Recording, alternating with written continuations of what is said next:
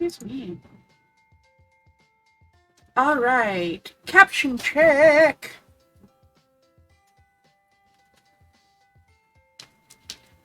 Perfect.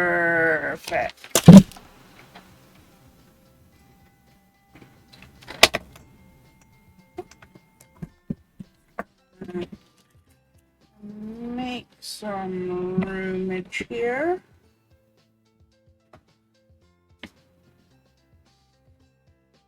Fully online momentarily.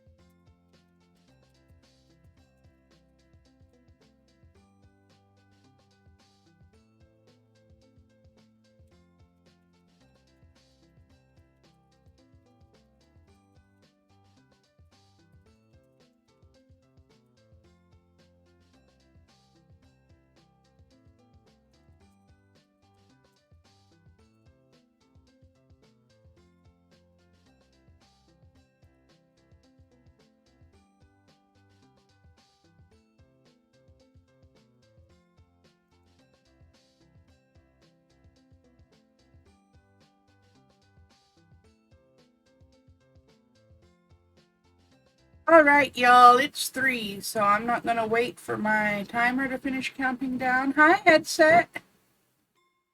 I see you there now.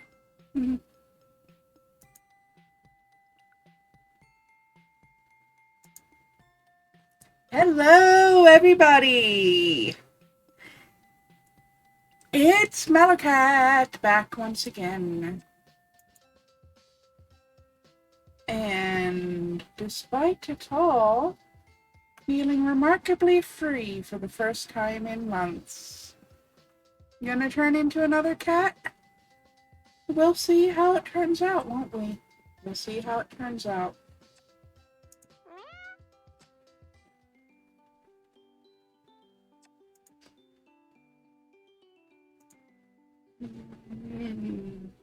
What name should I give this character?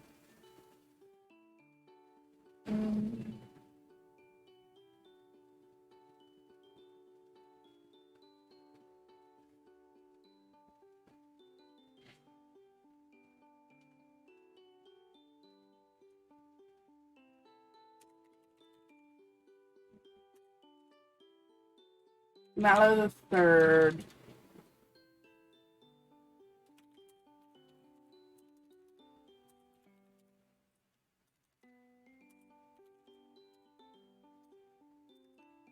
Okay, that's not gonna work.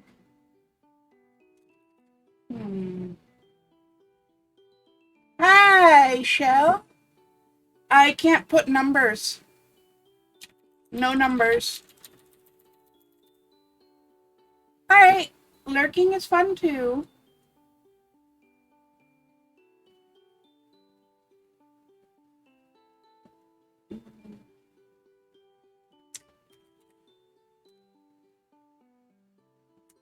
I'm just gonna call this one MC for Mallowcat.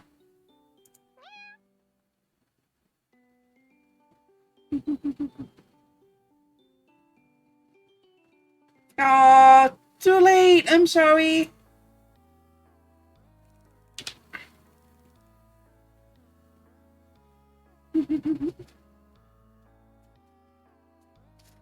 You're not stupid.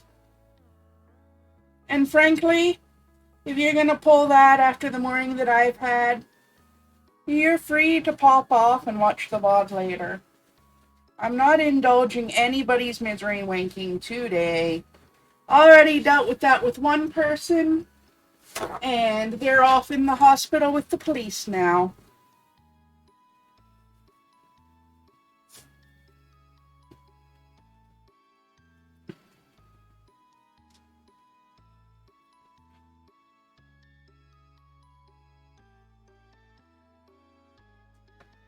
I step off the boat and onto Cat Island. I'm full of anticipation about what my first day will bring.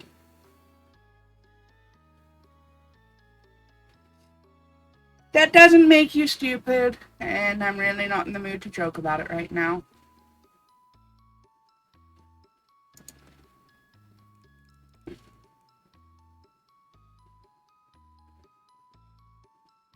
"8 hours, one journal, and a wildcat chase later, because even the game is done with the repetitive parts of the story." So apparently, this first day brings physical assault into the biggest trauma of my life.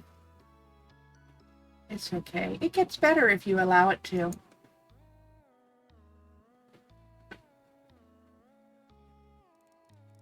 Oh, is it awake? Human, we need to talk to you.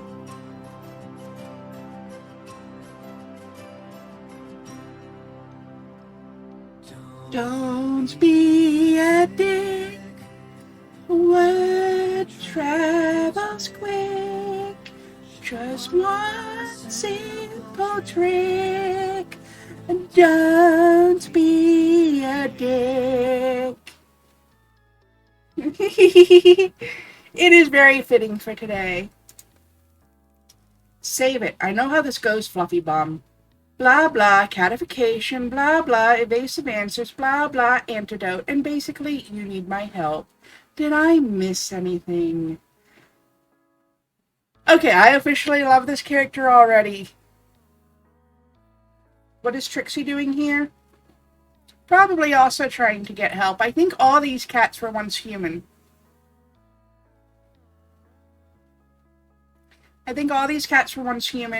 And she may be trying to get help for both her and the previous lab assistant. No, not really. Wow, you really did read that journal from front to back, didn't you? Front to back. Yes, are you going to help us or not? I don't have much choice. Whatever, see you after my day job.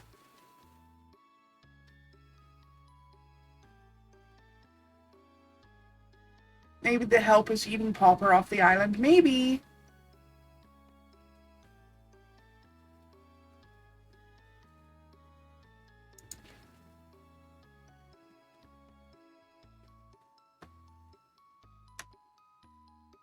This character just sums up my mood for the day. You'll eat him off the island yourself? I'll help! We'll build a catapult to do it. At least then it'll be on theme, too. I returned to camp, feeling a bit less grumpy. I'm just about to enter the lab to begin my legitimate work when the catalog beeps. A message with no contact information. Snitches get stitches.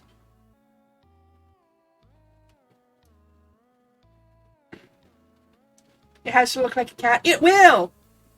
I'll put little ears on the bucket and everything so that as it pops up, it looks like a cat poking over the blankets on a bed. Okay, one more sound alert. Or a cat paw. A cat paw would work too. Fuck it up! Fuck it up! Don't give a shit anymore! Back it up! Back it up! Flip the table, screw you all!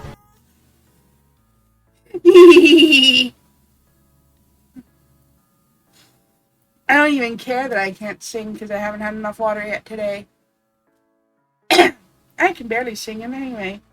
Very liberating, very liberating. Oh, what did Leia do, Mystic? Eyes uplifts your spirits. Same. She screamed at you at 8 a.m. to get up. Oh no! That's like fuck off o'clock. Because she wanted to sit on you. She couldn't sit on you while you were sleeping?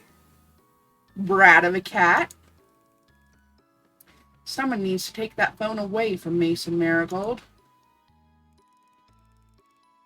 She had food, water, and clean litter. Cats, man. Cats. And I say that as one. The rest of the day is uneventful, just working in the lab with the professor. I cannot wait to start unpicking this mystery. I suppose the cats are my starting point. They must know more than they're letting on. I intend to get to the heart of each of them to see what secrets they may hold.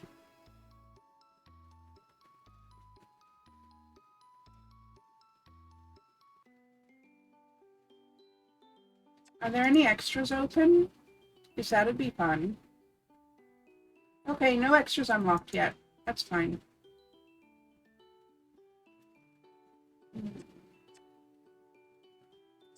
Recon.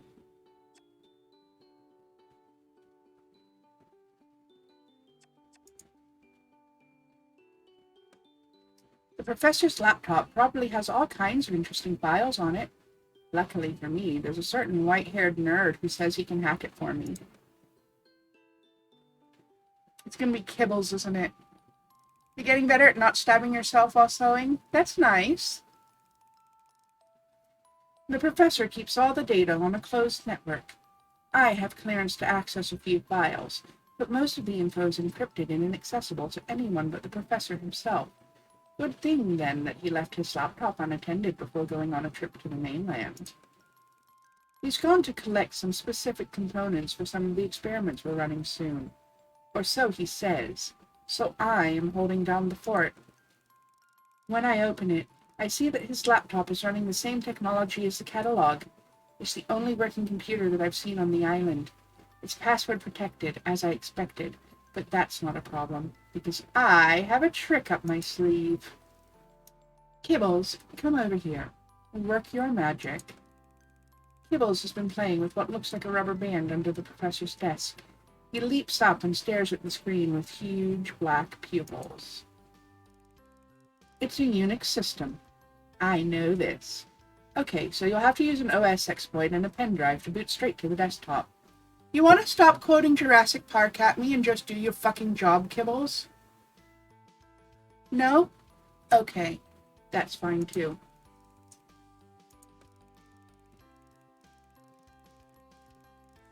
After some fiddling and impatient instructions from Kibbles, we reach the desktop. The professor's desktop background is a picture of him surrounded by cats. It should look cute, but it's strangely unnatural. We search for the files. Gibbs says we can get past the authentication process, but we still need to figure out how to decrypt them. He sets a process going to try to work out the encryption key. While that's working in the background, I take a look around the rest of the computer to see what else I can find. The secrets the cats hold, the recipe for pure nougat. Oh my goodness. Now I'm hungry and I just ate.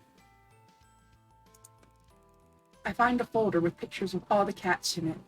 They look like they were taken from a distance with a powerful zoom lens. Caught me mid-sneeze. Not very professional. Oh, why do you think he has these photos? Well, I don't think he took them. He's only interested in cats as research subjects. Really? Then how do you explain the desktop background?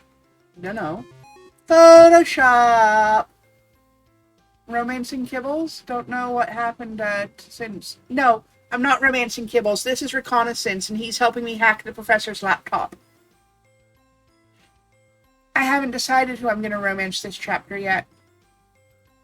I think I'm going to keep Ravenpaw for last, though, so it'll probably be Kibbles this time.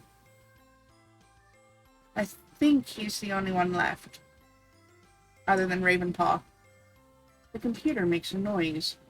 The program has finished trying to decrypt the files. What is it? I couldn't get past the encryption. We can only get access to one file, and it's an old one. I look at what he's referring to. Oh, but it's a good one. Yeah, what's it say? I read the document out loud. Observations on Project Felix. Day 74. Subject's ears are becoming pointed. Hearing range has expanded to 60 kilohertz. Subject appears to be developing a reflective layer behind the retina. Eyesight in darkness has improved by 50% since last measured. Subject's field of view has expanded to approximately 200 degrees. Body hair becoming more dense. Longer hairs around the mouth and eyebrows have begun to grow faster and appear to carry sensory information. Attempts to reverse the changes have, so far, proved fruitless. Tomorrow we will carry out further invasive procedures. Day 75. Administered a combination of aminoglycosides, glucose, and the chemical extracted from the feral cat's adrenal glands. Initial results are promising. Subject appears to be in acute pain at all times. Day 76. Subject has perished overnight due to sudden heart failure, potentially as a result of increased stress. Post-mortem to be carried out at 1700 hours. Whoa, that's dark! Yes it is. Probably a good thing you never told the professor you're catified. I nod and download the file to the pen drive as Kibbles instructed. I close the laptop. That's enough for one day, I think. This series is Felidae levels of dark. Yeah, Ravenpaw unlocked, but not all the way, the last chapter. She unlocked enough that she has a thumbnail in the romance section, but it still had a padlock over it last chapter. So I don't think she actually fully unlocks until the last chapter, which is next chapter, and I do intend to finish the game today.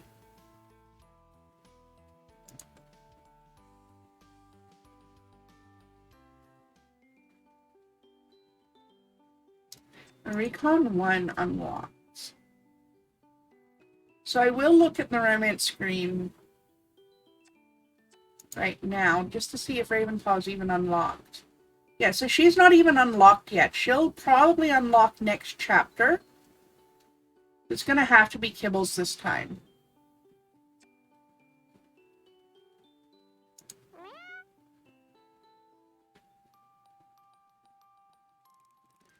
I'm out in the forest, looking for some shade and a place where I won't be disturbed. I need to be relaxed when I finally read the precious contents of the envelope I'm carrying. It feels like I've waited an age for this moment. Eventually, I find a clearing with a moss-covered tree stump that looks comfortable enough. I have a quick check around to satisfy myself that I'm alone before I take a seat and slowly unpeel the flap of the brown wrapper and pull out my issue of Kanashi Boy. It's such a treat to get some quiet manga reading time to myself. Wow. I'm just starting to get into it when I hear a rustling sound coming from the nearby bushes. It's not the sort of sound the wind makes when it ruffles the leaves. It's more deliberate than that. I look over toward the bush, and the noise stops abruptly. You know what makes me an even bigger nerd, though? I know what series they're parodying here. It's an old shoujo series from the 1980s called Marmalade Boy.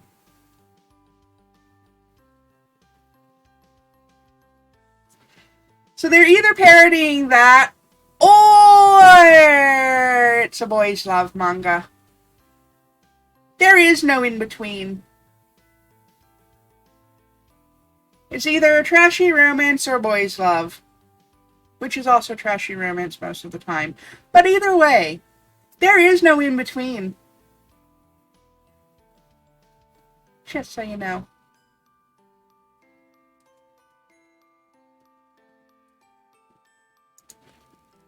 Almost as soon as I resume reading, the noise starts again. I try to ignore it and continue with my comic, but it's very intrusive. I feel I'm being watched. Who's there? The rustling gets louder. Hello? I inch my way towards the source of the sound, nervously holding my breath. I reach out my arm to pull aside the branches when something bursts out of the bush and knocks me sideways. Kibbles, what on earth are you doing? Were you spying on me? He picks himself up from the ground, desperately trying to style it out. Oh, you're here? I hadn't noticed. I was just looking for something. You gonna try the tsundere bullshit on me now? Don't even. I'll kick the gap right out of your fucking teeth. In a bush. Yeah, I left my... Kibbles looks around frantically for something. He locks eyes on an unremarkable-looking flat pebble and picks it up triumphantly.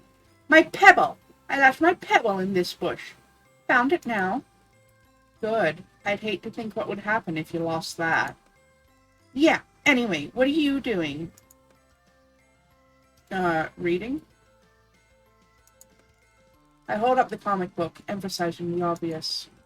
Yeah, thought so. You're very observant, Kibbles. So, is that Kanashi Boy? What? I'm taken aback. Yes, actually it is. You know it? And more to the point, how do you know it? Yeah, looks like issue 8. That's right. Now I'm impressed as well as amazed. Kibbles, how on earth do you know? Questions are flooding my brain, but I know I need to play this cool. I don't want him shutting me out. And that's an old issue. It looks like he has no intention of answering my questions, so I try a different tack. I'm a little behind, so I brought a couple of back issues with me to bring me up to date. So which version are you reading? Version? I'm not sure. It's probably the inferior American translation. You really have to get the original Japanese or the European versions to get all the nuance. Oh, he's one of those kinds of anime fans. How am I not surprised? Oh, really now? Do tell me more. It's impossible to truly understand the depth of Fumiyoshi and Haru's relationship in the version you've got. You're a proper fan, then. Could say that, I guess. I'd love to pick your brain sometime. What do you want to know? Does the original version explain how they're able to enter the third chamber together when Chisato gets turned into a hog? Damn! Now I want to read this story! Oh, yeah, that's because she tried to pass through the gate without Isao's approval. Oh, right. That would make sense. And that bit was cut for some reason. The American version they're selling these days is plebeian trash. Well, I like it. Any serious Kanashi Boy fan would track down the European translation. I'm not sure, but I don't think I'd be able to get those delivered here. I guess I'll have to make do with the trash version. I'd rather read something else than read that inferior rag. Fair enough, but I'm still enjoying this. I start to get back to reading my trash. But Kibbles suddenly springs forward, grabs the comic out of my hands, and runs off into the undergrowth. What a dick!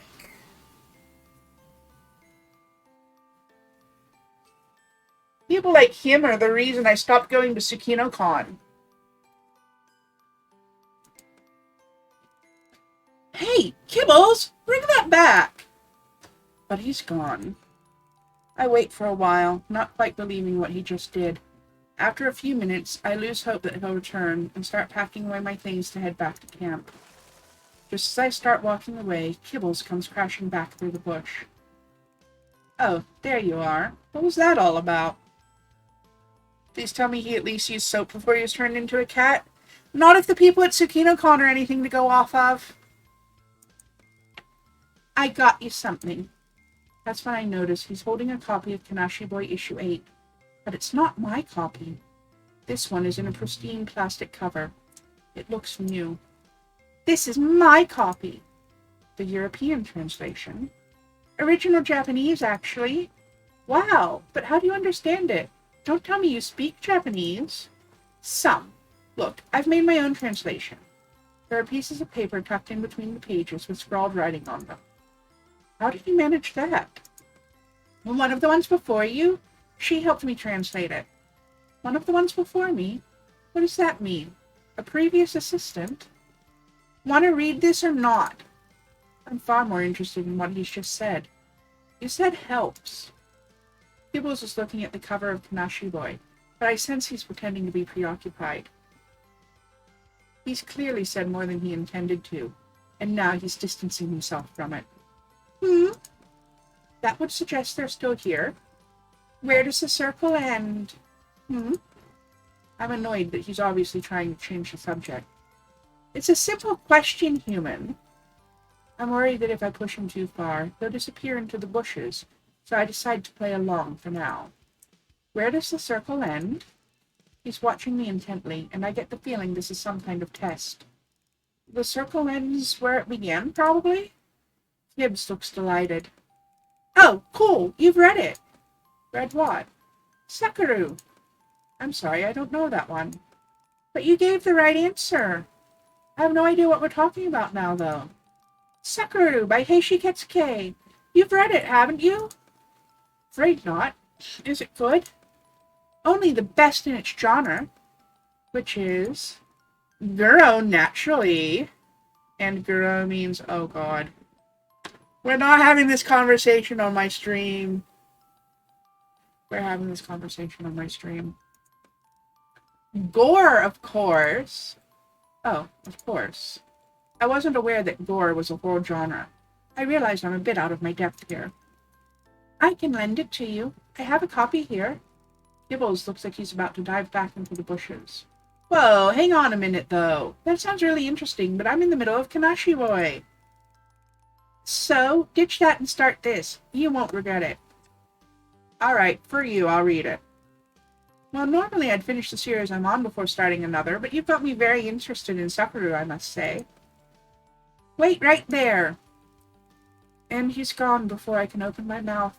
I'm starting to get used to this routine, so I wait patiently. He's back within seconds. That was quick. Where do you keep this stuff? I could tell you, but... Then you'd have to kill me? Whoa, slow down, JJ. It's a bit too soon to be finishing each other's sentences. JJ? Jesse James! McMurphy told me all about him. Fastest draw in the Wild West. And suddenly he's leaping around with pretend paw guns, pew-pewing until he's been shot and acts out an elaborate stagger fall death scenario. Then he's back up on his feet in a heartbeat, pointing at the comic he's placed in my hands. Yeah, it's universally agreed that it's the grossest manga out there.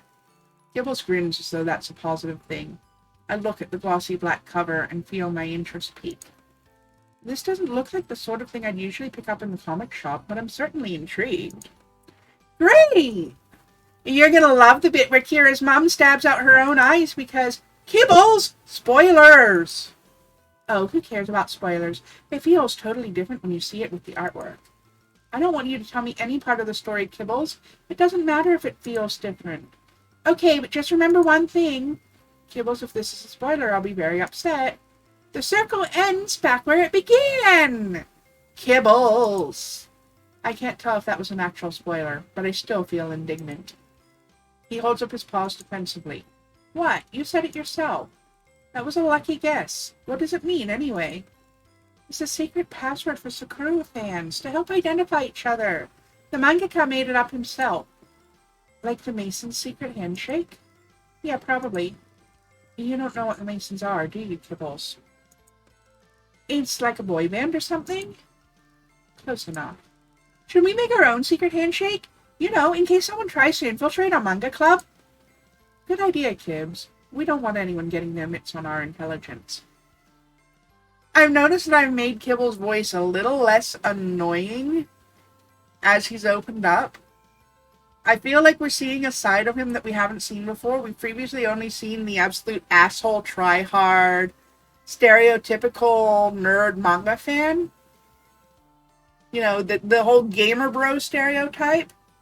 But now, like, he's dropped the fake air that he's putting on his voice. He's dropped the front. He's nerding out. I didn't realize I was doing that until just now.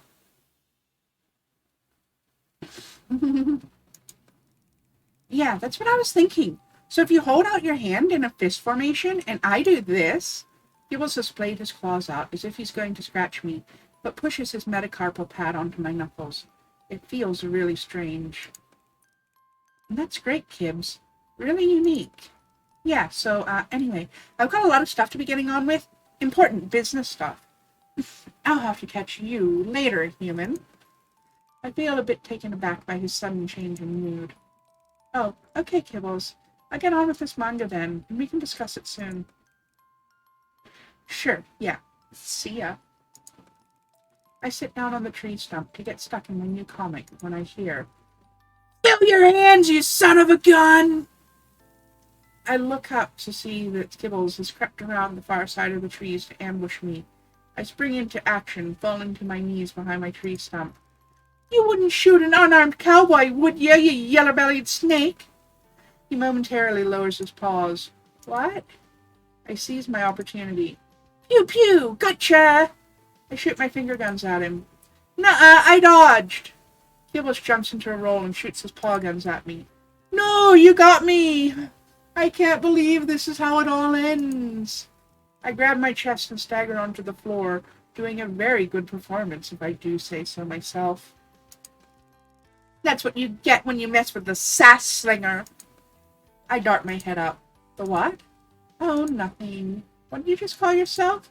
I didn't say anything. The sass slinger? No, I don't know what you're talking about. You're boring me, human. I'm going now. No, I mean that's really cool. I want a name too. Kibbles looks surprised. I get off the floor and dust myself down. How about the sass slinger and his sidekick, the, Banter Bomb? The Banter Bomb? Yeah. That's really embarrassing. Okay, well, I'll think about it and get back to you, Kibbles. This has been fun. See you later, Bants.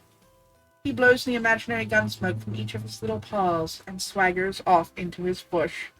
Okay, that ended up more wholesome than I thought it would. I feel childishly happy.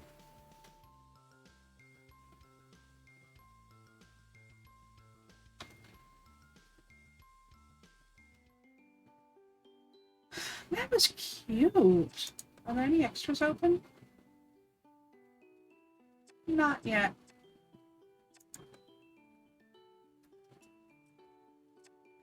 These cats retain their human lifespans, it seems. Yeah, that's what I'm thinking. That's what it looks like.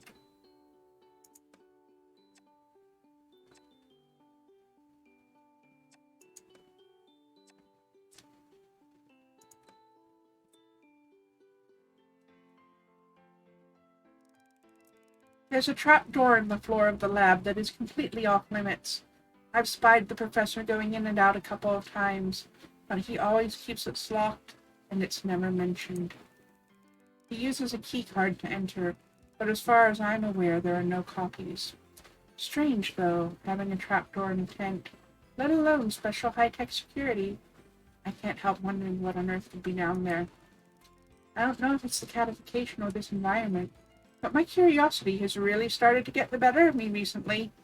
I've spent some time ruminating, and have finally formulated a plan on how to get past the trapdoor and into whatever is beneath it. But this is more than a one-person job. I need to find an accomplice. I've made my way down to the beach, to a familiar sight at this time of day. Snooty Booty, McMurphy, and Kibbles are reclining in the afternoon sun. The gang's all here. Can't you count? There's only 3 of us. I didn't mean it literally, Kibbles, but it's good to catch you. I need a willing volunteer to help me on my mission. MC, my dear, charmed though I always am to see you, you really do have a particular skill for interrupting one's beauty sleep. Now, if you could just move slightly to your left, you are casting a shadow. I shift my position and lower my expectations. This may not go as smoothly as I'd hoped. How about it, Murph? Fancy going on an adventure? Ah, Kala, you must know cats have a bit better than that by now. You're going to have to give us all the details before you get any of us to agree to anything. Okay, how about this for intrigue? I've discovered a trapdoor in the ground of the main lab. Yeah, what about it? Oh, you know about it already. Obviously, it's not exactly hidden. So what's down there? No, don't care. Only the professor goes down there, Clara, and you can't blame us for not wanting to keep him company. Not that we'd be welcome, of course. Come on, guys, aren't any of you slightly curious? I already have a plan figured out. All I need is someone smart, stealthy, and skillful to be my partner in crime. Ah, Kala, there are many things I would do for you, but not going into the professor's territory. No, that's not one of them. Kibbles tries to make himself appear cool, and he's just really a nerd that wants to talk about manga interests. Yeah, sounds about right. I'm surprised at you, McMurphy. I thought you at least would be lured by the thrill of the unknown. Unknown, my eye!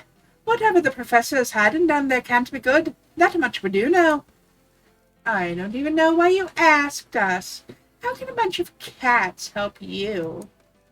I'm glad you asked that, Kibbles. In brief, I've already worked out that the door is operated by an automated mechanism.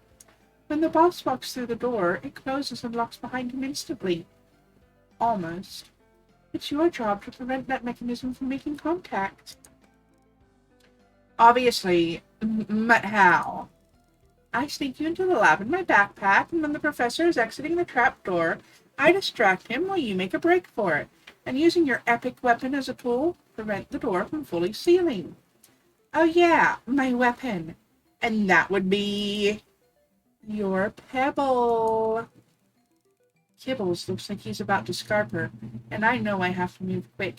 I open my rucksack. In you pop! I knew you'd be the bravest cat of them all. McMurphy flashes me a wink and nudges Kibbles forward. Valiant and brave as ever, Kibbles. You're a better man than me. Kibbles gulps and slinks into my backpack. I head back to the lab before he can change his mind. Now you've got to be as quiet as you can. A muffled voice comes from inside my bag. Hey, MC, your job is really boring. Kibbles, my job isn't waiting around for people to go through trapdoors all day. What exactly is your job? Well, it varies from day to day. Most of the time I'm looking after the cats. A friendly tabby caught Oscar meows from his cage, as if he knows what we're talking about. Other days I might receive a delivery of samples and have to run extensive tests and log the information.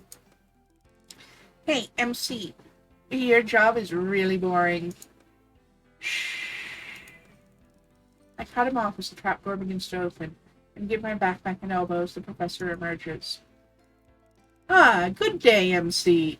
We getting on the new samples, are we? Always good to get a head start. Oh, yes, sir. I actually wanted to ask your opinion on this one. As I walk the professor over to my workstation, Kibbles has already leapt out of my bag and darted through the trapdoor just before it closes. Ah, actually, I see what I've done. I misread the 8 for a 3. Now it makes sense. Sorry to waste your time, Professor. No worries, MC. Say, may I ask, when was the last time you visited the optician? Just before I came to the island. Everything was perfectly normal, sir. Jolly good. Just checking. The professor pushes his specs up onto the bridge of his nose and wafts out of the room. Like a fart! I breathe a sigh of relief and run over to Kibbles. He's wedged the small rock inside the rim, just so that I can pull the heavy door open. Well done, comrade. I knew you were the cat for the job. Kibbles looks proud in spite of his fear. Victory or death! I step down to join him, leaving the pebble wedging the door open above our heads. Immediately, I can make out a staircase in the balloon, taking us further underground. By the time we reach the last step, the temperature has changed noticeably, and I realize my teeth are chattering. Don't be scared, MC. I'll protect you. Thanks, Kibbles. I fumble along the wall for a light switch. As soon as the lights come up, I can't help but gasp. Prepare your diddly holes, this could be bad. In front of us is a set of steel cabinets. The light glints off them and forces my eyes into a squint. This place reminds me of something, but I can't think what. The drawers of the cabinets are neatly labeled, each explaining what's contained within. Gallbladder, claw, front left, parotid gland. There are hundreds of these, row upon row. I open the drawer labeled claw, rear right. It's what I feared I would find.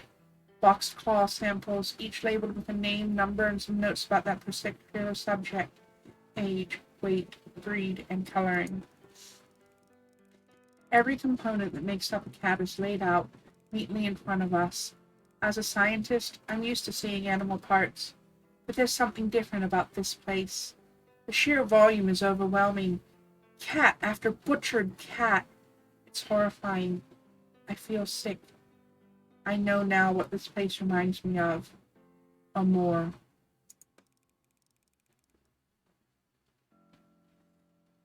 What the hell is this? What is this? What are they doing to the cats that die here? I wonder if they're even waiting for them to die, but I keep my thoughts to myself. I look through the notes that Popper left on top of the cabinet. It looks like they harvest these from cats that die during testing so they can study the effects of various compounds on each of the specimens. Neither Kibbles nor I feel curious anymore. We decide to close this particular door behind us.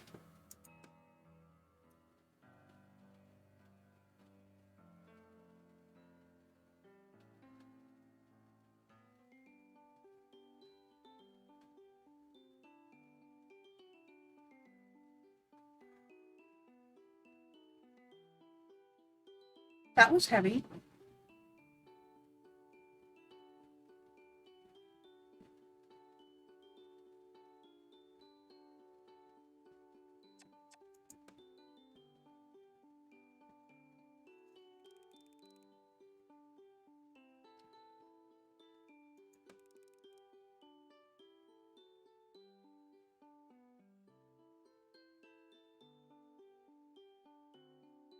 Hmm?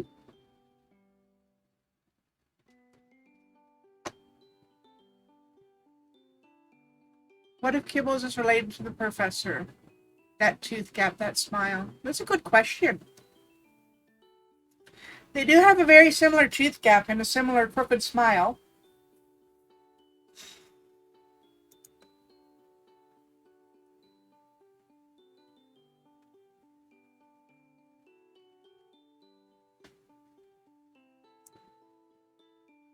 Anyway.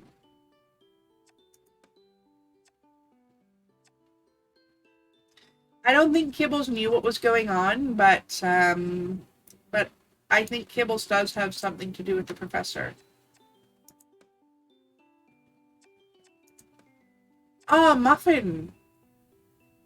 She was one that we were doing tests on in a previous episode, right?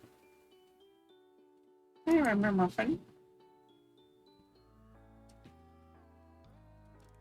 I arrive at the lab at the usual time. As I walk through the door, the professor is standing right in front of me with a disconcerting smile on his face. Ah, MC, perfect timing. Morning, Professor? Have you seen Muffin today? I haven't. Why do you ask? See for yourself. He steps aside, and as I enter the tent, I immediately see what he's referring to. Muffin is bounding and scurrying at breathtaking speed, sending everything in her path flying. Wasn't she, really elderly? 17 years old elderly? And then we gave her the anti-aging stuff. Professor, what on earth has gotten into her? Some time ago, we tried to test a new sample on her, but there was no response at the time. I expect that this is just a much delayed reaction to that sample. She's like a hyper kitten. Indeed. I have an assignment for you today. You want me to catch her, don't you, sir? Absolutely. You must retrieve some samples for analysis. Skin, hair, and saliva. Right, okay. The professor chuckles to himself as he wanders out of the lab. He's right to laugh. This isn't going to be easy. Muffin is bouncing all over the place. I stumble around for a while trying to catch her, but she's too fast. I have to think this through strategically. Well, either would work. Shall we lure her with food, or shall we sit down and wait for her?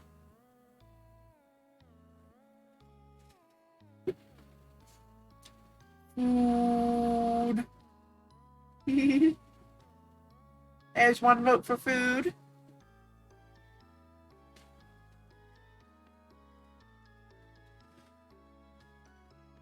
Food. Food. Okay.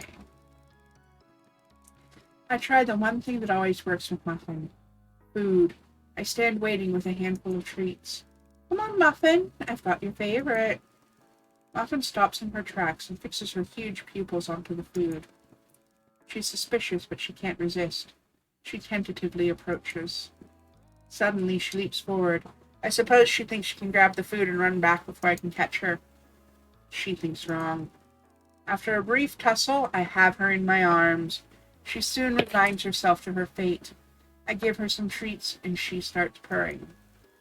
I collect samples with little fuss from her and replace her in her crate.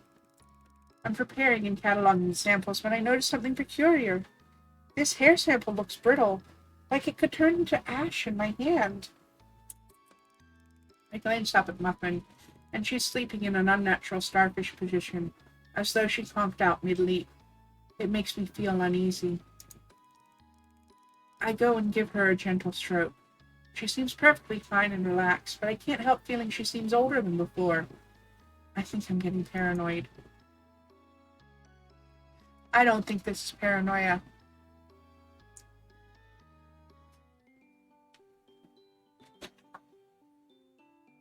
This is reminding me about something, but let me grab a packet of hearing aid batteries out of the drawer first, because I'm going to need those in a second.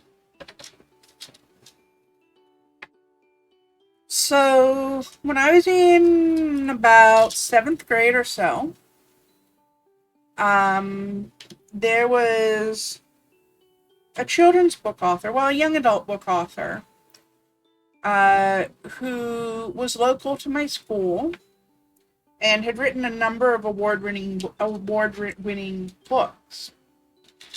Her name was Margaret Peterson Haddix, and along with Among the Hidden and the other Shadow Children books, Running Out of Time, and a few other really good books, she also wrote Turnabout, which I didn't have the attention span to fully finish reading at the time, but I'd like to give it a try now that I'm a little older and a little bit more patient, especially with themes like this. But the premise of the story was that an experimental anti-aging, age-reversing treatment had been found, but there was no way to stop the reversed aging. So you're following these two elderly ladies who are 16 again, but they keep getting progressively younger, and they're wondering what's going to happen when we're babies again. Because if we take the medication that will stop the reversed aging so that we stop when we're 16, it'll instantly kill us.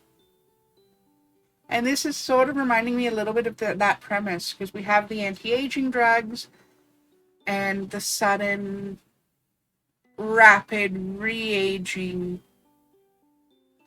that's kind of being hinted at now. So this is fascinating.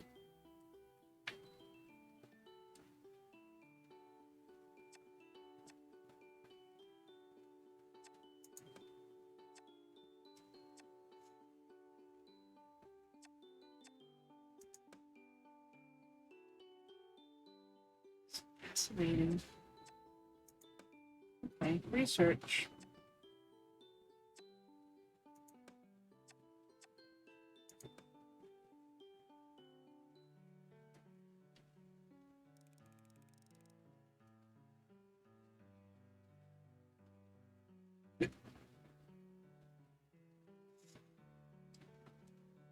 I'm spending the day examining the cats to make sure they're in good shape. Muffin is a little grumpy today, presumably because she's an old lady and she's just been woken up, but otherwise, she's doing well. As I replace her in her crate, I can't resist doing the human-cat equivalent calculation. She's 18, so if 1 feline year equals 7 human years, that makes her the grand old age of 126. I know it's nonsense, but it's impressive anyway. So that is only partly true. That's a lot closer to true with dogs, specifically with medium breed dogs. But with cats, it's 15 years for the first year, 7 years for the year after, and then between 3 and 5 years for each year after. So today is June 11th. So I'll just do the calculation for June 15th because that's when I celebrate Sigma and Phi's birthday. Because we don't know exactly when they were born, so they were orphans. So I do it June 15th because that's approximately where it would coincide. So they're going to be 9 years old, so that would be 15 plus 7 is 22. And then we'll go with, just to make the math easy, we'll go with 3 years and then I'll switch it to 5 years. So 25, 30, 35, 40. They're in their mid-50s, actually. At 9 years old. So, yeah. So at 18, Muffin would be 16. Exactly 100. So off by a few years, but not enough to really make any difference. She's still ancient. Smokey is being quite vocal this morning, so I grabbed him next. His hair is a lot more luscious than it used to be. I can't help but run my hand through it. Although it's no longer growing, I can feel how thick it is. Apart from that happy consequence, there doesn't seem to be any other side effects from the drug we tried on him, which is a relief. Further examination shows him to be very healthy indeed. A little bigger and heavier than last time I weighed him. All his other vitals are normal and within the acceptable ranges. I give him a small treat, and he plods off happily. There was a cat who lived to 33. I know, right? That cat was like the equivalent of like 220 years old or something. Her name was Cream Puff. Yep. I remember reading about her. I hope Sigma and Phi live that long. And Lulu and Leia, too.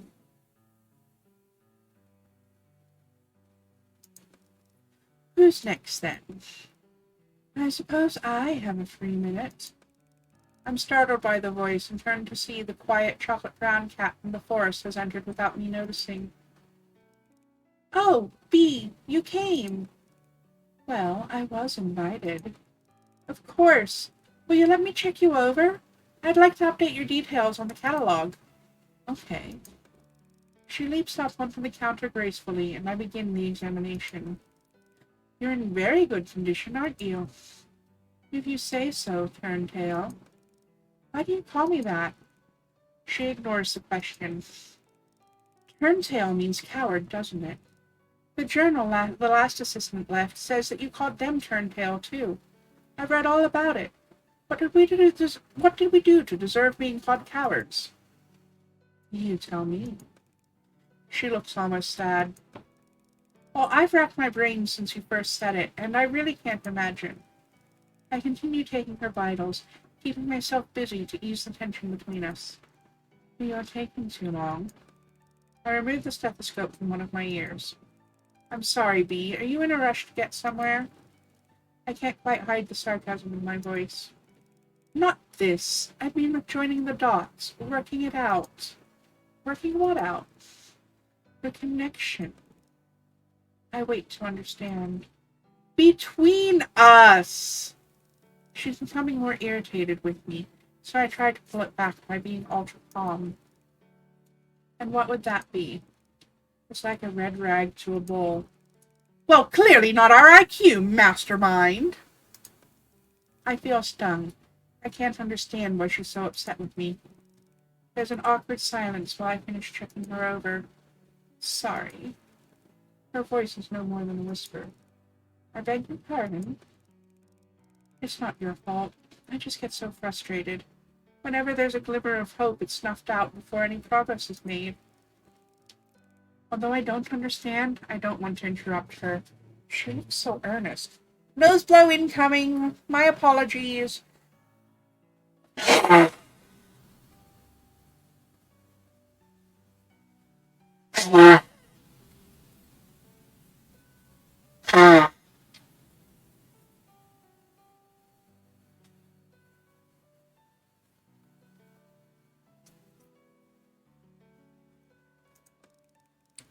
I've been patient for so long. I'm beginning to forget. Forget what? Time is so... It's so... We mustn't waste it. She looks so small and lost. Look, Bee, I'm really sorry if I did or said something to get us off on the wrong foot. I think it'd be a real shame for us to not get along. We could be good allies. Importance. Huh? The word I lost. Time is important. Yes, it is. See, we can agree. Maybe you and I could sit down together and talk about that a little more. Maybe we could. Bee leaps off the examination table and saunters toward the door. I'll let you know. Turntail. She's gone before I can reply. I don't think she means Turntail as in a coward. I think she means Turntail as in, like, he's literally turning into a creature that has a tail.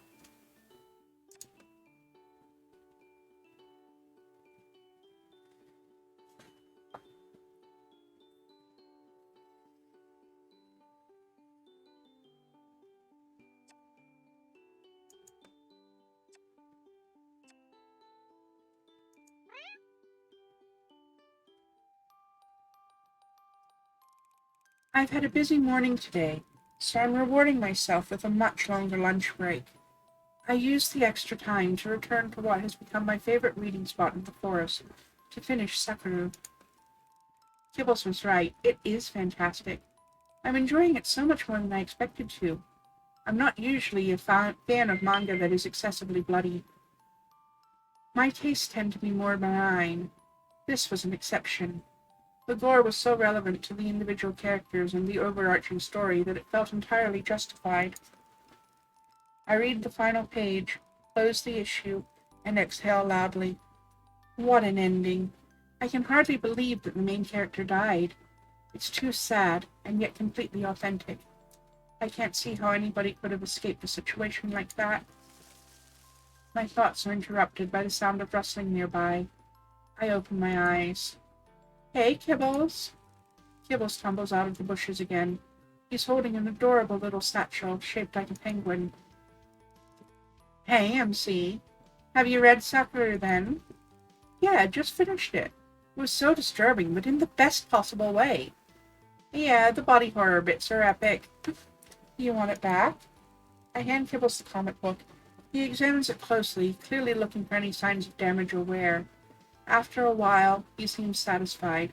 He opens the satchel and carefully places it inside. At the same time, he takes out 3 more comics and presents them to me. You should try these now. They're on another level. If you want to be taken seriously, you've got to read them. This game is not set in the US. He's allowed to take lunch breaks. And not just on paper, too. Also, I think that the British English all over the story kinda told the tale on where the game devs are from.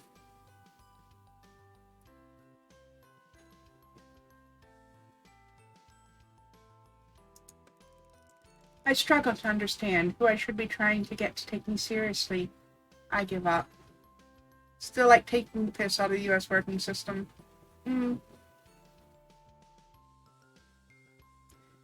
You know, it wouldn't be as bad. Coming from somebody who has lived and worked in the US, it wouldn't be as bad if they hadn't decided to neuter the unions and tell the people who benefited from them that the unions wanted to take their jobs. We actually have unions in Canada. And while they're trying to do the same thing they did to them in the US, it hasn't been allowed to happen yet.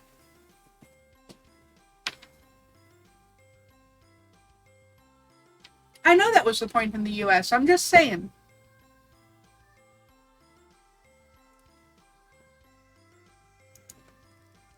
This is Hakarashi. It's about a kid who finds a puppet that lets him control his parents. This one is called Hungry Sparrow. The artwork is sick. This is a character called the Icebreaker, and he's a huge polar bear. And this last one is Kuchi o Tsubome. It's probably my favorite. Oh, wow, Kuchi o Tsubome. You've heard of it? I've read it. It's awesome, isn't it? Well, I actually couldn't stomach it, but I don't know how well Kibbles will take that. I'm going to tell the truth. To be honest, it was a bit much for me. Kibbles suddenly looks very serious. He reminds me of my lecturers in uni when I answered a question wrong, but they didn't want to come right out and say it was wrong. In what way, much? I think it's a bit relentless, the gore. It's not relentless, it's integral. Really? I felt the scene where Kaida eats that slug was just gratuitous. Totally in the wrong place for something so gut-churning. What? Kaida never eats a slug. You must be thinking of something else. No, it's right after Miharu brings her the fruit basket. She opens up a banana and the slug is inside. I remember the fruit basket, but not the slug. He pulls the comic out from its protective sleeve and starts looking through the pages. Here's the fruit basket, and then he goes straight on to the train scene. No slug, see? Oh, I see what the problem is. This is the shorter version. The slug scene must only be in the extended edition. Extended edition? Yeah, I've got it back at the camp. I can lend it to you if you like. Swapsies! Kibbles looks upset for a moment, but quickly composes himself. Oh, well, I've heard the extended version is way too long. That's probably why you didn't enjoy it. The pacing is much better in the standard edition. You're probably right. You have better knowledge than me on this stuff. He looks super happy and prances around me for a few seconds, catching imaginary insects. Okay, Kibbles. Can I still borrow Hungry Sparrow and Hokarashi?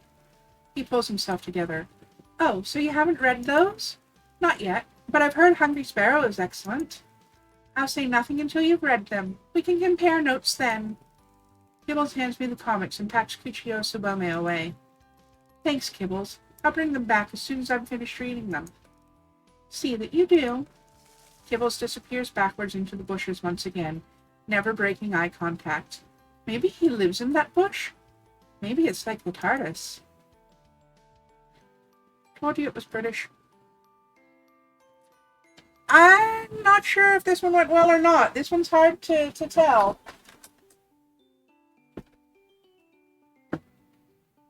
I damaged his pride and proved myself to be a bigger nerd than he is, though. So it was still a success, even if it wasn't a success, you know?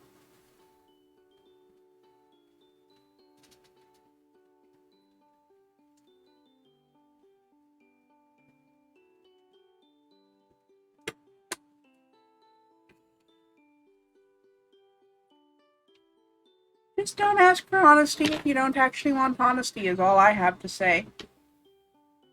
I wish some people I know in real life would learn that.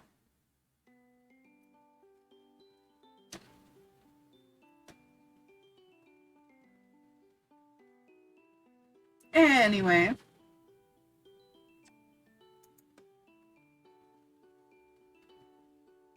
Still no extras unlocked. That's okay.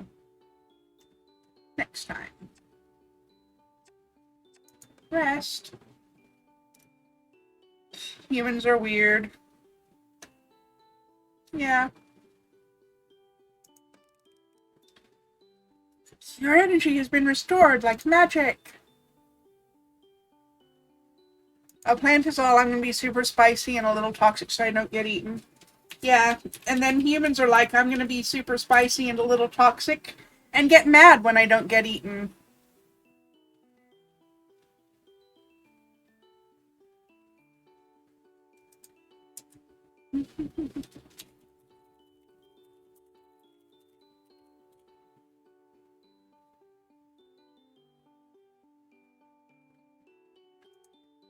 Spicy things taste good.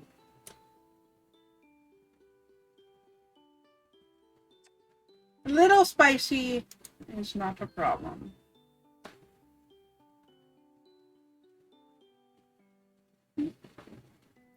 Spice is nope for some. Everybody is allowed their flavor preferences.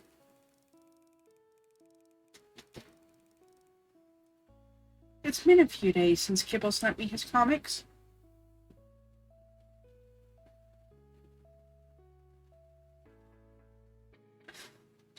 Well, that's a different situation. You're known to be a super taster and you don't like spicy things because it makes your face hurt. That's fine. You're allowed to not like spice. You're allowed to not be able to handle spice.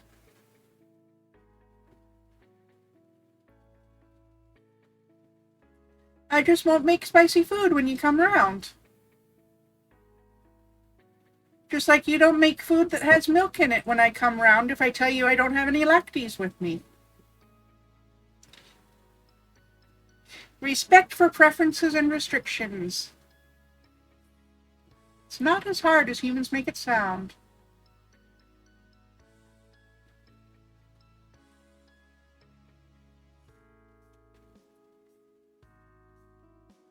Well, the people who make fun of you and call you racist for it are wrong. And they're trash, their opinions are trash, and they should get back into the trash can where they belong.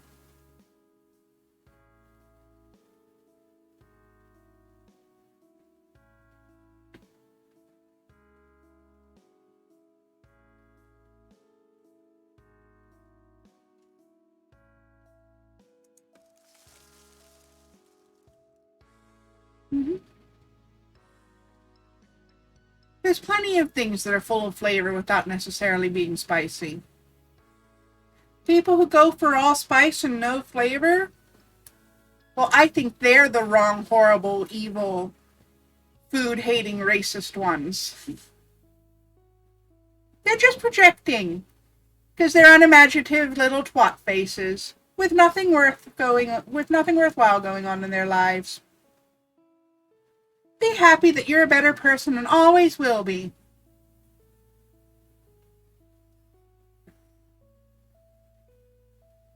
I personally don't like the flavor of lavender.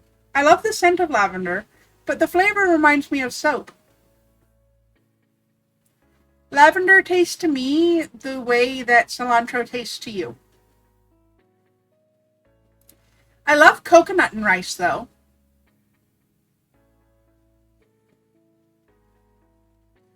Ooh, saffron's really good too. And a little turmeric. Just enough to color the rice.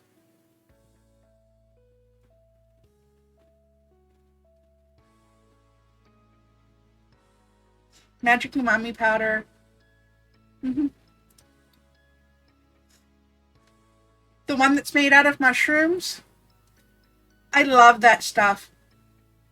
I don't use it when headsets around though because and dried fish bits and seaweed in yours. Mine's just salt and like 8 different kinds of mushrooms.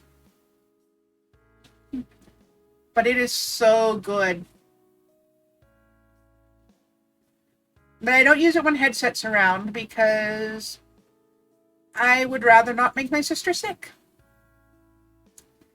You don't have to try. Eating things that make you sick and cause you pain is not something that you have ever had to do. It is not your responsibility to make the shitheads that you live with understand your dietary restrictions. They don't need to understand them to stop trying to poison you. And that is what they're doing. They are poisoning you by feeding you things that you're allergic to, knowing that you're allergic to them. And I'm sorry, but I'm in the mood to call it like it is.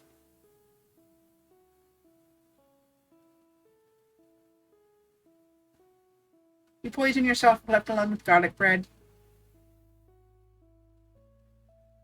I mean, I can't be trusted by myself with jalapeno poppers. Between the cream cheese and the slight spiciness of the jalapeno, I won't be out of the bathroom for 3 days. Because you know I'll eat 100 of them. I cannot be trusted with those. Garlic bread has an allure even when you put cheese on it, especially when you put cheese on it. Oh gosh.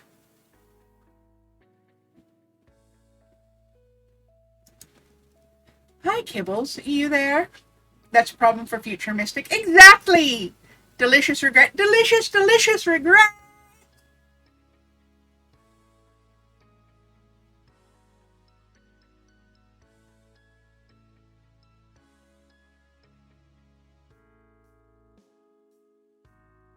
You being screamed at again?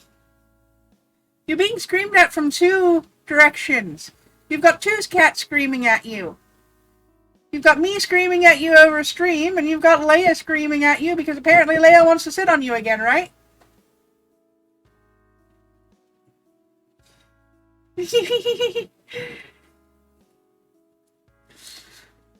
That's apparently what cats do. We scream. You're not laying down in the bedroom, big offend. Well, she was the one that got you out of bed in the first place, so she can deal.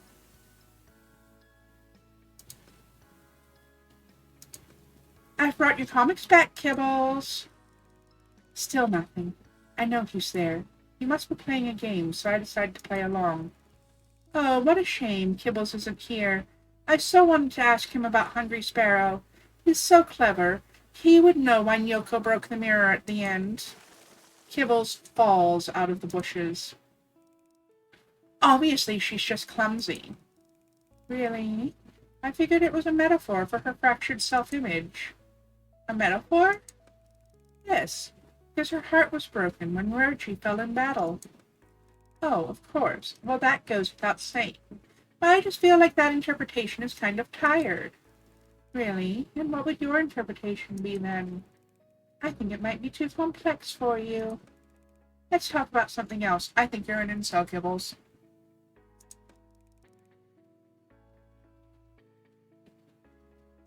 Alright, what do you want to talk about? I'm starving. There's no proper food around here. I eye the plump British Longhair skeptically. Well, I've got a tin of tuna back at base camp if you want it. I could easily... That's not proper food. Gross! I'm talking about proper food. Chocolate, crisps, pizza. Have you got any of those? You can't have chocolate, Kibbles. No, Kibbles, I don't. But you know how to get them. What are you implying, Kibbles? I can't just walk into the mess tent and steal armfuls of food in the middle of the day. Exactly! Meet me outside the mess tent tonight at sundown. Bring a backpack and a torch. Oh, Kibbles, I don't like the sound of this. You don't help me, I'll just have to do it myself. I shudder at the thought of Kibbles being let loose in the mess tent without supervision. Well, okay, Kibbles, I'll meet you, but only if you promise to be super stealthy. My stealth abilities are second to none. I'm a black belt in Kakade. I really hope so, Kibs, because we're gonna have to be super ninjas tonight. Dang. Oh no, he's a neckbeard. Exactly! I've come to the mess tent a little before sundown, hoping to apprehend Kibbles in case he tries to stealthily barge in without me. I finally spot him stalking in the distance, using his tail to brush away any paw prints he's leaving behind. He's taking this so seriously. My heart sinks as I realize how disappointed he'll be when I explain that we can't actually rob the mess tent of all its treats. Hey, Kibs. Senpai. Senpai? I have to restrain myself from doing an air grab. I just wanted to say it's an honor to raid alongside you tonight. Yeah, well, about that, Kibbles. I promise I won't let you down. Oh no. Why is he being so nice? Well, actually, I don't think this is such a good idea after all. What are you talking about? Well, I was thinking maybe it'd be a step too far to raid the mess tent for spoils. Are you joking? You changed your mind? Do you think I'm not up to the task? Is that it? You look so hurt. I feel really crummy. It's not you, Kibbles. I would gladly heat up a pizza and make a salad to go with it, but I don't think it's a good idea to take up any more than that. Kibbles looks at me with disbelief. Did you just say the word salad? I did. I'm sorry, but this is really a bad idea, Kibbles. Not only could it get me fired, but you could get sick if you ate lots of sugar and flour, and I don't want to be responsible for that. Seems I was wrong about you. I thought you were heroic. I thought you were cool. This really strikes a nerve. I'm not sure what to do. I don't know whether to listen to my head or my heart. Bucket. Kibbles called me senpai. I can't let that be for nothing. Kibbles, I am heroic and I am cool. Very cool. Let's raid. Kibbles does a little happy dance and fires invisible paw guns into the air. You're sure everyone's gone to bed? Yeah, except Zane. He's doing his rounds. He's on the other side of the island right now, which gives us about 15 minutes. This is so cool. It's like a proper real-life loot run. But you have to keep your voice down, Kibs. The marigolds are doing their cleaning rounds in that tent just over there. So stop talking, because now we only have 14 minutes and 32 seconds. We've crept into the kitchen area, which is easy as the whole thing is open plan. I make a start by grabbing a pizza from the freezer and putting it into the microwave to cook. Next, I get store cabinet keys from their usual place on a hook next to the sink. The security is not exactly high-tech. It doesn't need to be. We're on an island. We all get fed. Who would want to steal food? Duh. My backpack is overspilling with loot, and I'm struggling to zip it up. Point taken, but this is different. This isn't real food.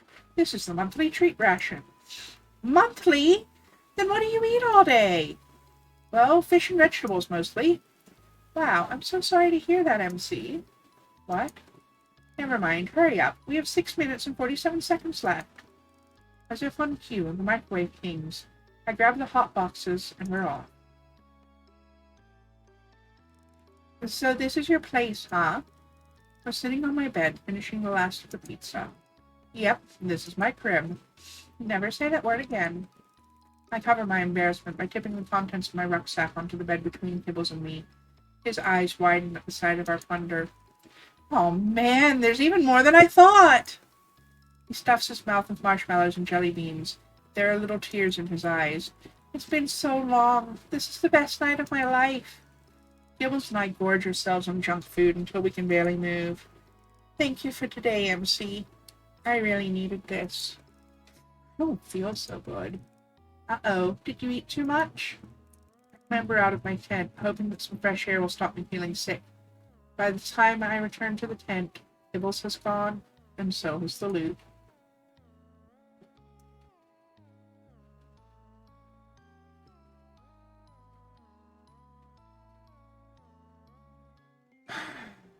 Interesting.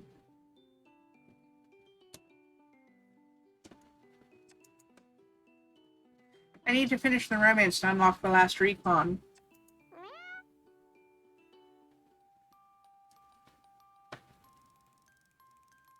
I haven't seen Kibble since our pizza party the other night. I want to make sure he didn't overdo it once he left my tent. I approached the clearing, near the bushes he likes to hide in. Kibbles, are you there? No answer. Kibbles? The bush sneezes. I know you're in there, Kibbles. You just sneezed. Still no answer.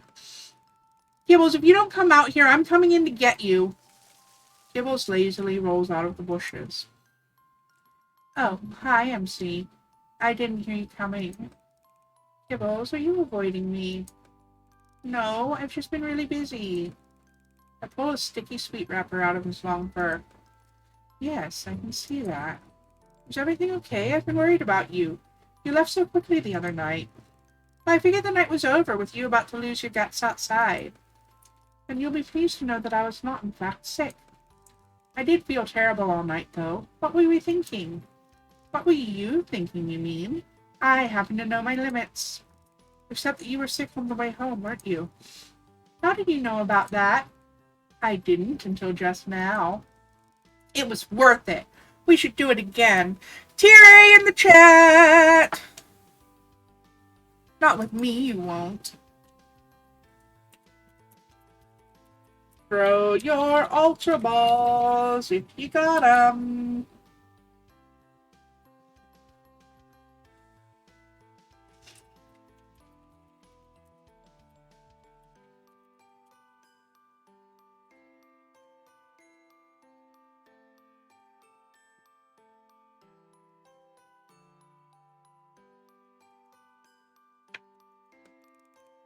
So, what's been keeping you away? I've been working on my project. Project? What project? Just my latest comic. Comic? You made one? Yeah, I've been working on it for ages. You're the first person I've told about it, though. Well, I'm honored. Tell me more. What's it about? Can I see it? It's about a lot of stuff. You can have it, actually. Congrats on the catch headset. I'm jealous. You got yourself an evolution.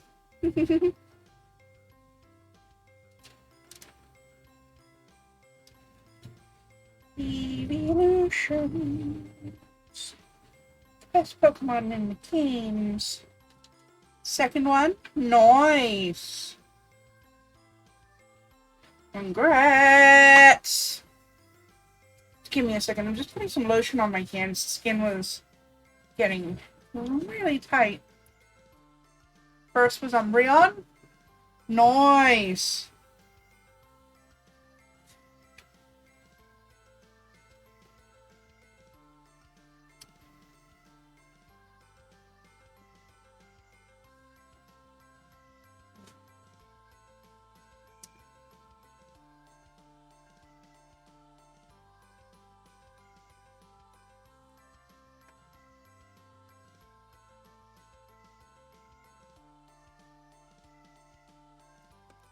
Kibbles hands me a stack of papers covered with crude markings, held together with tape and staples.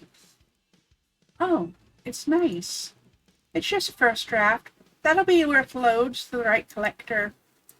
Yeah, the artwork is quite avant-garde. I was worried that being a cat would limit my artistic ability, but obviously I'm a savant. Yeah, for sure. It has a unique smell, doesn't it? Yeah, it's hard to get pens and paints out here. I had to get kind of creative.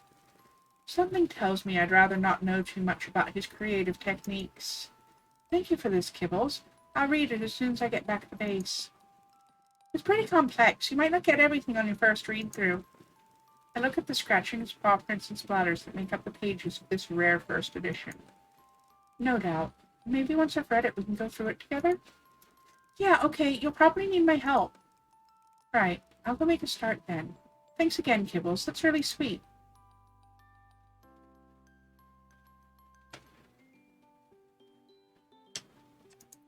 Recon 14 is unlocked.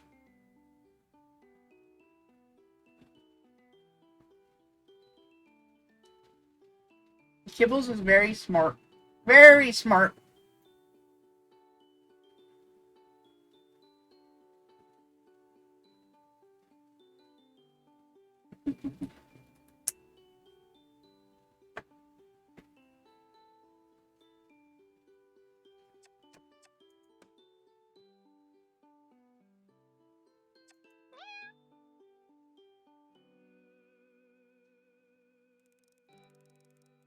I'm sitting outside my tent, trying my best to make sense of Kibble's comic.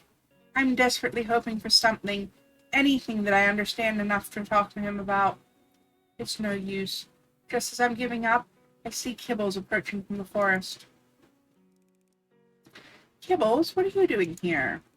I figured you'd have finished my comic by now and you're ready to go through it with me? Yeah, sure. It was complicated, like you said. I knew you wouldn't get it. Okay, I'll be honest, I didn't really understand very much at all. Let's start at the beginning then, shall we? Gibble sits down next to me and flips the comic open on the first page. It's semi-autobiographical. My memoirs, if you will. From what I can remember, anyway. This page is about my parents. Gibbles points to a pair of red paw prints. This is my earliest memory. Mom and Dad sitting together while I played in the garden. He turns the page.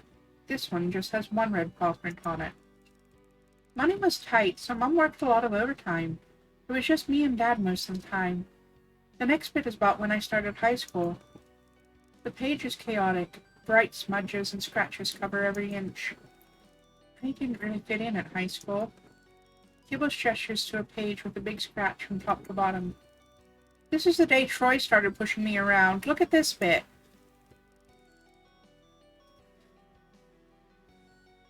A thick, black substance covers the paper. I'm worried about what it might signify. This is my happiest memory. Sitting alone by myself in my room, reading comics. Kibbles flips to a more colorful page. This is when Dad started taking me to the comic store after school.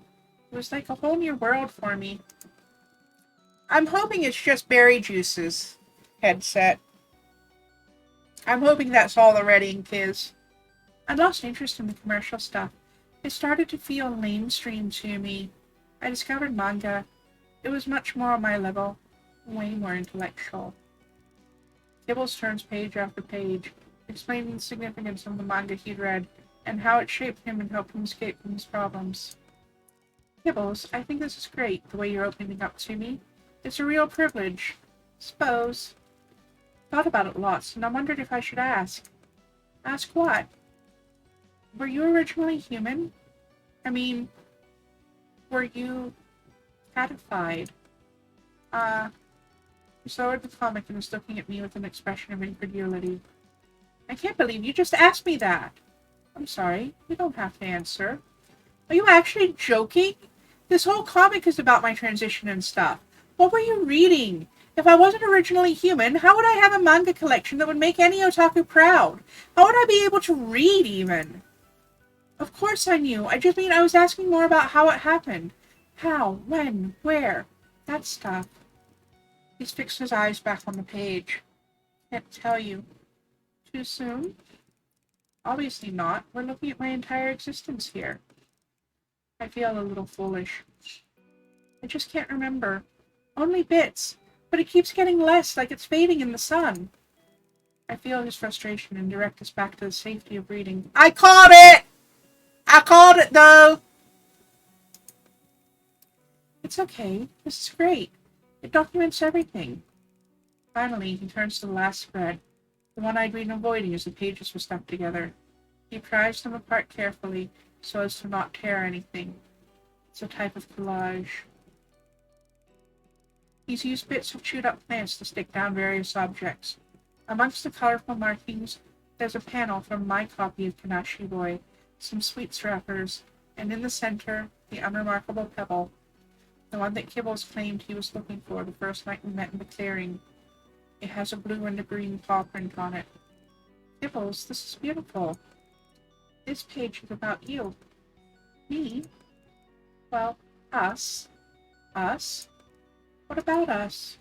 You and me. Our story. You wrote a story about us? No, the story that we are... That is... I want... Take your time, Kibbles. Count to 10. Use your words. I'm not a kid! Don't patronize me! Oh, I'm sorry. I didn't mean to upset you. I was just trying to help. It's just confusing. I don't know what to say because I don't know what I feel. About what? About this. Kibbles angrily jabs the comic with his claw until it hooks into the paper and he can't unstick himself. Do you need help, or I really don't want to be patronizing? Kibbles finally tears his paw free and looks me directly in the eye and blurts out one word. Love! I'm not sure I even fully heard him correctly, but I'm frightened to ask him to repeat himself, so I take a punt. Love? Maybe. Kibbles, I may be a very clever scientist, but I can't read minds. You're going to have to tell me what it is you're trying to say. Maybe I might have love feelings, possibly. For you. I think. Oh! Well, that's good. It is?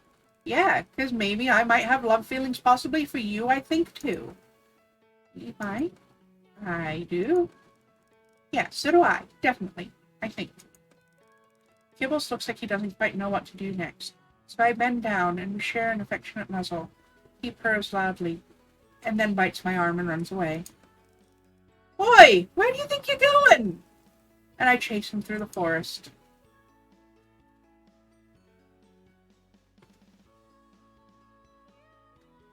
That was cute.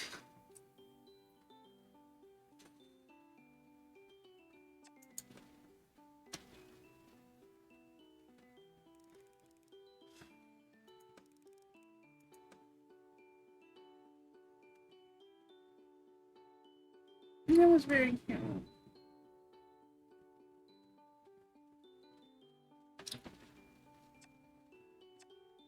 Okay, final recon. For this chapter, anyway.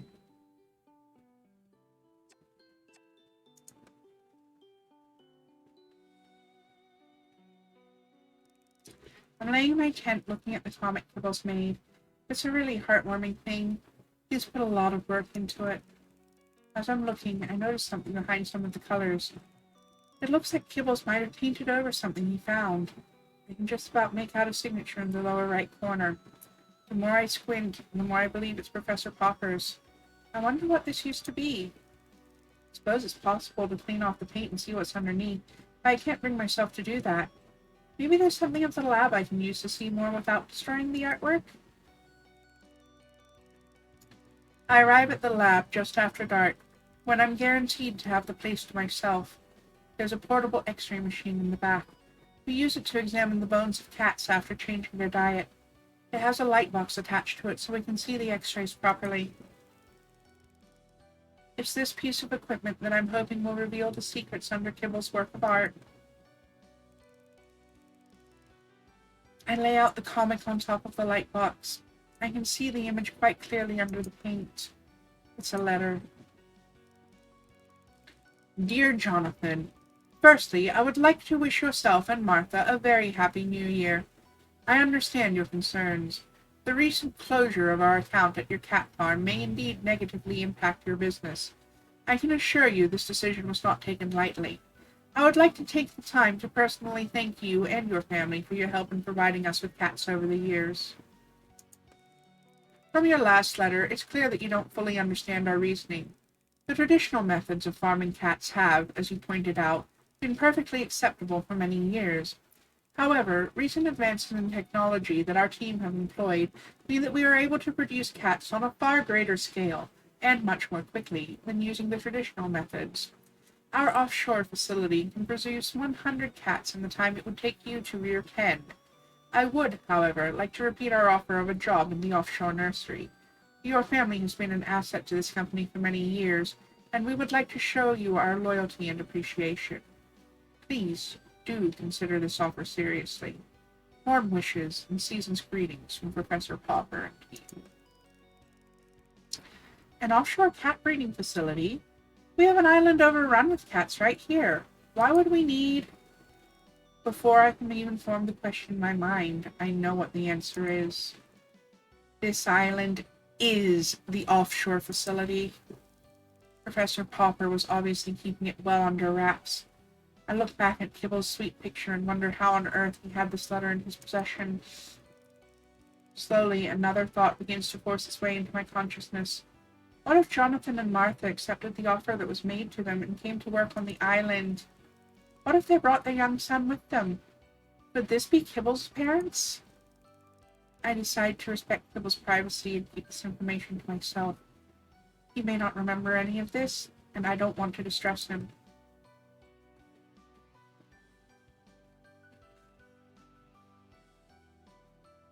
It was heart-wrenching.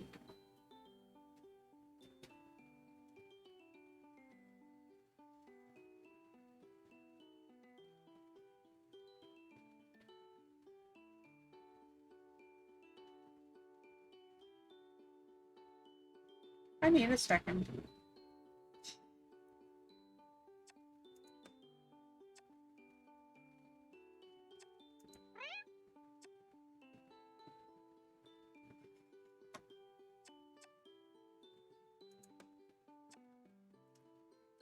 Today's the day Mr. Bumble gets the all clear. He's a tough old boy.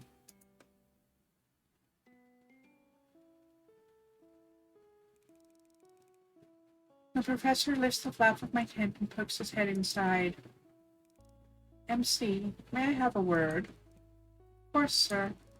He lets the flap fall shut. I'm not sure what time it is, but it's still dark in my little shelter. I quickly pull my lab coat over my pajamas and make my way outside to find the professor staring out to sea. Something wrong, Professor? No. Well, yes. I suppose something is wrong. Your Mr. Bumble is getting worse, MC. He's taken a turn in the night. But he's been doing so well. I was going to recommend we release him this week. With older cats, this can be expected. A sudden relapse is common, and they become overwhelmed quickly. Can't believe it. Is it something I did or didn't do? Did I miss something? No, MC. I trust that you've done your absolute best for him, my dear. But I'm afraid he's in a lot of discomfort now. His words cut like a knife. The thought of any animal being in pain is heartbreaking, but I've grown very attached to Mr. Bumble in the time I've been caring for him. We do a lot of good on this island, MC, and it can truly be a joy to live with these beautiful animals and ensure that they're all well and happy. But we also have to do a lot of things that we don't want to. Unpleasant things, you understand? Though we always have the best interests of the cats in mind. I feel I know what's coming, but I hope I'm wrong. Mr. Bumble may live for a while yet, MC, but his every waking moment will be full of pain and suffering. It's times like these that we must think about what is best for our subjects. The professor takes a deep breath. Mr. Bumble will have to be euthanized, my dear, and there's no two ways about that. But I thought it might be nicer for him if you were the one to do it. And you could say your goodbyes, stroke him, make him as comfortable as he can be, and then take away his pain with one quick injection of ketamine. I'm frozen. I don't want to answer. You don't have to agree, but I wanted to give you the choice. He'll be euthanized tonight either way. Would you like to be there?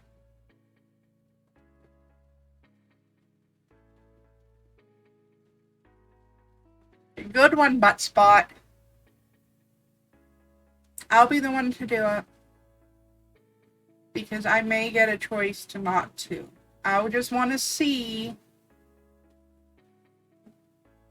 that Mr. Bumble actually has crashed during the night. Because if he hasn't, guess who's getting the ketamine instead, Professor Fuckhead.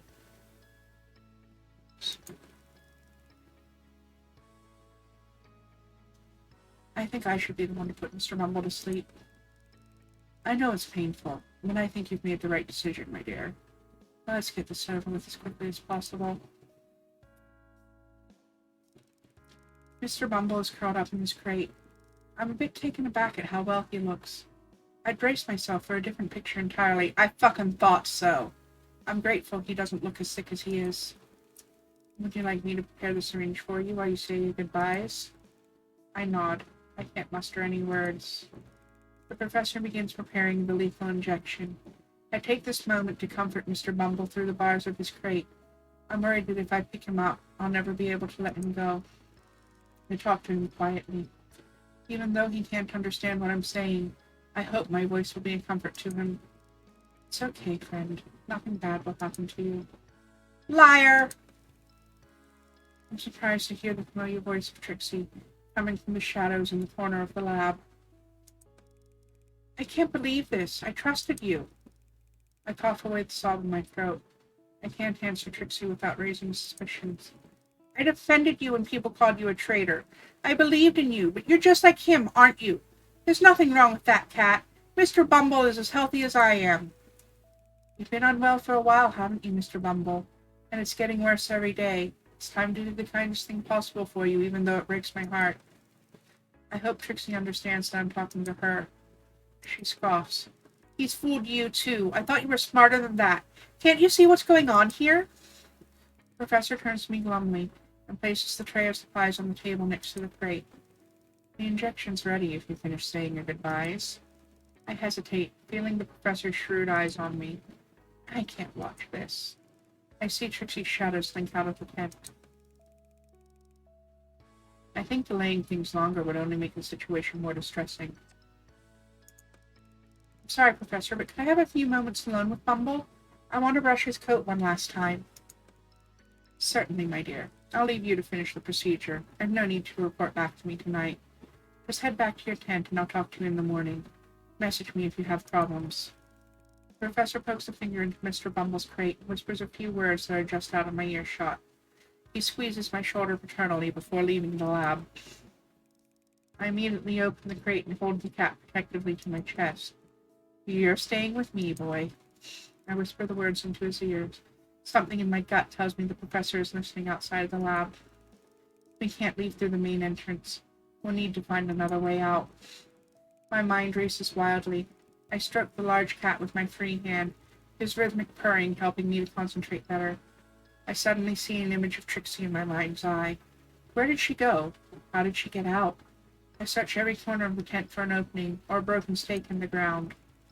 Finally, I find a tear in the fabric behind some of the cages, and I'm able to squeeze through it with Mr. Bumble in my vice-like grip. My body switches to autopilot and takes me to the only place I can think to go, Trixie's cave. The cave is unusually dark and cold. She must be out. I write a short note explaining that I couldn't go through with the euthanasia and that I'll be back at the lab covering my tracks tonight. I use one of her minerals, Floofy Butt, as a paperweight and make sure Mr. Bumble is settled and sleeping before I make my way back to the tent.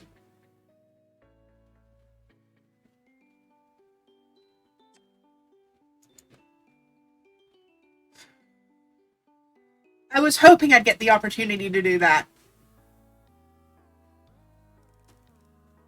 I've come to the forest to gather my thoughts. This morning, I noticed another change in my appearance. Up until now, it's been easy to cover up. I just had to keep on top of removing the excess body hair. Even the stub of tail hasn't been a problem. Who would see it? But this new development is definitely a turning point. How are we going to explain the fact that my pupils have turned into vertical slits? I can't risk anyone seeing me like this, so I'm going to hide out for a while and see what happens. Sometime later, looking around, I don't even remember ever being happier. I'm laying here in the forest with Kibbles, reading a new edition of Kanashi Boy. Are you ever going to tell me how you managed to get hold of these books? Yeah, I could. Really? Finally? But then I'd have to kill you. Yeah. We're interrupted by the familiar sound of the ferry arriving at the pier. It seems my replacement has already arrived. That must be the new research assistant. Want to go annoy them? Kibbles gets tired of being Kibbles. Nah, you go if you like. I'm gonna have a nap in a minute. Yeah, me too. It's hard work, all this reading. There was a time I would have thought he was being ridiculous, but these days I have to agree. It's the pages. Turning pages is surprisingly taxing with paws. You're so adorable as a kitty. I feel so lucky that that's the only thing I have to complain about. My life really is charmed. I know now that I made the right decision.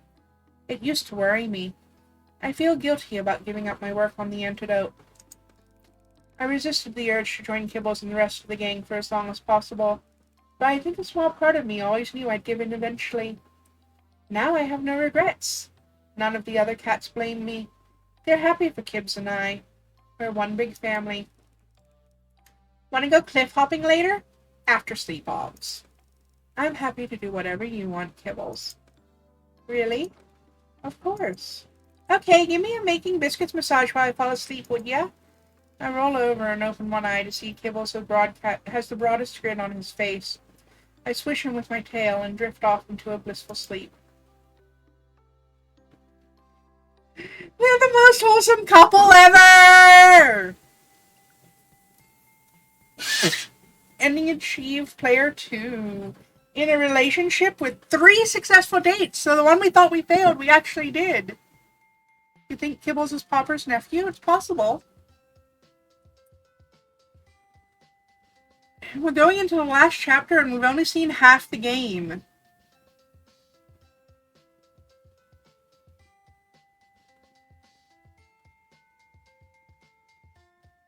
I'll have to come back to this again in a few months and try to 100% it.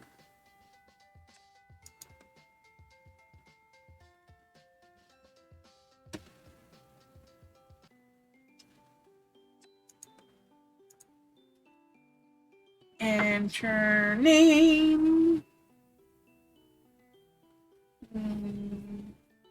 I don't think you can 100% it on the first round either. Yes, we were going to do Mallow, but backwards this time.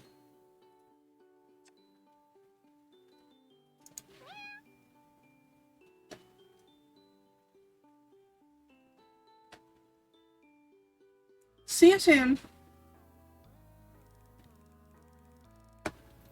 Yay, we're here. I'm going to speed through this part. Kitties! We need to talk to you, human.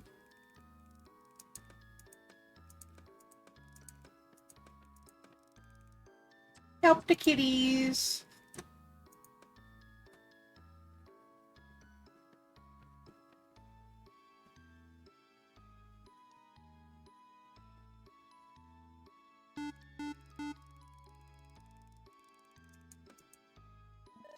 Don't give the game away. Bite me. The rest of the day is uneventful, just working in the lab with the professor. I cannot wait to start unpicking this mystery. I suppose the cat's my starting point.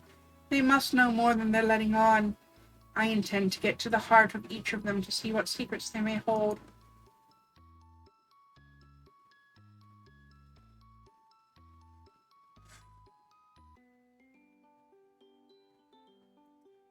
I'm going to take a 5-minute break and be right back.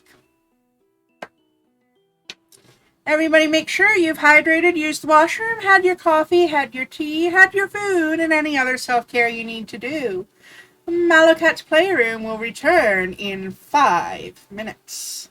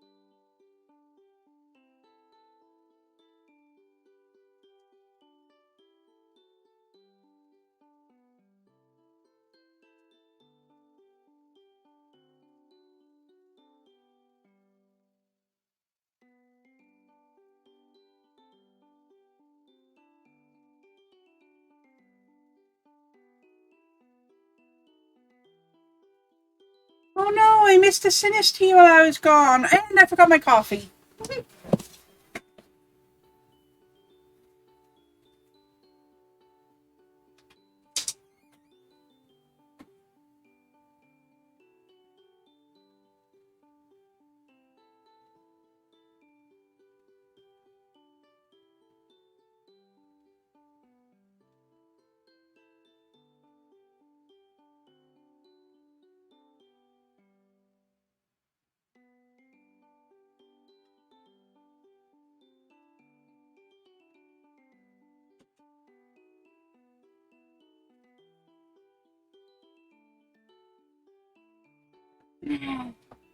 Back with coffee. Cold coffee in a big glass bottle.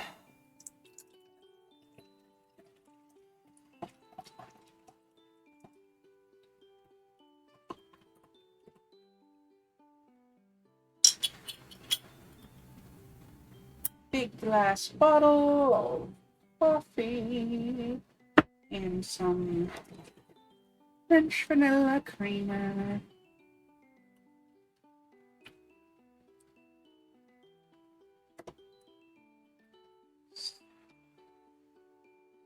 So freaking good.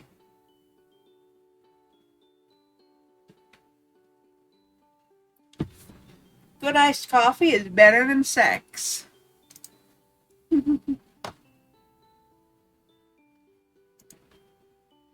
All right.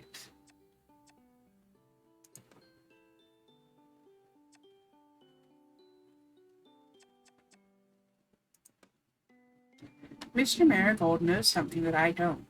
I need to follow him and find out exactly what it might be. I have a feeling I won't like it, though.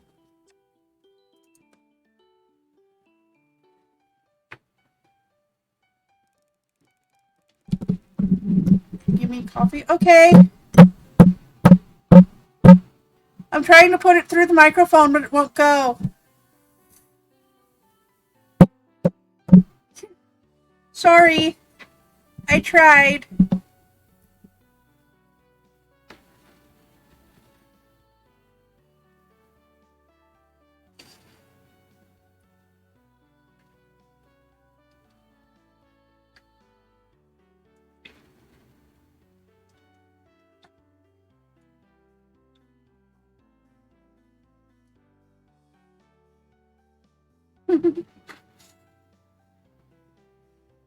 Today is my day off, and I'm trying to stay out of sight.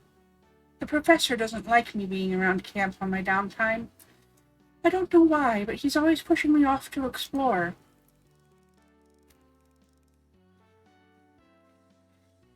I feel he wants time without me around to get on with things he'd rather I didn't see. Maybe I'm being paranoid, but he definitely seems shifty to me. So today I have a plan. It means I have to hang around until Mr. Marigold does his mid-morning errands, and I'm trying not to be seen. I don't have too long to wait, though. He's like clockwork.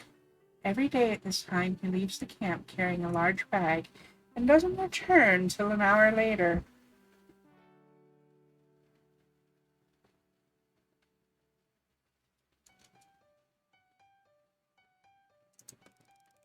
I've offered him help a couple of times, but I'm always met with stonewalling. This is the day I find out what he's up to. I let him get a bit of a head start, and then I begin to follow. I try to use my new catification properties to my best advantage. Stealth, nimbleness, agility. I'm so much fitter than when I arrived on this island. My eyesight and hearing are fantastic. Because you're becoming a cat!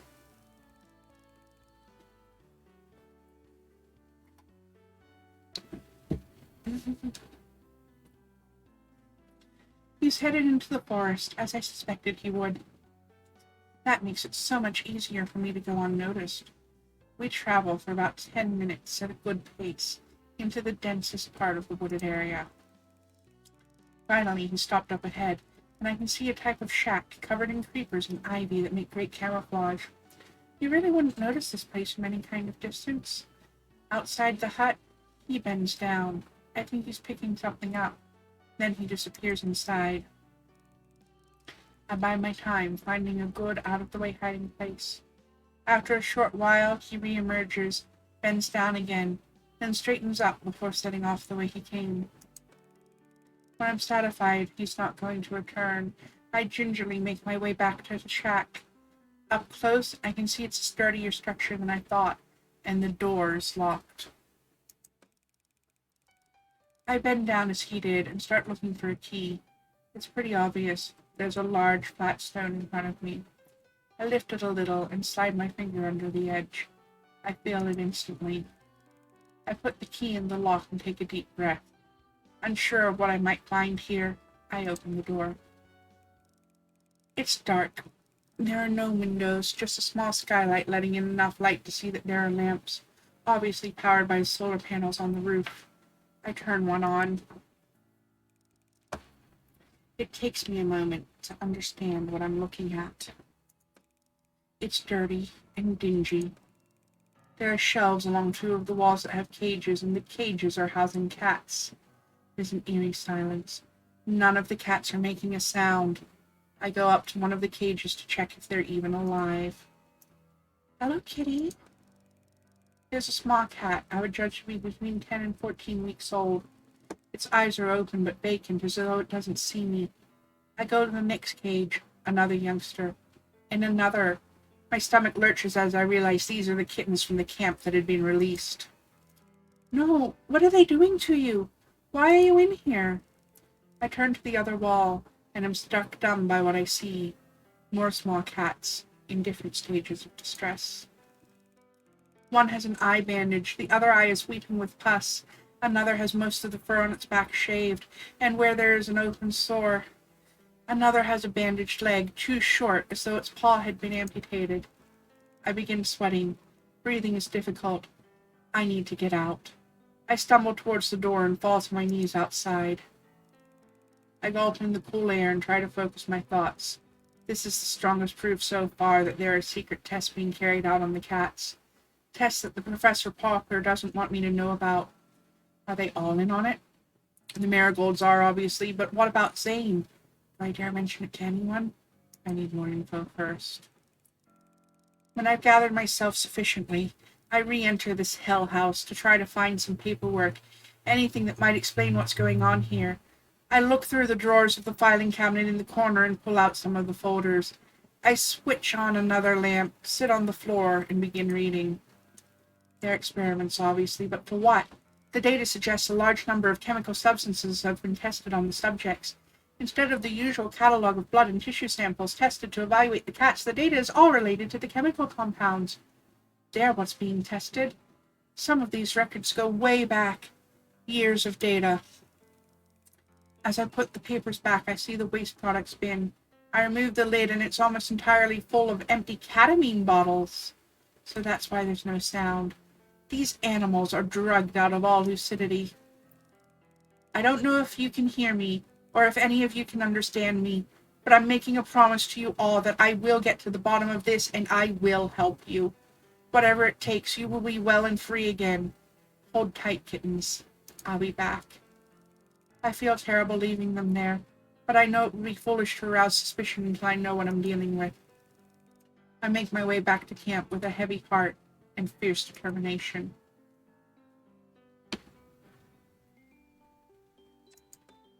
I don't normally take back-to-back breaks, but I need a second. I'll be right back.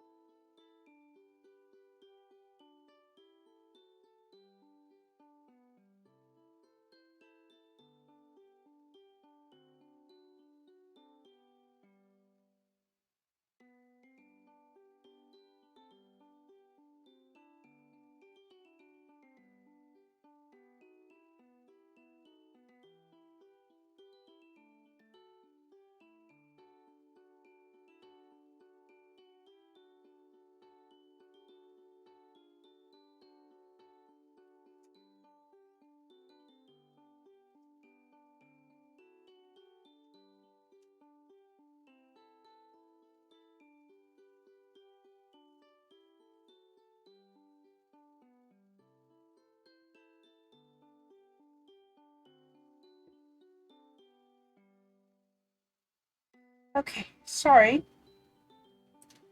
You ever experience something that makes you feel physically ill?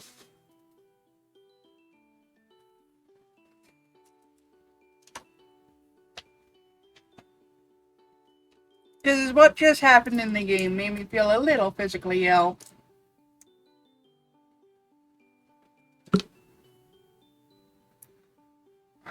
Sorry about that, everybody. I'll be back very shortly. Literally just taking something from my stomach because that was legitimately gut churning.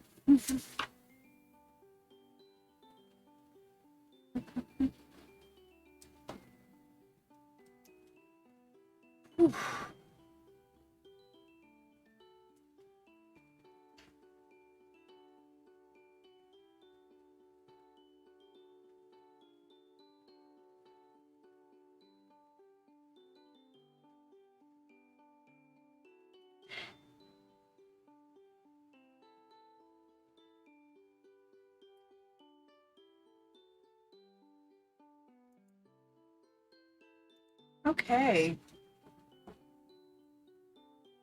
So that happened. All right.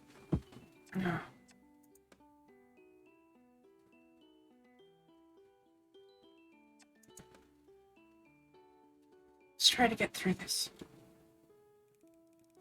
It's a beautiful day. The sun isn't too hot, which is lucky as I'm walking with Kibbles and McMurphy. They've been excited to show me something for the past week, but this is the first proper break we've had. We're headed further into the forest than I've been before. And so where exactly are we going, chaps? No idea, Clara. I'm following Kibbles. I was just following Wallum. But you're both in front of me. How could I have been leading? And don't trouble yourself, Clara. We're not in any rush today. Just as I'm about to reply, something catches my eye. I instinctively move towards it. From this distance, it looks like black splotches have been cut into the ground. Oh, guys, what is this? Kibbles and McMurphy, who've already wandered some way off, rejoin me, and the three of us stand looking at what appears to be some kind of runway. Skid marks! Of course. I thought it was a runway, but you're right.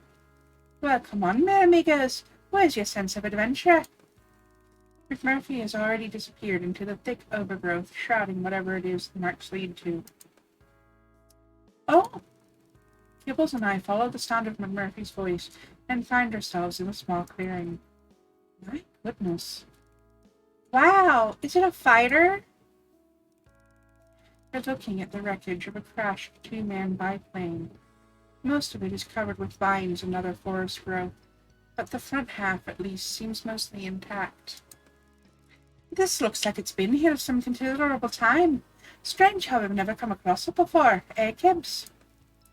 Nothing about this island surprises me anymore. Maybe we'll see some dead guys. Murphy, help me out. McMurphy is silent. He has something in his jaws that appears to be caught in a broken propeller and is pulling on it. It looks like some kind of rag. McMurphy? What is that? McMurphy has freed the cloth and is now sitting with it hanging from his mouth. He's silent and still, as though lost in thought. What's up, Murph? What's with the manky scarf? And I can see it now. It is a scarf. Old and filthy, but it looks like it was once the type of white scarf a pilot would have worn. You okay, McMurphy? What's that, Clara? He's barely pleasant. The scarf, is it important? I'm not sure. Stop being weird, Murph. Kibbs, hush. It feels like something I should know, or remember. Remember? Have you seen it before? Maybe, a long time ago. Before here. I'm not sure I understand what you mean. Before I came here, Clara, you don't think I was born on the island, do you? Well, you might as well have been, considering how little you remember from before. It's all going, Granddad, fading away to oblivion. Kibble's banter seems to have brought McMurphy back from whatever he was dreaming about, and I'm relieved to see the twinkle return to his eye. Okay then, Mr. Smarty Pants, how did you get here? It's not a very interesting story. I don't want to bore anyone. Yep, McMurphy was a pilot. You're thinking World War II at World War I, Ace? Could have been. Yeah, it's a little pre-2. So probably 1. Probably with the Royal British Navy, because they wouldn't have had an Air Force yet.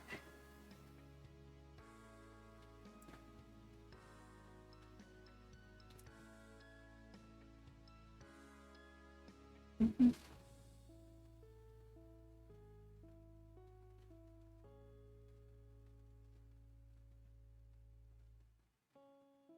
There were some biplanes still in use in 2.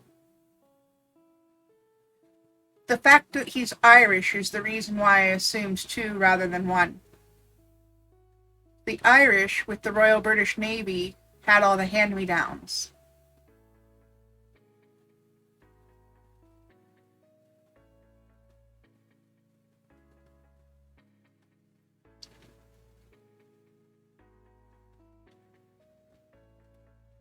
But regardless, we'll find out.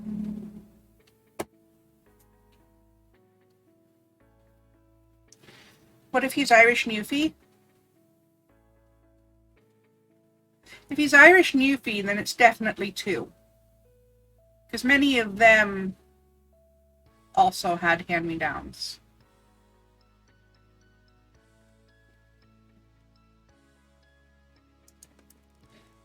Yeah, that's what I thought. Right, Kala, let's go. And Murphy and Kibbles head back the way we came. I stand stunned for a second, watching them go. Guys? But they've lost interest. They've already moved on. I look back at the wreckage and realize there's nothing I can do here on my own. I'll have to come back at some point with Fluky Butt. It's exactly the sort of thing he'd love to help me investigate.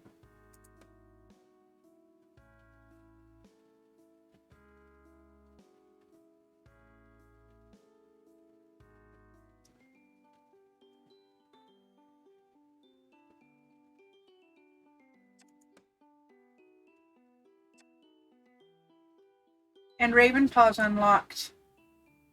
As I said she would be.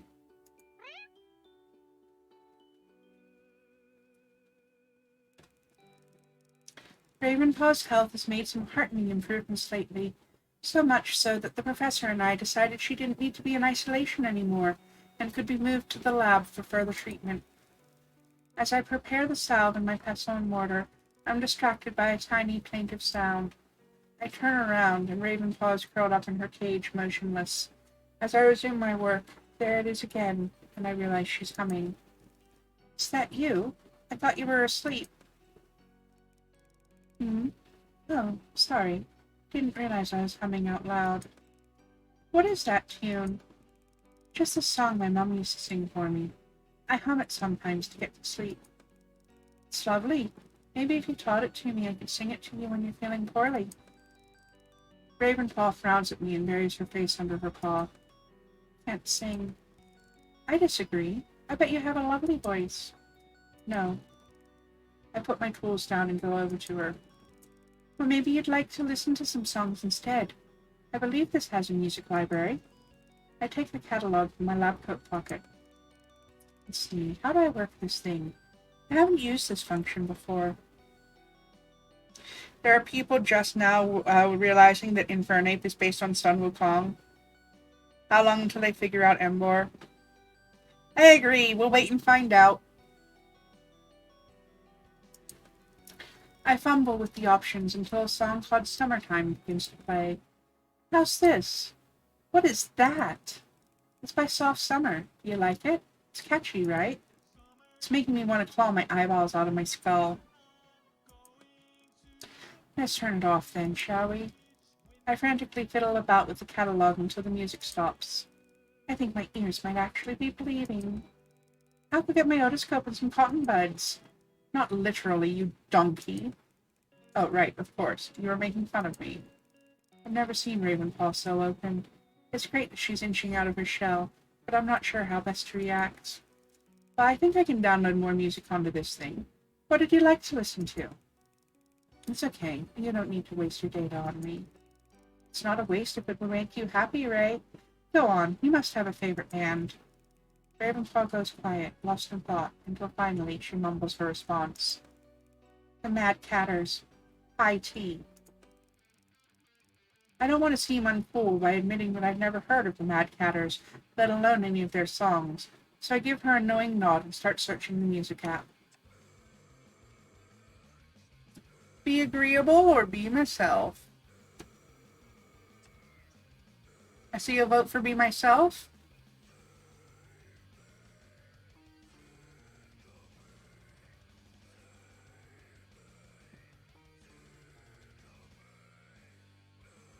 That's true.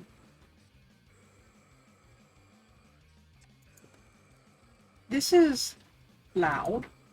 Yeah. Ravenclaw smiles and closes her eyes in appreciation.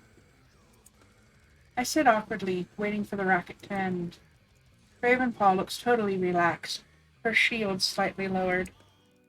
Finally, the screaming stops, and I hurriedly put my catalog back in my lab coat pocket before she can ask me to play something else. Not for you, then? I just don't get it. My ears just heard racket. I'm sorry. Don't be. It's good we're all unique. So, cards on the table time. Huh? All-time favorite song? Oh, there are too many. You probably wouldn't like any of them. That's not the point. It's your taste, not mine. I showed you mine. Okay, it'll always be a Bowie song. Respect. Really? You like him? How could you not? I think it would have to be off the album Hunky Dory. Choice! Which song? I'm feeling flushed with success. This is going better than I could have imagined. Kooks. Cute! Because if you stay with us, you're going to be pretty kooky too. I'm delighted she knows it. Maybe I am a little bit cool after all. I'll see if I can download some of his stuff for next time. Is that it, then? I'm afraid so. I should probably get back to work. Ravenclaw looks dejected. If that's okay. Yeah, whatever. I go to resume my work, but the black cat lets out a small sound. Wait. You said you'd sing to me. I feel myself go cold, and self-consciousness involves me, but I try my hardest not to show it. Yes, if you'd like. If you really want to, I suppose I wouldn't mind. I clear my throat and feel myself begin to blush. So what should I sing? Any favorites? I don't know. What did your mum used to sing to you? Oh, she used to sing lots of things, but I don't know if I can remember any of them. Let me think. Oh, I know. Bounce, little baby, on my knee, soft and deep. I don't know what tune this is supposed to go to, so I just picked one randomly.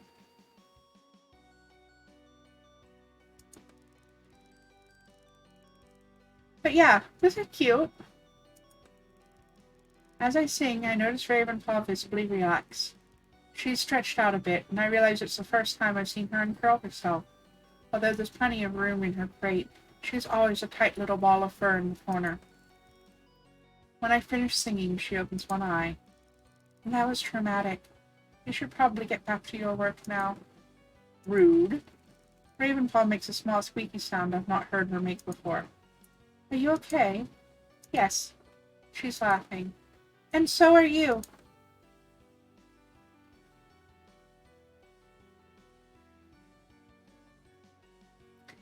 She's so cute.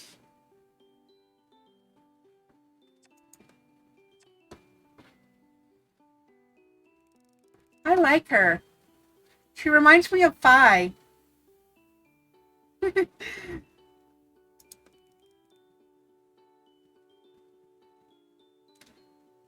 Yeah. I'm a brat and Fi's a princess. What you gonna do about it?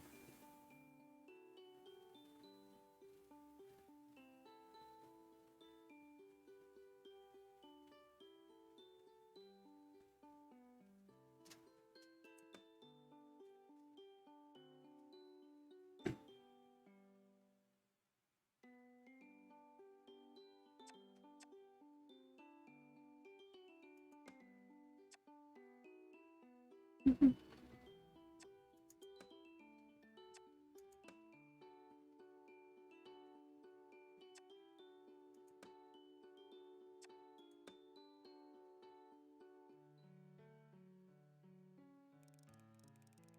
quite excited about today. I was very surprised when Professor Popper told me a few days ago he was giving me Thursday off. Although I'm supposed to have Sundays as a rest day, there's never really time off, as someone always needs something done. But the professor was quite categorical about it. I do not want to see you anywhere near this research facility. Mrs. Marigold will prepare you enough food for the day. Go visit some of the places we've been to during our field work or something. There's never enough time to fully explore. A tired researcher is a sloppy researcher. Recharge your batteries. Bitch, it is none of your business if my vibrator is fully charged or not. Step out, kindly. Please. Fuck you.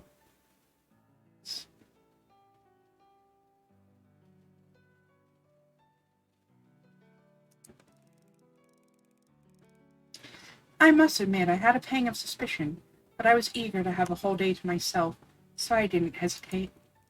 So here I am, heading out to the far eastern side of the island to have a closer look at the blue-colored moss that grows on the moist cliffs overhanging the sea.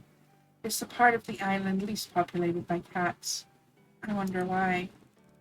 I decided to take my breakfast with me and sit down on some small rocks just outside our residential area to enjoy the quiet.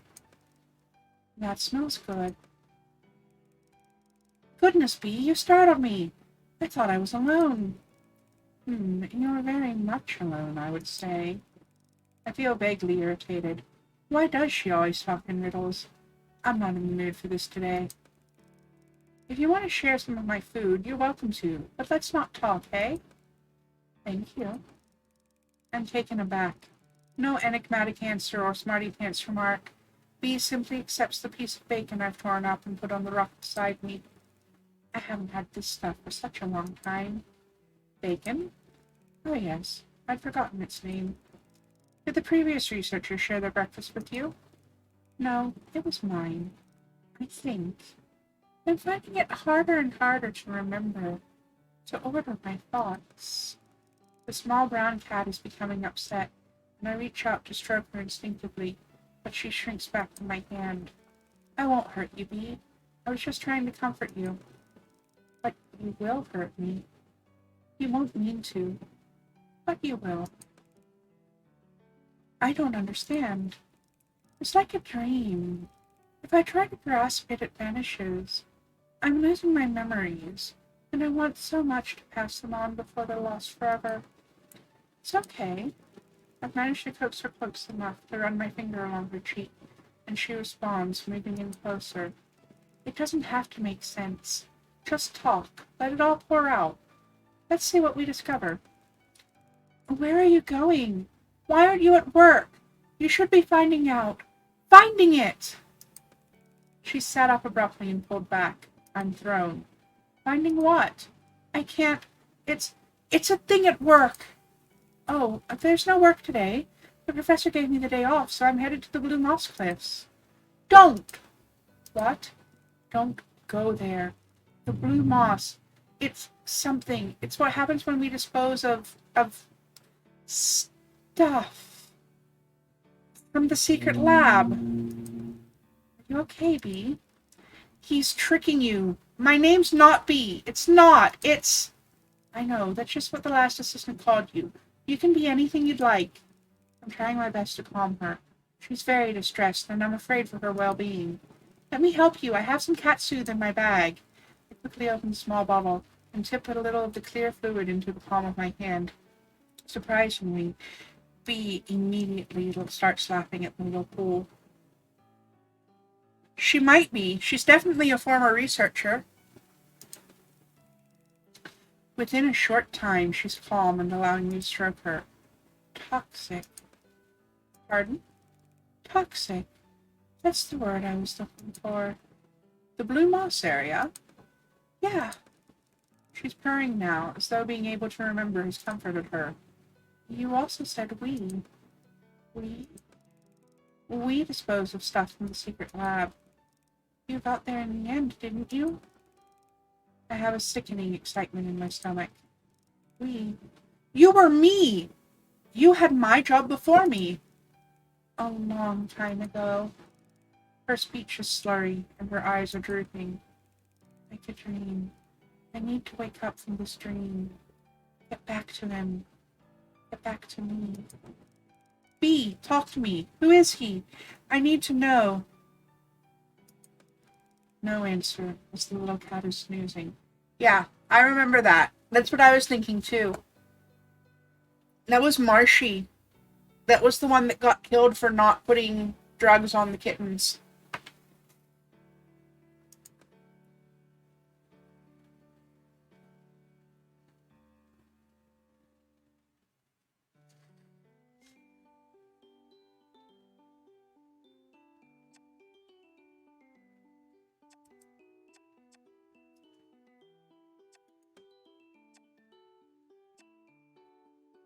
The last recon I have to wait for until I get a gift from Ravenpaw.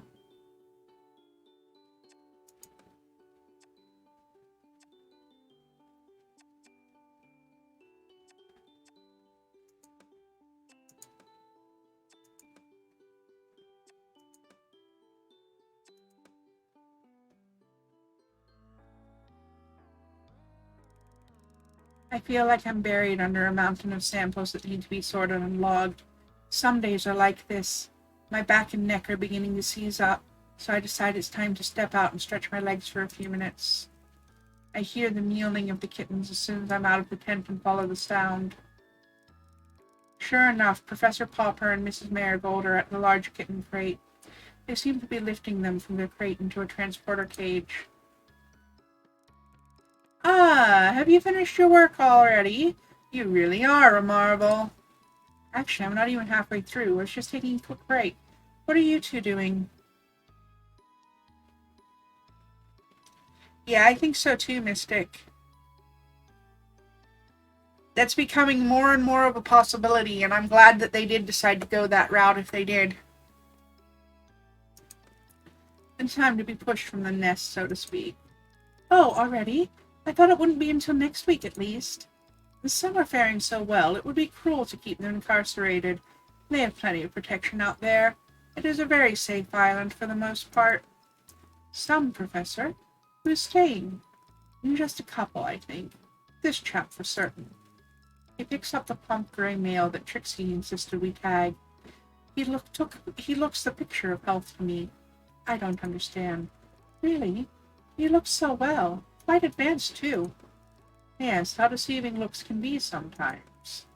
I feel a moment of tension in the air, and could swear I saw a look pass between the Professor and Mrs. Marigold.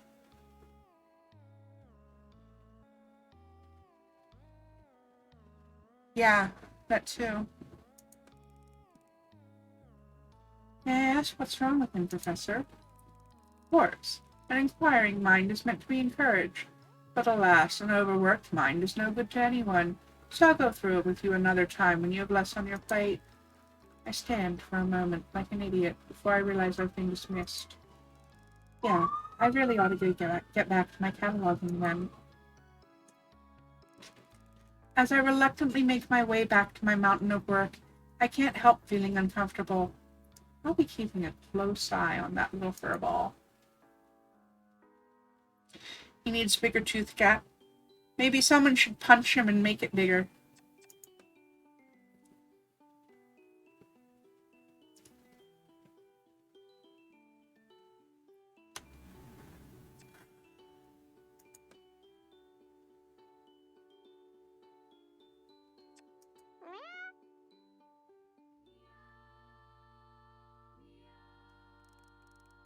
In the lowest drawer, right at the back.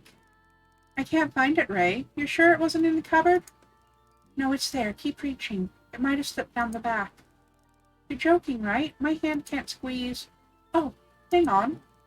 I feel something nestled just under the bottom of the drawer. I think I've got it. If I could just... I try inching it up out of the space behind the drawer, but it keeps slipping. Just take the drawer out.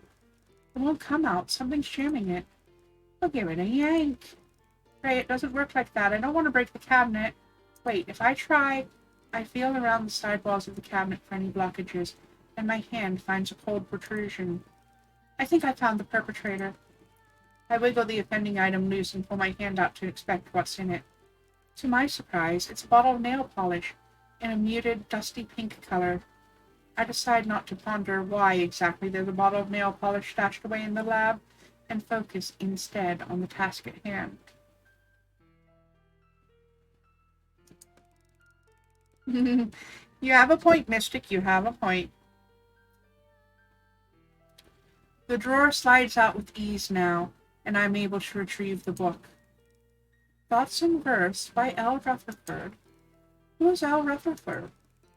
Ravenpaw casts her eyes down at her forepaws. One of the research assistants before you found this book somewhere along the beach. She used to read me some of the poems. We never worked out who the author was, but we think they probably came from the shipwreck. This is the first time I've considered that other humans on the island may have had their own relationships with my cats. I don't like to think about it, but I'm not sure why. I flick through the little brown book. The writing is very faint, but it's still clear enough to read. About half the pages are filled with neat words written in ink, and then suddenly it's blank. You didn't finish it, I suppose. I like the one on page 3. It's really dark. I can speak.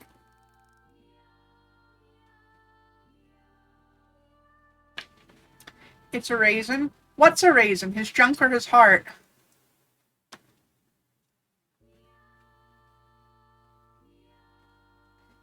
Ravenpaw seems more lively than usual today. I hope that means she's getting better, or at least getting used to me. His heart.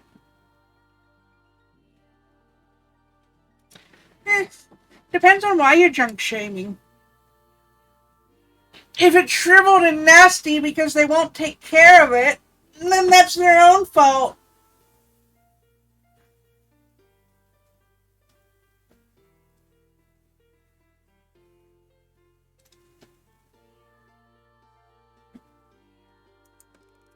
When darkness advances and silence makes its retreat, the sounds begin where beach and forest meet. Yowling and hissing and awful cries, then like stars in the blackness, the thousands of eyes. The sea's fierce temper seems kinder than here, this hell full of danger and hardship and fear. There's a long pause. I wonder what it means. Are you backward? Well, I know it's describing the island, but I wonder what happened to the author. It sounds rather distressing. Rather distressing? You humans can be so exhaustingly repressed sometimes. Just think about it. Imagine this place, this island, before the clumsy humans cut a swath through it and claimed it for science. Before your cozy tents and generators and protective gear.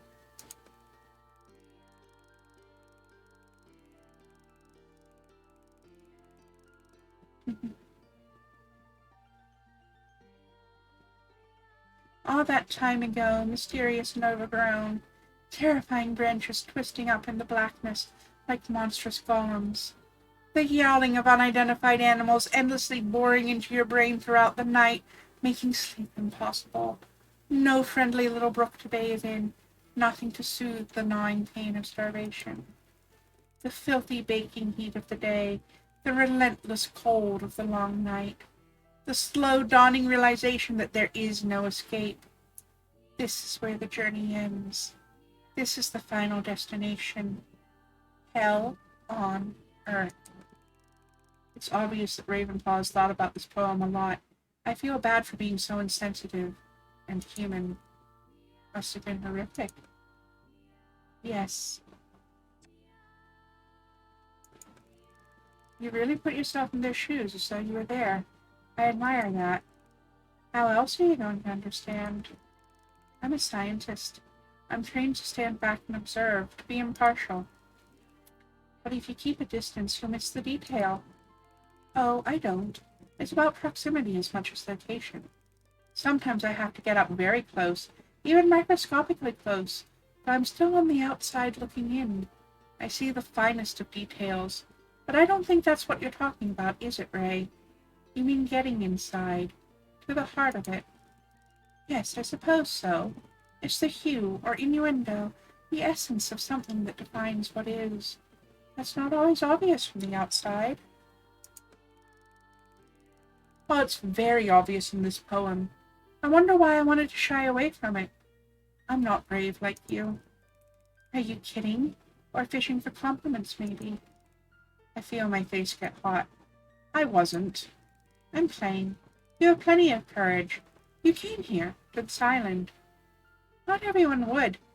You've held up well under very difficult conditions. Then there's the whole "rawr, cat monster, rawr" thing. I'm taken aback by her sudden impression, and it makes me laugh. How's that going, by the way? I shrug my shoulders. Sometimes, if I make a little progress on the antidote, I feel really fine with it.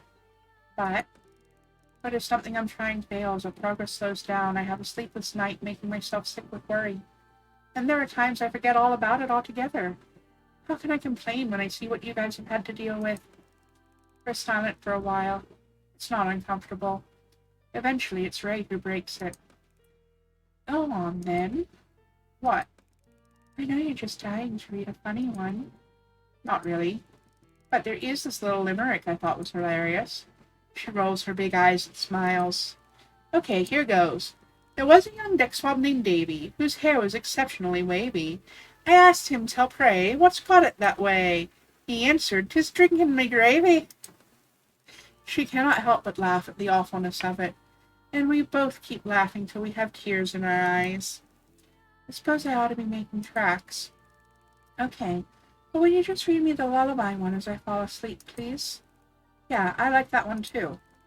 I lay out here and watch the stars, and all the world comes clear to me. The patterns soothe my battle scars. They show where I'm meant to be. And while the sea is kind to me, and rocks me in my slumber, and all the stars, the nears and fars, o'erwhelm me with their number, I think of you, the brightest star, lost so young, gone so far. And when my final day is done, I'll follow to the place you've gone, and then back together, you and I, will brighten up another sky. I look down at the softly snoring cat. She looks so peaceful.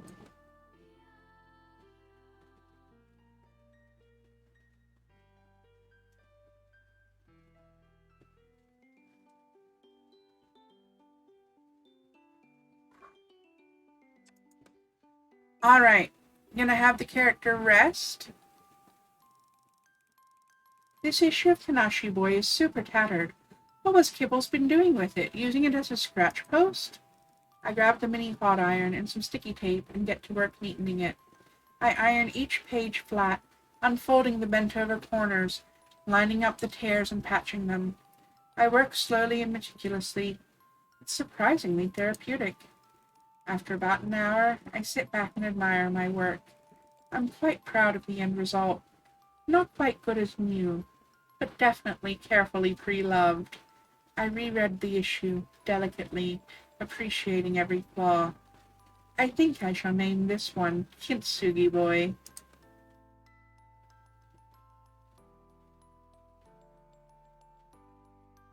That's true, Mystic, that's true. And a very good point. It just wasn't super clear right at the beginning, but it is very clear now. Hmm.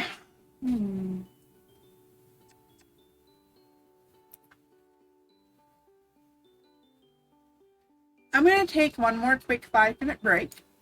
Everybody make sure you've done your self-care. Excuse me. My stomach seems to be bothering me a little bit today. They're not those who go through the process die from the stress and the transformation. Some of them at least, but yeah, some of them at least. But yeah, I'll be right back. So make sure you've taken care of yourselves.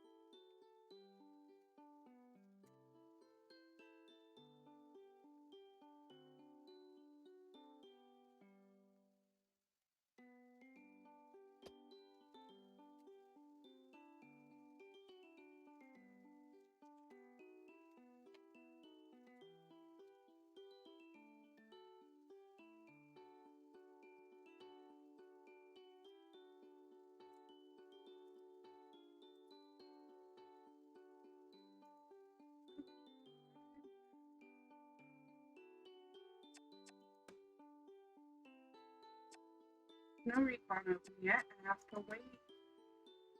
I'm done with Ravenpaw, it looks like. That's fine.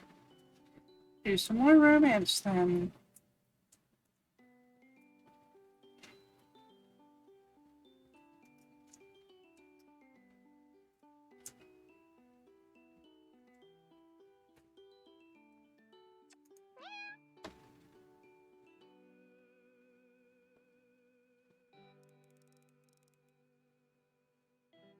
Trust me, I won't let anything harm you. I've come prepared. Ravenpaw eyes the basket suspiciously, and I realize it looks, to her, like a cage. Okay, let's rethink this. How about I carry you in my arms? Like a baby? Yes. Well, no, like a princess. A princess, really. Ravenpaw shoots me a withering look. Well, you know what I mean, right? I can hold this pillow like so, and you can relax on top of it and survey your kingdom. You really are bad at reading people, aren't you? I'm not one of these gullible domesticats like Fruity Cootie or whatever her name is. Oh gosh! She got Snooty Booty Fruity Cootie. Woo! Ravenpaw spicy.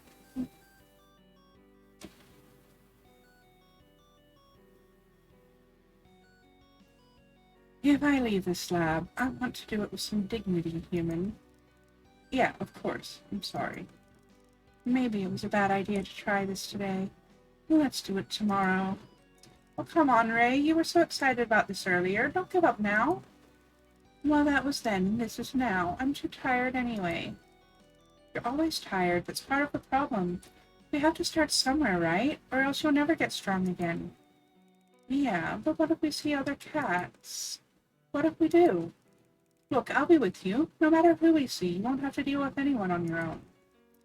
Anyone who? Who do you think we'll see? No one. But you said no matter who we see, so you think we'll see someone. No, Ravenpaw, stop it. You have to go out sometime. Why not now? I don't know. Ravenpaw looks so sad and tiny that I decide not to push her anymore. Okay, we'll try again tomorrow then. No, let's do it. Really? The cat that just seconds ago looked so helpless suddenly looks fiercely determined. Yes, but if you hurt me, human, I will kill myself just so I can come back and haunt you for the rest of your short, miserable life. Bitch. I understand. I'm just gonna lift you now, okay? She's so light. I'm shocked, but I don't show it. I feel the tremble of her frail body through the makeshift cushion. We've decided a folded blanket would be best, so we can use it for other things when we find our spot.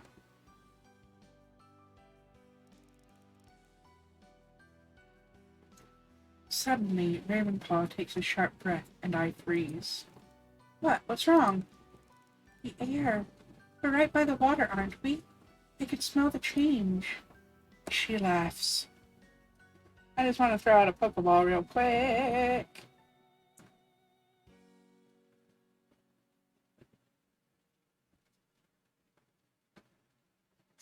There we go. I'm struck by how much this cat has come on since I stopped her treatment. Only a week ago, she had no sense of smell. It's good, right? Yes, human. It is good. She inhales deeply. It's very good. She was afraid that she wouldn't be able to experience it. Would you like to sit down here for a while? We're still close to the compound. No, a little further. I want to see it. Take me to the sea. We walk for a short while longer until I find a small collection of rocks that looks like a good resting spot. And this looks like somewhere Trixie would like. Yeah, she's always drawn to the rocks. Minerals. I miss her. You were friends? Yes. When we were little. You want some water? A little snack? I take the picnic out of my backpack, and as I arrange it on the blanket, I decide to gently press her. So, how come you were locked up and Trixie wasn't? I was never really free. I was part of the breeding program. My mother was bred with one of the elder cats, and as you see, us kittens are tagged and set free at 12 weeks. Except we're not. Not all of us, anyway. But I have helped to release the kittens myself. Yeah, sure. Hmm? Oh, what? You actually let them out of the cages yourself? Well, no, but I prepared them for release, and then they're gone. Yes, I've never had a reason to question it. I'm getting that sick feeling in my stomach again. So where are they? Not everything is as above board as you'd like to think. I'm starting to see that. Or above ground, either. What do you mean, Ray? Is there something I should know? I think that's enough for one day. I'm starting to feel woozy. I'd like you to take me back now, if you don't mind. No, come on, talk to me, Ray. What happens to the kittens? What happened to you? Ravenclaw closes her eyes tight, as if she's hoping that when she opens them, she'll be somewhere else. You've been doing so well, really opening up. Don't go backwards now. Go backwards? You really don't understand, do you? I'm not just some Marty little girl. I am this way I am because of you and your people. You scientists with your observations and poking and prodding and unbiased opinions. Of course I'll never fully open up to you, human. You wouldn't know what to do with me if I did. If you can't stick a label on it, it doesn't exist. Oh, like girls with autism in the 90s. Not that I'd know anything about that. And that's what you did with my mom, isn't it? That's how you were able to sleep peacefully after you murdered her. I feel very confused and very guilty, even though I know I'm nothing to do with the things she's describing. I know you don't believe I'm like that, Ray. You're angry and hurt, and I don't blame you one bit for hating us. All of us. But if you didn't think I was different, you wouldn't be sitting out here with me in the first place. She's looking away, so I can't read her eyes. I will never be able to fully understand what it's like to be you, to have your experiences. I'm trying, though. I'm doing everything I can to change things. Not the past. You have to find your way to live with that. But the future, how you live from here on, I want to make a difference. Won't you at least give me a chance? Here's the deal. She's turned her head and is fixing me with her huge eyes. If and when you come up with a viable plan, I will do everything within my power to help you nail it. Deal. I raise my hand in a moment of excitement and realize too late that Ravenclaw would never high-five me. She looks at my hovering palm. She looks me in the eye. What are you doing? I clumsily style it out. Taking you back now. Just taking you back.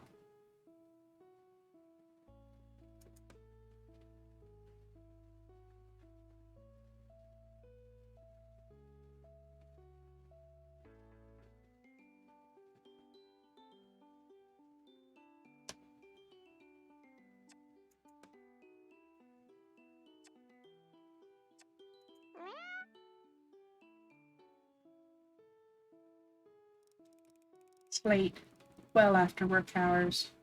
Ravenclaw asked me to visit her when Professor Popper finished his shift because she has something important to tell me. The lab is cold and silent. I can just make out the reflection of Ravenclaw's big eyes. I flip the light switch, and the room becomes illuminated with harsh, dazzling brightness that makes me squint. I came as soon as I could. I had no idea the professor stays up so late. How does he function on such little sleep? Keep your voice down, human. We don't want to draw attention. Maybe we should turn off the lights. Sometimes the caretakers do random patrols. You mean Mr. and Mrs. Marigold? I'm sure they're dead to the world right now. You'd be surprised. Anyway, enough chin-wagging. I have something for you. A gift? Of course not, you div! Where on earth would I have gotten you a gift? To the local gift shop? Of course not. I'm sorry. What is it? Why? Because I think I can trust you now. I'm taken aback and feel flushed with pride. You can, Ray. I've sworn to help you, and I won't let you down. So you want this or not? She's pushed her paw toward me, and I realize she has something under it. My stomach lurches as I worry it might be a spider or a fly. I hope she's not expecting me to eat it. What is it? Dunno. Thought you might. As she lifts her paw, I'm relieved to see that nothing is moving, and on closer inspection, I realize what it is. Oh, it's called a key. It's used to open things that are locked, like doors and safes. You really are touched. I know what a key is. I meant you might be able to figure out what it opens, but I'm losing hope by the second. Forgive me. Where did you get it? Best not to ask. I'm serious, Ray. The key could be important. If I know where you got it from, it'll be easier to work out what it opens. Ravenclaw eyes me skeptically. I thought you trusted me. Fine, I got it from Mrs. Marigold. Mora, the caretaker's wife? She's not the caretaker's wife, you cretin. She is the caretaker as much as he is. Of course, with the key, Ravenclaw. She came to clean my cage last night. Too lazy to take me out of it first, of course. Then Mr. Marigold came in and gave her the key. She put it here. Ravenclaw indicates the corner of her cage. Because her hands were full. Then they had a huge argument, and while they were shouting at each other, I used my ninja skills to hide the key under my paw. That was that. She didn't notice. She was so worked up about him that she clean forgot about it. Left without even bothering to refill my water bowl. So what makes you think the key is so important? Because when he handed it to her, he said, "It's your turn. I'm fed up of being the one who always has to do his dirty work." Whose dirty work? Professor Prospero's, obviously. Prospero? Pooper! Oh, Pauper. Of course. Look, I've really got to hurry back to my tent now, or I'll be a wreck in the morning. But thank you for this, Ravenclaw. I'll find out what this key opens. I promise. You'd better! Want to find out what the key opens?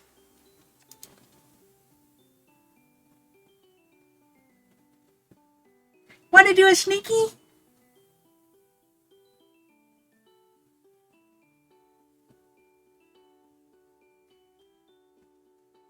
We're gonna do a sneaky.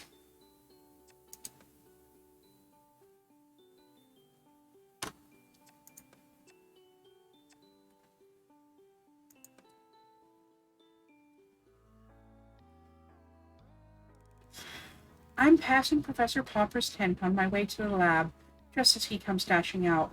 We collide, sending both of us sprawling. Oh, Professor, are you okay? I'm up on my feet instantly, offering him a hand. I'm not sure that I am. Now I'm worried I've injured my boss. Is that a sackable offense? Here, let me take a look. Where does it hurt? I'm kneeling down beside him, trying to feel his legs. What on earth are you doing? I'm sorry, I thought you were... He cuts over me. I'm fine. Give me some space, and then you can help me search. Have you lost something? A key. A key? Where did you lose it? He gives me a withering look. If I knew the answer to that, the key wouldn't be lost, now would it? I last had it in my tent, I think, but it's certainly not in there now. I thought perhaps I might have dropped it out here somewhere. I'm happy to help you look, Professor. It's got to be here somewhere. A thought strikes me. I wonder if that could be the key Ravenclaw gave me. Do you mind me asking what the key's for? The professor suddenly looks at me with suspicion. There's no reason for you to know that.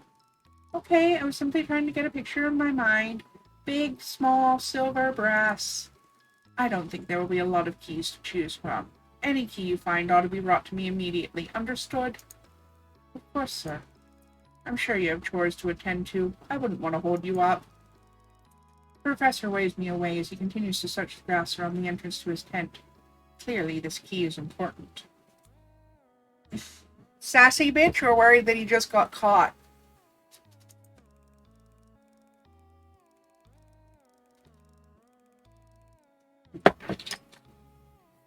As I make my way to the lab, I begin to get an idea. It's a bit left field, but this key is clearly securing something important, something the professor doesn't want me to know about, and that makes me very determined to uncover what it might be. Cutting a convincing-looking key with the equipment in the lab is easier than I thought it would be. I compare it to the one Ravenclaw passed on, and it looks almost identical to me. The thing won't actually work. But that's the point. Okay, here goes. I send the professor a message using the catalog. I found a key in the lab. Could it be the one you lost? Send pic, please. I send the professor a photo of the key. Be right there. I don't have to wait long. The professor is with me in seconds. Well done, my dear. Where is it? I give him the freshly made key. He turns it over in his hand. I hold my breath. It's the moment of truth. Will he notice it's not quite identical? I'm sure it's the one, but there's only one way to make certain. Thank you so much again. And he's gone. Psst, quickly, don't lose him. Kibbles appears from under the lab bench. On it, boss! And he follows the professor. There's nothing more for me to do but wait. I don't have to for long. Kibbles is back within 5 minutes. That was quick. How'd it go? Quite funny, really. He put the key in the lock and it wouldn't turn. He got more and more red in the face. Then he threw the key into a drawer and stormed off. So? What was he trying to unlock? Oh, the big metal thing in the supply shed. But the cabinets there aren't normally locked. In fact, the keys are left in the doors. He wasn't trying to open it. He wanted to open the thing inside it. Oh, there's something else in there. Yeah, but I couldn't see what it was because he shooed me away when I got up close. Well, I think we ought to check it out ourselves, don't you, comrade? Follow me! I'm the leader! And he's slinking comically close to the floor. I suppress a laugh. Okay, leader, lead on. We're just out of the lab and the professor calls to me. False alarm, I'm afraid. You'll need to keep those keen eyes peeled. What a shame. I thought our little mystery was solved then. Never mind. I'm sure it'll turn up eventually. Let's hope so. I'm off to speak with Zane. If you need me, I'll be down at the jetty. Yes, sir. See you at lunch. He strides off with purpose. The gods of Haligard are smiling down on us. Mission on! I double-check there's no one around before ducking into the supply shed. After Kibbles points out the cupboard that the professor was opening, I post him on lookout duty by the door. He's in his element, pacing back and forth, doing quick gotcha maneuvers. It doesn't take long to work out that the filing drawer at the bottom of the cabinet is what this key belongs to. I turn it in the lock and... presto. Inside are lots of hanging files, and I have no idea what I'm even looking for, so I take one at random. There are diagrams of 2 different cats. One of them is labeled Project Felix, Subject 26, and the other, Island Cat, number 38. Meowstick in the chat. It's a tier B.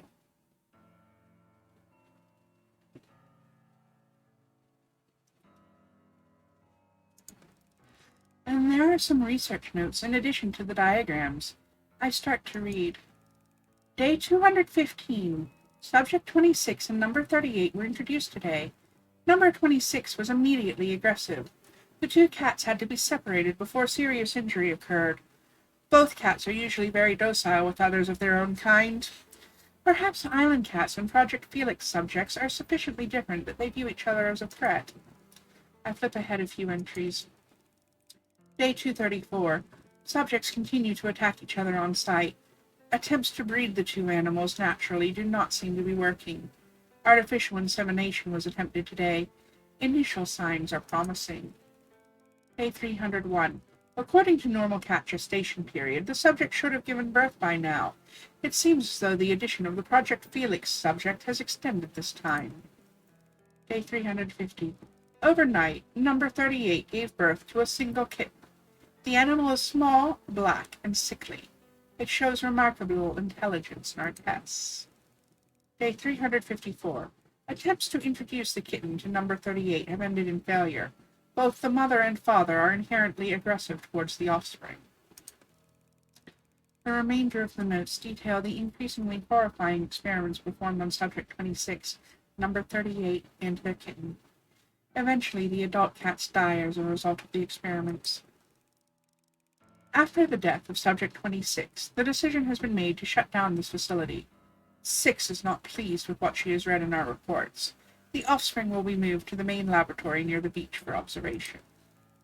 I'm trembling as I use my catalogue to take photos of more of the documents before I lock everything away.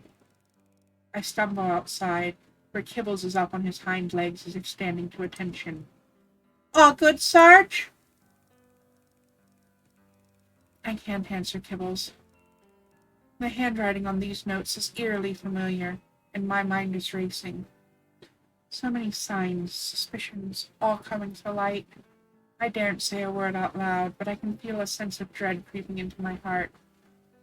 Kibbles starts to stare at me, concerned. "I'm fine, Kibbles, I'm fine."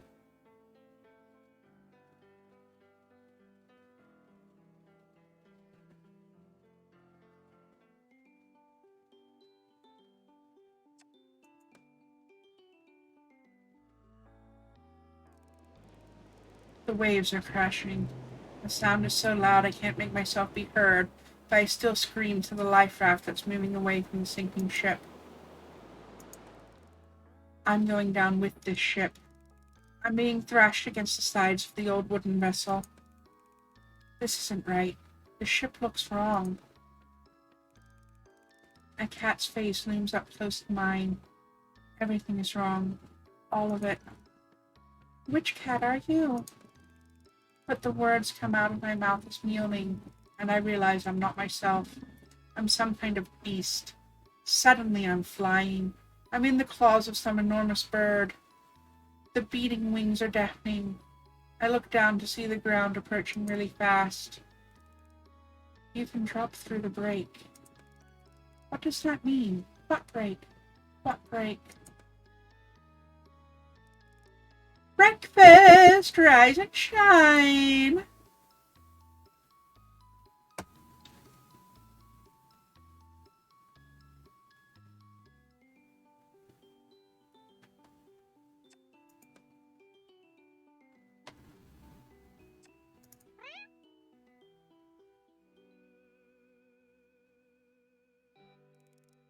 So what shall we read today?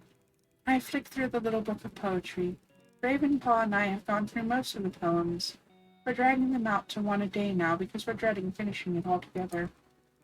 We've got Alone, Love Sonnet, Bonny Boat, and Hunger. Ravenpaw looks less engaged than usual. She usually perks up when I get the poetry book out, but she's sitting hangdog in the corner of her cage, shrugging at each title. I think we should read a happy poem today, something to cheer us up. How about Bonny Boat? Ravenpaw rolls her eyes. She hates the silly poems and prefers the dark, brooding ones about stormy seas and missing home. Just leave it. What do you mean, Ray? I don't want to listen to poetry. It's a futile distraction from reality. This is a first. I'm not sure how to react. I thought she enjoyed our reading time. I don't think there are any new extras, but I'm going to check after this. It usually lets you know if you unlock something. Ray, is there something you want to talk about? Ravenpaw lets out a heavy sigh. You wouldn't understand. I shrug. Try me. No, you won't understand, because I don't even understand. I feel so deeply, yet I can't articulate it at all. It makes me want to scream, cry, laugh, sleep. I feel... Don't waste your time with me. You've got big, important human things to do. You don't want to be wasting your time babysitting a cat like me. Ray, I love spending time with you. As soon as I wake up, I feel excited to see you, read poems with you, discuss things with you. You're so unique. You have an amazing insight and a delightfully wicked sense of humor. I am not babysitting you. I'm your friend.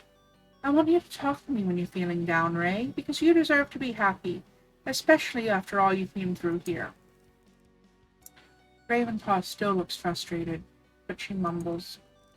I guess I know which poem I'd like you to read now. Maybe Elle will be able to say it better than I can. Read me Love Sonnet. Okay. I lack the words to say the things I feel. My tongue is slow and of the humdrum kind, and though my eyes were erstwhile keen as steel, You have eclipsed the sun and made me blind. I do not see the blight that you bewail, the fuzz of fur so soft against my skin. I will not shun the sweet curl of your tail, nor shut the door and never let you in. Our cursed fate has dealt us bitter blows, and yet methinks that mine are worse by far. For as the nights get colder, your fur grows, while I am left adrift with no lodestar. Is there one would laugh and not feel pity for this poor wretch whose love is turning kitty? Oh wow, it sounds like Elle was in love with a werecat. I wonder how that works. I knew you wouldn't get it. I feel like I'm hurting her feelings without intending to, or understanding how. Explain it to me, Ray.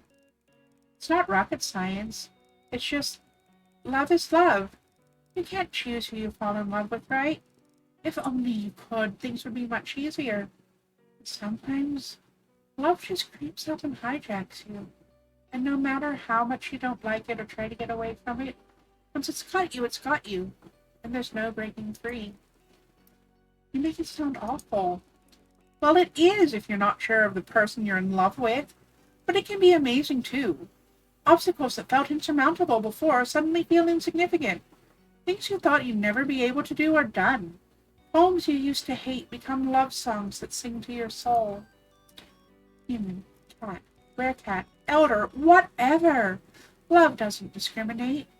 It won't be controlled or boxed up neatly to suit our prejudices. So we just have to grow a pair and come clean and see where it takes us. So, I love you. What you gonna do about it? There's a long silence while I gather my thoughts, but eventually... I thought it was just me, Ravenclaw. I didn't even hope that you would feel the same way. I know we've become close, but I resigned myself to thinking we could never be more than friends. That you wouldn't accept me. You really do go on, don't you? I blush with happiness. I suppose we both do a bit. So I guess we're stuck with each other then? I guess we are. And she smiles the brightest smile I have ever seen on her beautiful face. That was so awesome!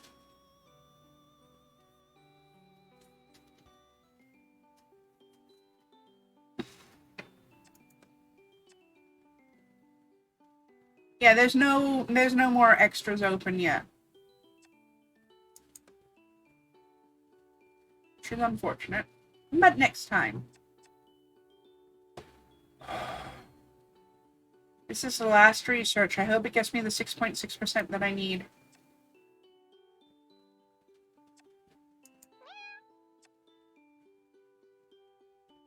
It might, because I think we screwed it up when I didn't complete that research before.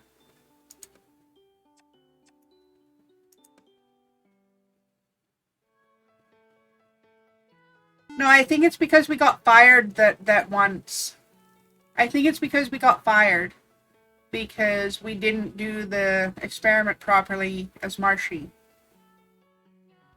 I'm awoken by the sound of my catalog receiving a message. I squint under my pillow to see Mr. Marigold's name light up the screen. His texts are still rather cryptic. I wonder if he knows I've figured out that he's the mysterious messenger. I decide not to tell him for the foreseeable future. Those 3 little kittens are so small and helpless. I don't think they'd stand a chance without you to protect them. Keep a watchful eye, Cat Nanny. He's referring to the 3 kittens Professor Pauper decided to hold back when he let the others back into the wild. Why would Mr. Marigold be interested in them? It was worth it. It was worth it. Either way, I've learned to take these messages seriously, so I make a note to check on them on my lunch break today, just to be sure everything's all right. I decide to take my lunch to the lab. Mrs. Marigold let me make a sandwich out of some leftover ham from last night's meal. Hello, my lovelies. Here you are. 1, 2, 3, all snoring peacefully. I feel relieved and a little foolish for worrying. I suppress a childish giggle and open one of the cages to give the tagged kitty a cuddle. Hello, sleepy pants. I carefully stroke him with my fingers. He continues to snooze in my hand. What's this? My finger runs over a little rough lump on the back of his neck. which elicits a small squeal from the plump gray kitten. My heart stops in my chest, and I quickly move him to the examination table. I gently blow his soft fur out of the way to catch a glimpse of the bright red gash between his shoulder blades. He was too young to be tagged. It's gotten infected. With trembling hands, I reach for my catalog to scan his tag so I can erase the information before I remove the chip. Scan failed. No tag found. I try again. Scan failed. No tag found.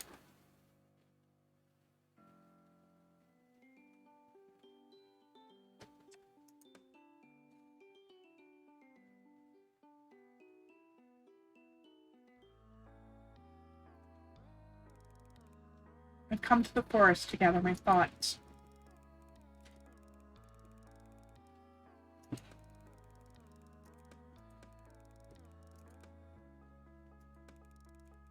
I can't risk anyone seeing me like this. We're in the deepest part of the forest. It's become our favorite hangout since I ditched the idea of finding an antidote and followed my heart instead. No prizes for guessing where it led me. Straight to Ravenpaw. It took a while to convince her that I was doing the right thing. She said, if you change your mind when it's all too late, you may end up hating me. But I could never hate her. I love her. Just want you to be sure.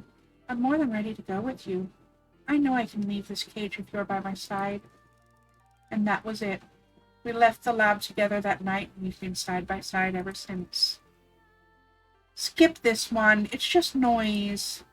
You're such a granny. I'm going to turn it up. Ravenpaw fiddles with paws at my old catalog until the volume reaches max. I bury my face under my paw. Come on, Wrinkles. Learn to appreciate the classics. Trust me, I do, but this is rehashed rubbish. I shout over the throbbing bass. Ravenpaw laughs and hits me with her tail. Okay, let's listen to something else then. Ravenpaw skips through song after song till she stops at a gentle acoustic guitar, accompanied by soft, soulful, angsty vocals. Better? Much. This is actual music. I feel Ravenpaw gently entwine her tail with mine, and we both purr in time to the thrumming guitar. It's funny how stressed I got trying to discover an antidote to this. I never dreamed I could be this happy. I could have saved myself a lot of worry. I never thought I was capable of being this happy either, but there's still one thing stopping me from being totally blissful. What's that? Your terrible taste in tunes. I smile and drift off to sleep, feeling happy, safe, and loved.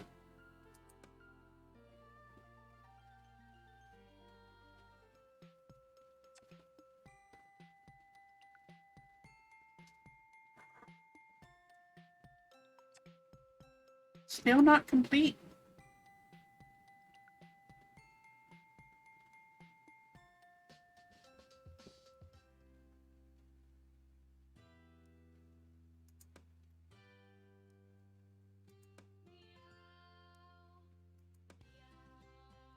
What's going on here?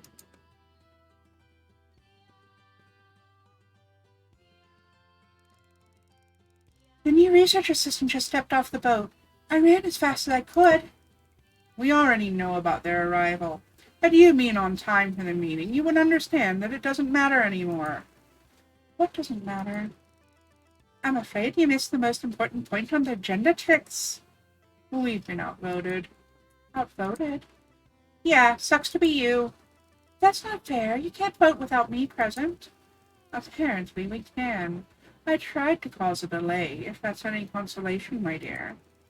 I was gathering intel to make the vote more informed. I can assure you that the new assistant looks much more promising than any we've had so far. Oh, Kala, you know this plan doesn't work. We've got to stop. We've catified far too many humans already. It is all rather exhausting, doing the same thing over and over. And expecting different results. If you do what you always did, you get what you always got. But that's ridiculous. The more we try, the greater the chances of success. Come on, don't quit 5 minutes before the miracle. What if this one is the one who will free us, and figure it all out?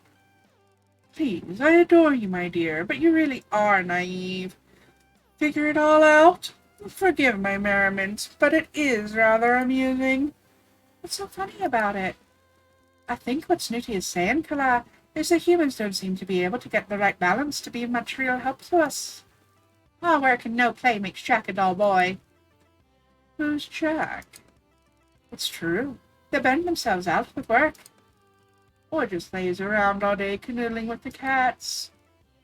Or make rash choices they can't take back. So we need to help them get the right balance. I can't give up without a fair shot at it, please.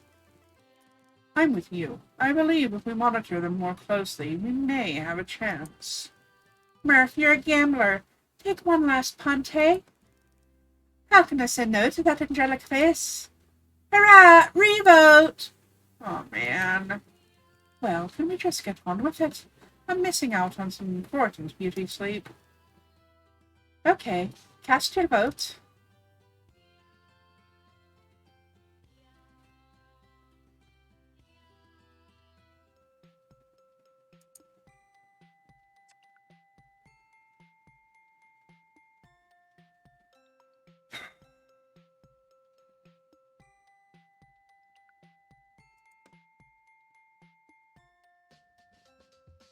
We're doing this again.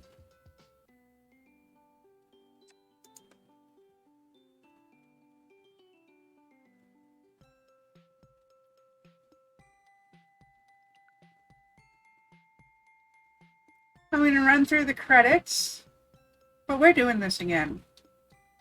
I know exactly where I fucked it up.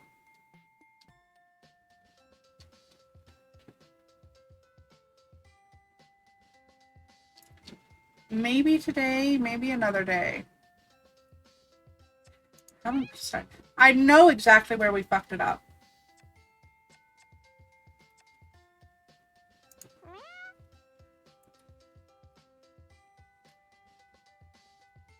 First things first.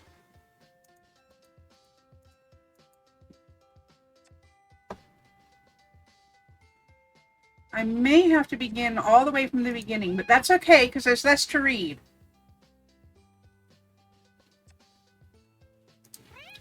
But will it actually rewrite the playthrough? That's what I want to know. Yeah, it will.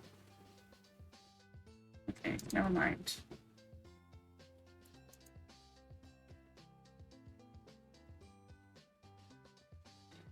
I need to know the answer.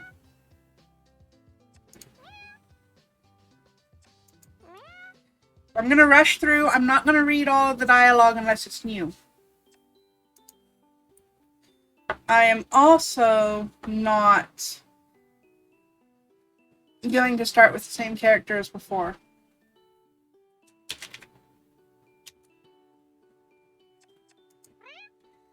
I'm just going to go in order of the characters.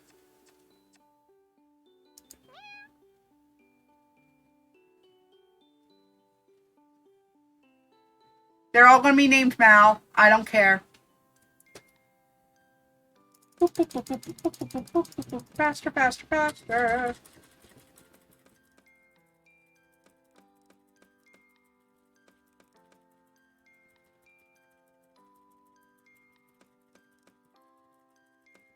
I'm going to do it exactly the same, just with different choices as far as the dates.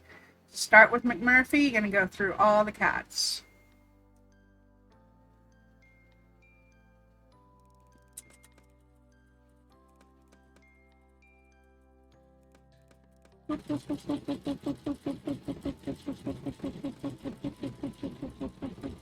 Come on.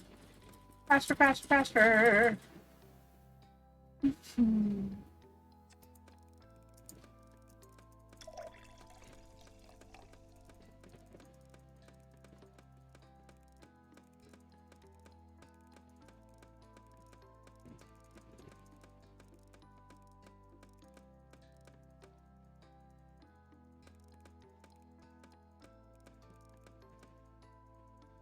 Thank you for the lurk, Shell.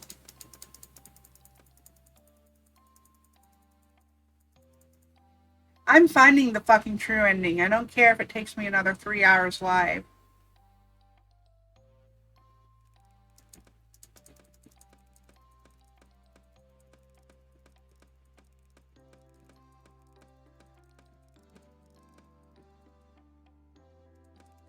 We already know the whole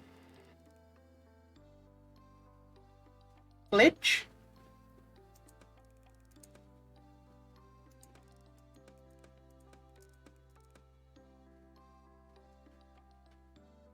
Wait, what?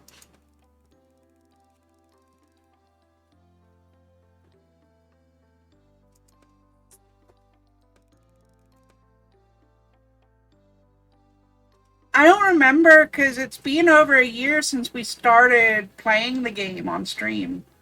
Actually, it's been 2 years. This was one of the first games that I played. I just recently came back to it. So I don't remember. I'd have to go back and look at my early VODs. But yeah, that was definitely a glitch.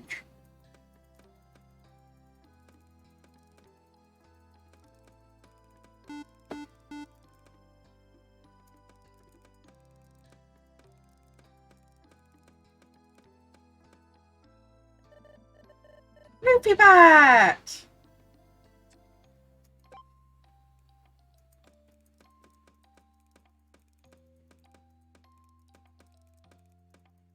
But you see what I mean about the professor seeming really friendly at first, and then you find out later he's talking about how much he loves the cats and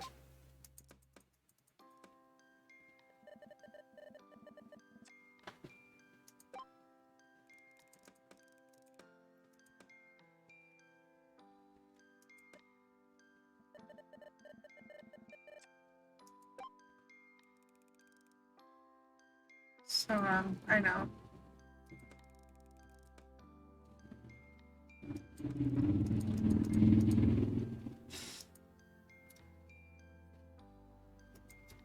Anyway, I'm basically moving through this as quickly as I can because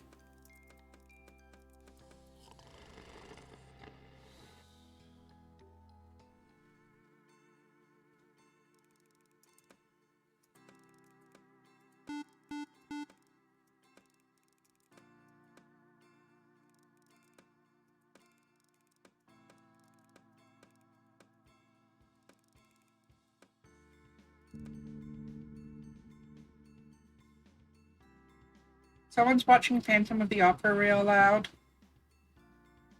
Yeah, I saw the glitch. Oh well, maybe you should turn on my stream real loud and let my random ramblings and reading of an erotic visual novel, well, erotic in massive quotation marks, but you know your mom will accuse it of being porn.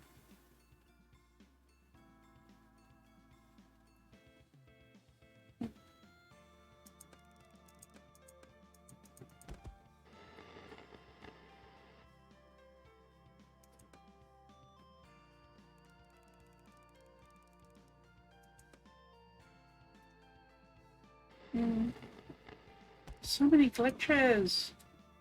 I'm sure this is new, but it has been a long time. There were a few times that the screen would glitch before, usually after we got a mysterious message, though.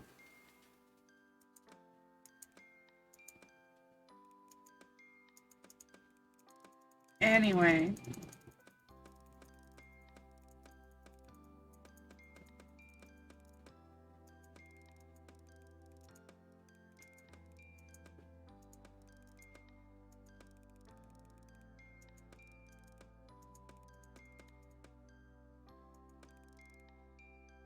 Fair enough, headset, fair enough. At least if it's gonna be loud, it's your favorite song.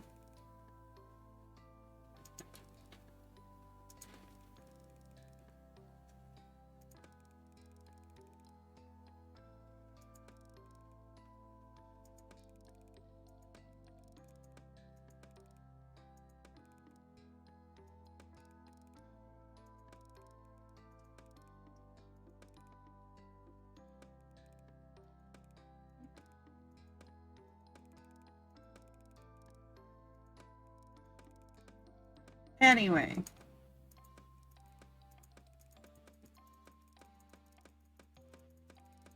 Come on, faster, faster, faster, faster.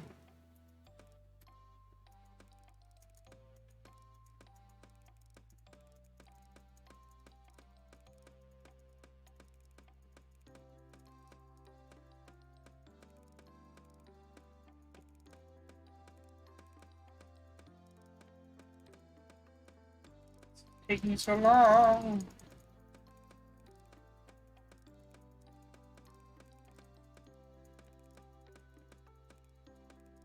Come on, come on, come on.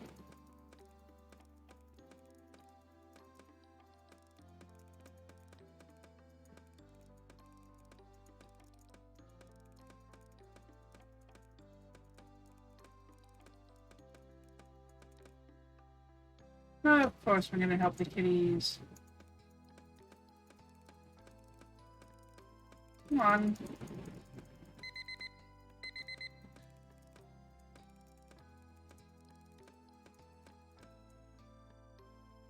Trying to move quick.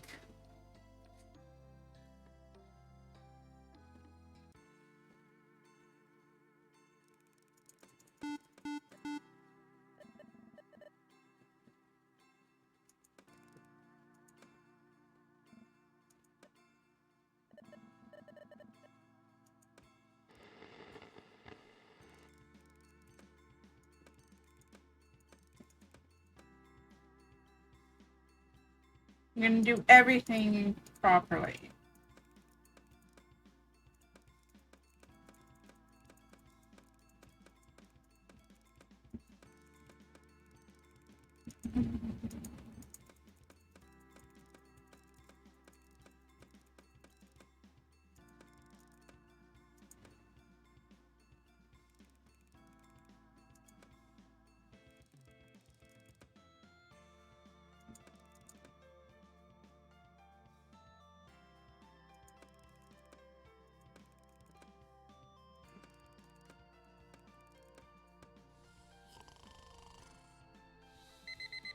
Maybe the professor should get bit. That's what I'd like to see.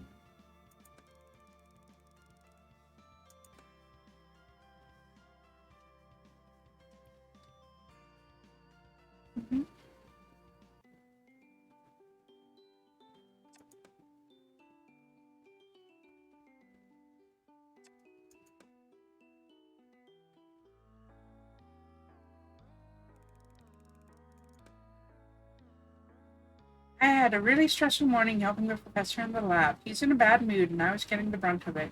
So I decided to reward myself for being so tolerant and patient with him by coming all the way over to the Blue Moss area for a peaceful lunch. I climbed the rocks a bit higher than usual and stumbled upon a strange little spot I'd never seen before. A flat, smooth patch of ground, close to the cliff's edge, almost a perfect circle. It looks man-made, a bit like an observation platform. I wonder who made it and why. There are many things on the island I don't understand, but I've learned to curb my curiosity and prioritize the things I need to focus on, the antidote being top of the list. Not making much progress, but if I keep coming further afield like this, I may stumble across something important.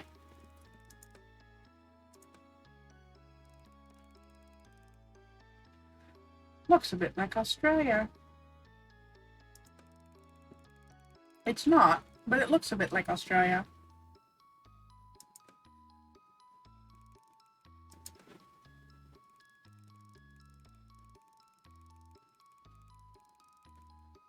Banana skin?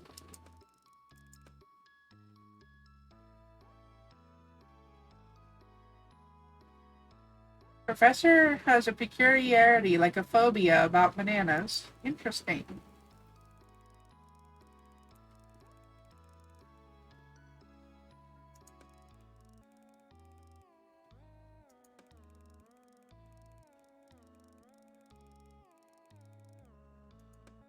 Large cave. Hey, yes, we're going into the strange cave. Why wouldn't we?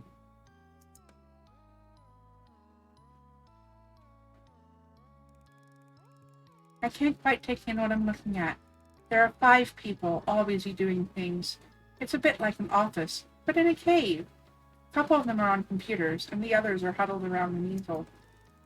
Everyone is too absorbed in what they're doing to notice me, so I clear my throat tentatively. I don't want to startle them. They may be hostile. Girl with pink hair looks up. Guys, I think we have a visitor. What? Isn't that the player character? Oh god, can you imagine? That'd be so weird. Dan, let me see the current player character artwork. The man at the easel holds up a picture of me. It's like looking in a mirror. Dan, you potato! Why have you drawn them in here? I didn't. This is getting stranger by the second. Sorry if I'm trespassing. I just found myself here by accident. What is this place?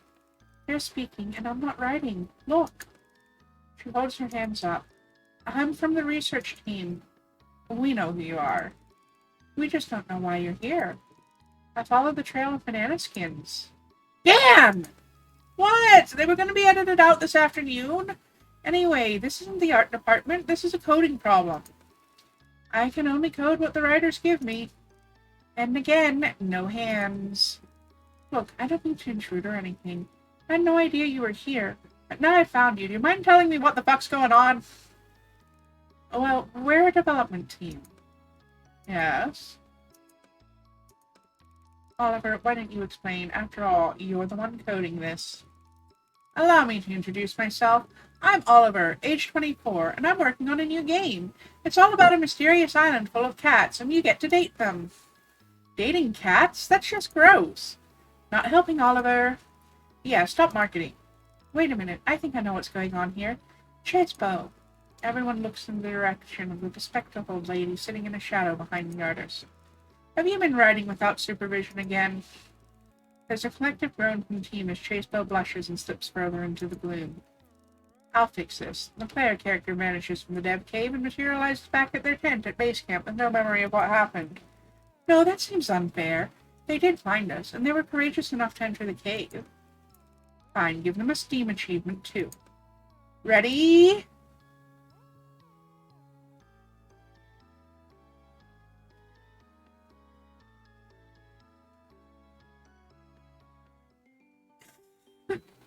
That was hilarious.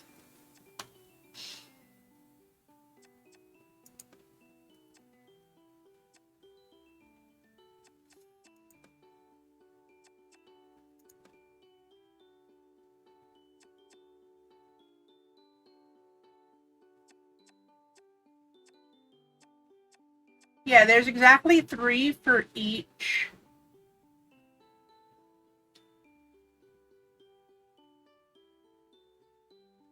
Oh, I think it's definitely got some inspiration from Doki Doki Literature Club.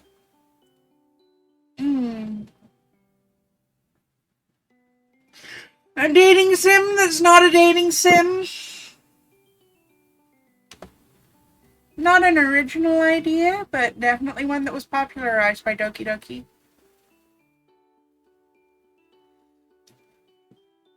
It's a new enough spin on the idea, though, that I'm really enjoying it. Anyway.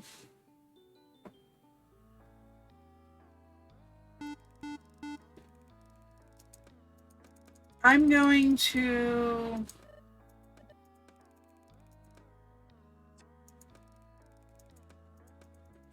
speed through all the text because, like I said, I'm just trying to find the actual antidote.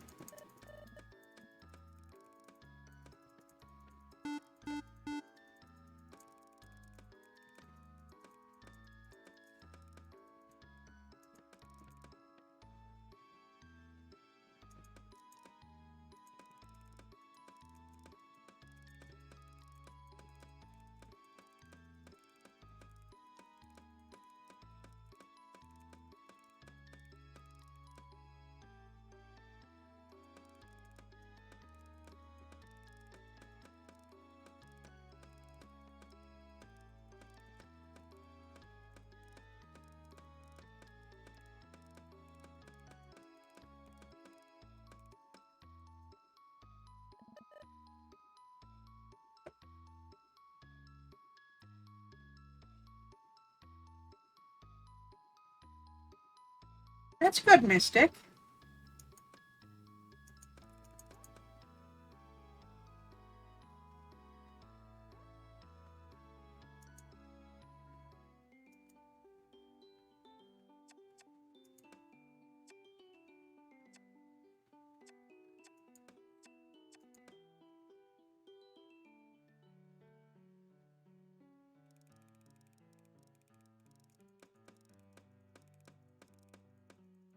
Alright. I'm speeding through as quick as I can because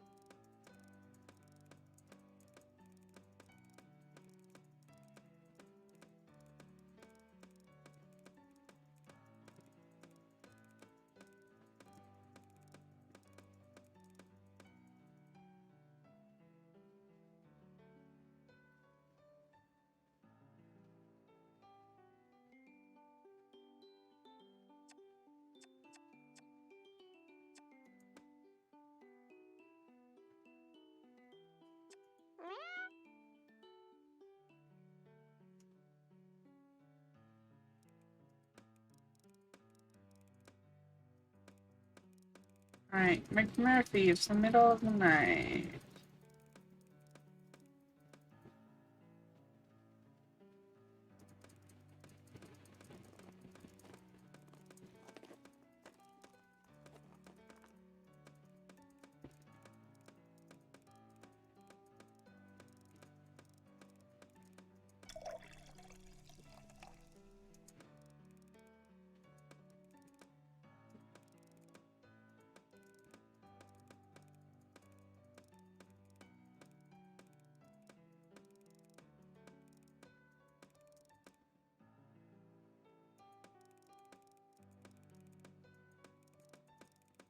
Faster, faster, faster.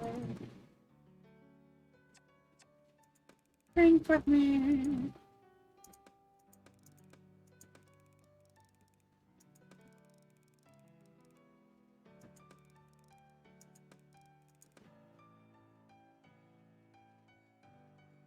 With the rejection of authority comes the responsibility for bearing the consequences of your actions.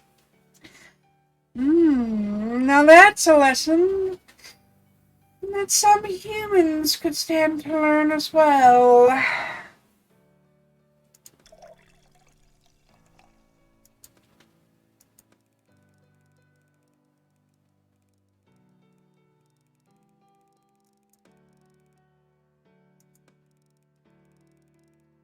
Anyway. Some humans with big old trucks.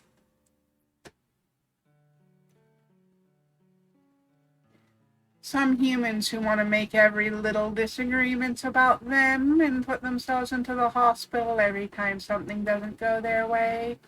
Can't handle being told no. Can't handle being told to grow up and put their big boy pants on. By the way, Mystic, when Maggie gets out of the hospital this time, do you have a place for them? Because they're no longer welcome in my house.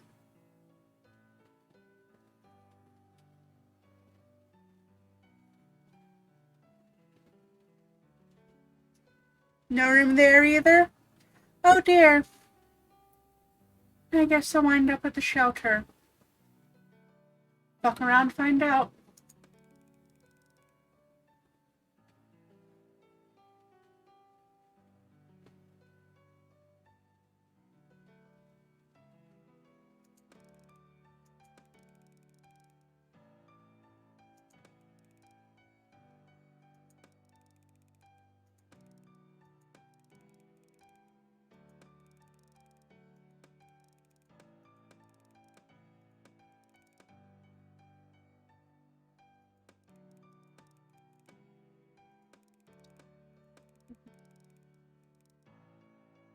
McMurphy's face, I know, right?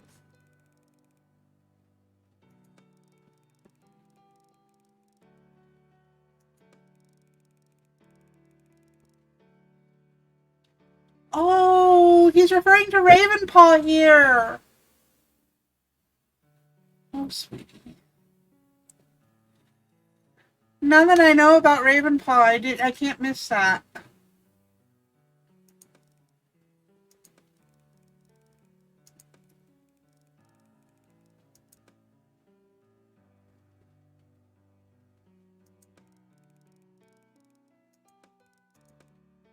Anyway.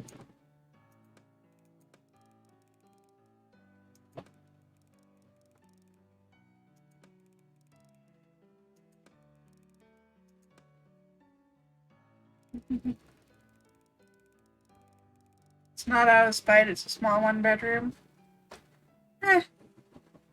Like I said, it's the consequences of their own actions. They made their decisions. Now they're gonna have to deal with it. I told them I wasn't going through this again. And they made me fucking call the cops on them again. Okay, that's fine. But you're not coming home a third time.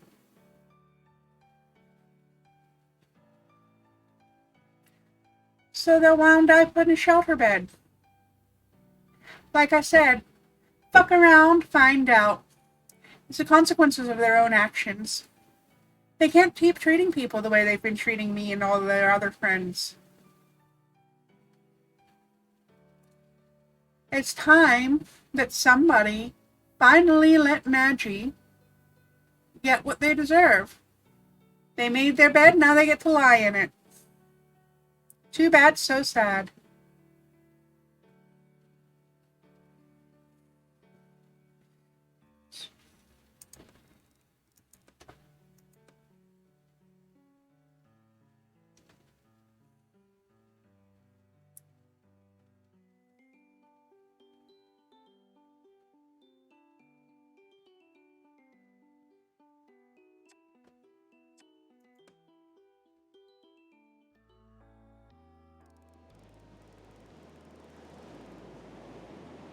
Anyway.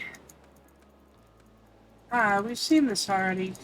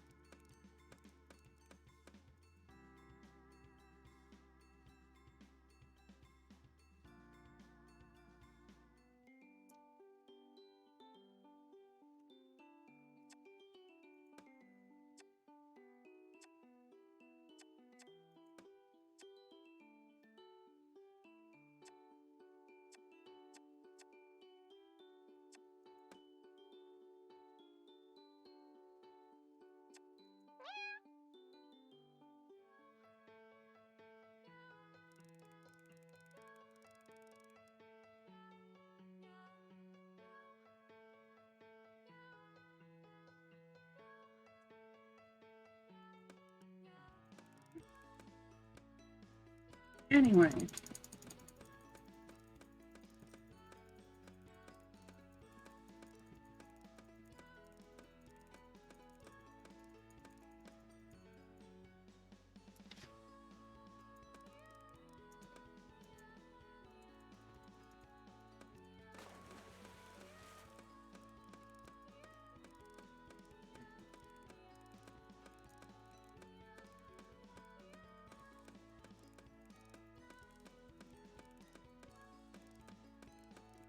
I just want to...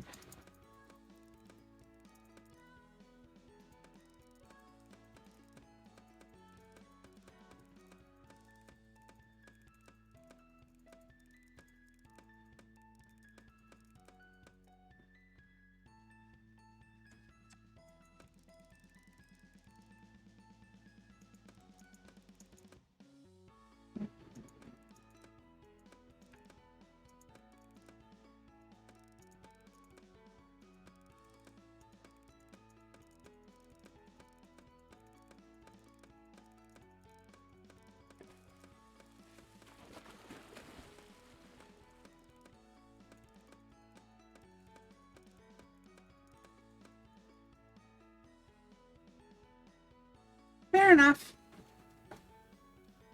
Coffee sounds good.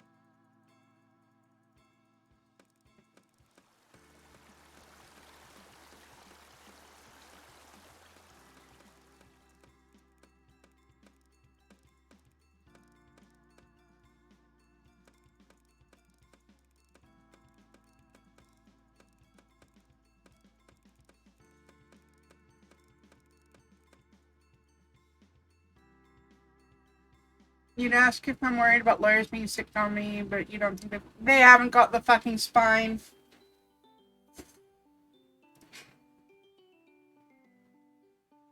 And honestly, if they tried, I've got it covered with all the people who can literally testify for the way that they've been treating me and everybody else recently.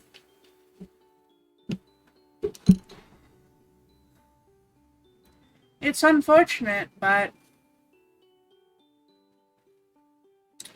all I have to say is that it seems like lack of personal responsibility runs in the family with them. It's always somebody else's fault. Well, no, it's not. It's their fault. They can't treat people like this.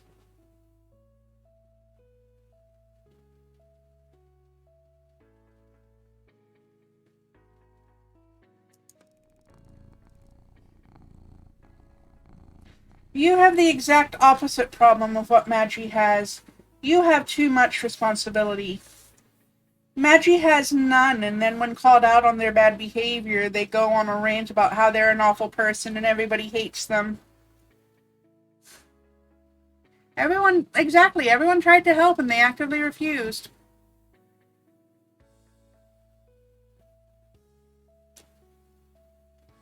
It's sad. It hurts. But it's a decision that they made.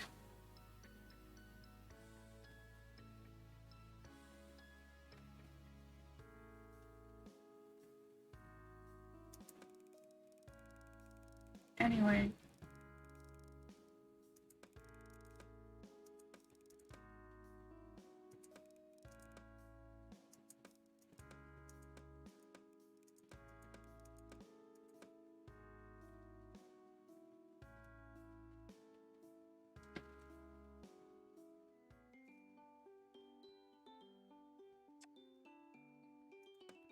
I cannot force someone to take personal responsibility. That was on them. They chose not to do it. They chose to act out, and they got dragged away by police. They're not coming back when they're released from the hospital. I'm not letting them treat me like this anymore.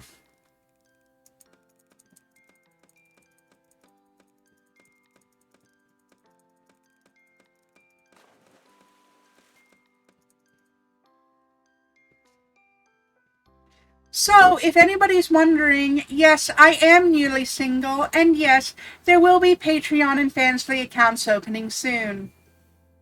And your girl still needs to pay the rent.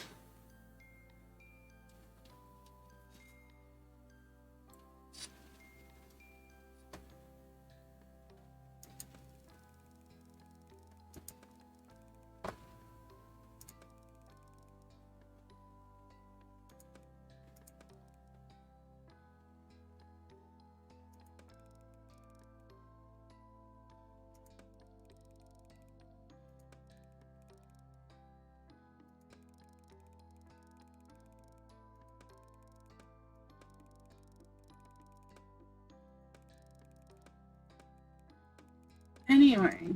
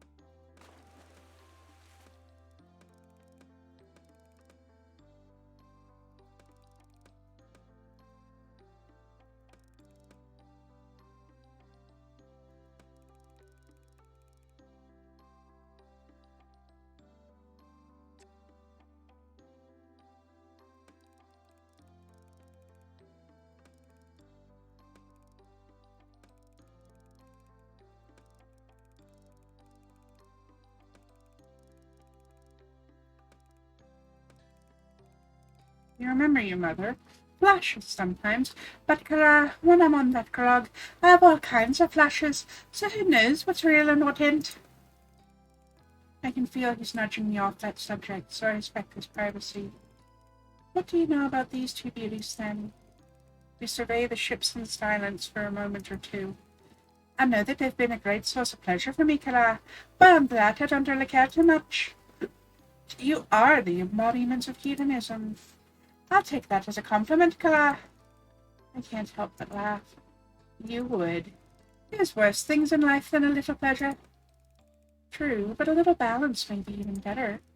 And that's where you come in. You bring some balance to me, Kara. You let me be me, but you help me stay safe. I suppose so. And you bring some spice to what might otherwise be a rather bland scientist's taste.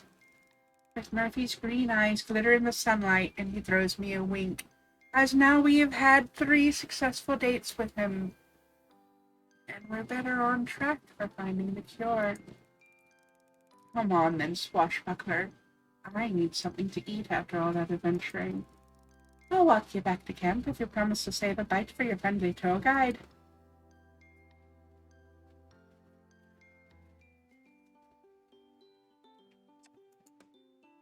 Unlocked an extra!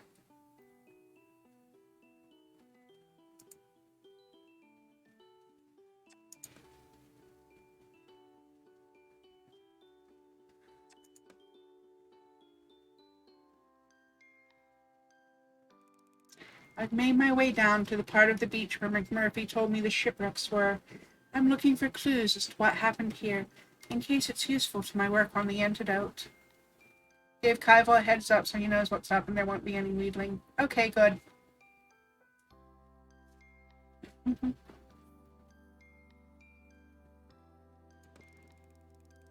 Thank you. I don't really know what I'm looking for. I feel a bit like a kid with my bucket and spade, digging in the sand, having fun. The voice startles me. It's unfamiliar, and I can't see who it belongs to, so I'm on my guard. Who's that? Show yourself! I've nothing to hide, but I am naturally wary of your intentions. Will you give me your word of honor that you mean no harm? Yes? You have my word of honor. I feel like a Cub Scout. I take you at your word, and I'm happy to make your acquaintance. Captain Thorn. A tall, sleek gray cat has stepped from behind the wreckage and is bowing in front of me. I feel obliged to bow back at him. I'm pleased to meet you, Captain. Do you live here?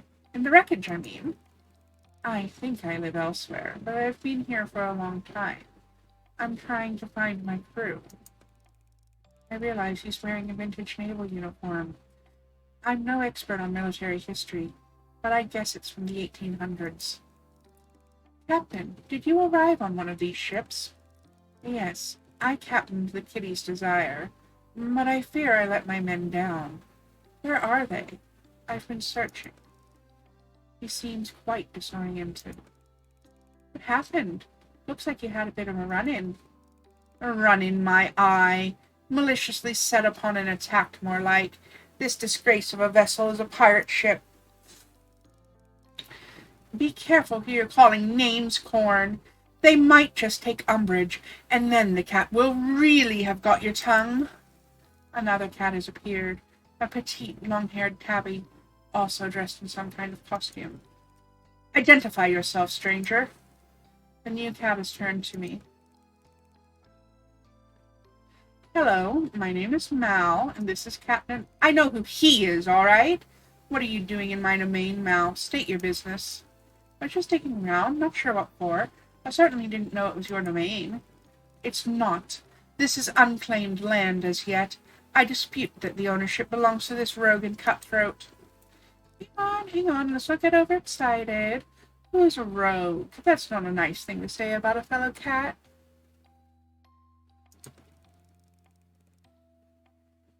Yeah, you've got a point. I'm a little surprised you didn't know that already, Mystic.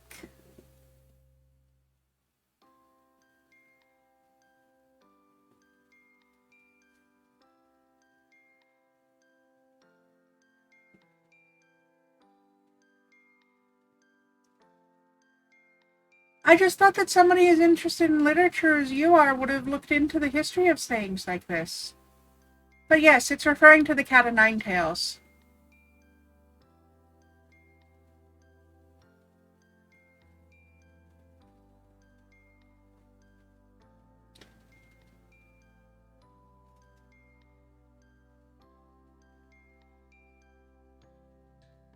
I've never heard of witches stealing one's tongue. But I do know that Cat Got Your Tongue originated in the Navy, and it was not referring to felines.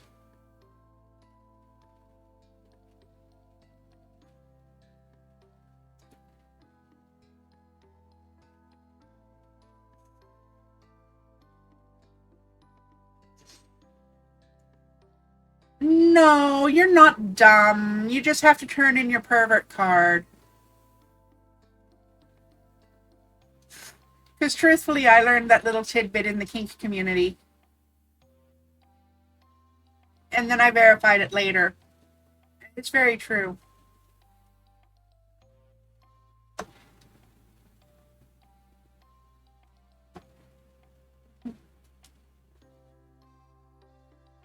Mm-hmm.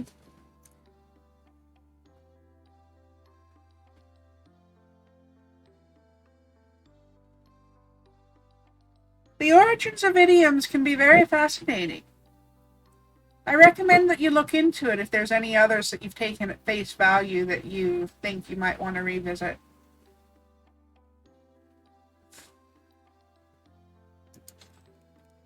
Calm yourself, Corny.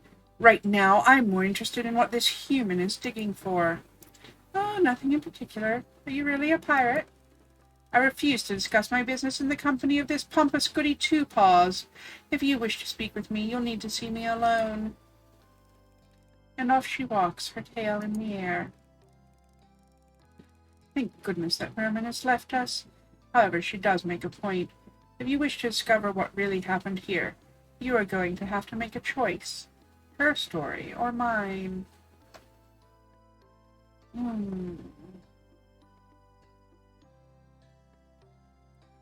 Fuck the Brits.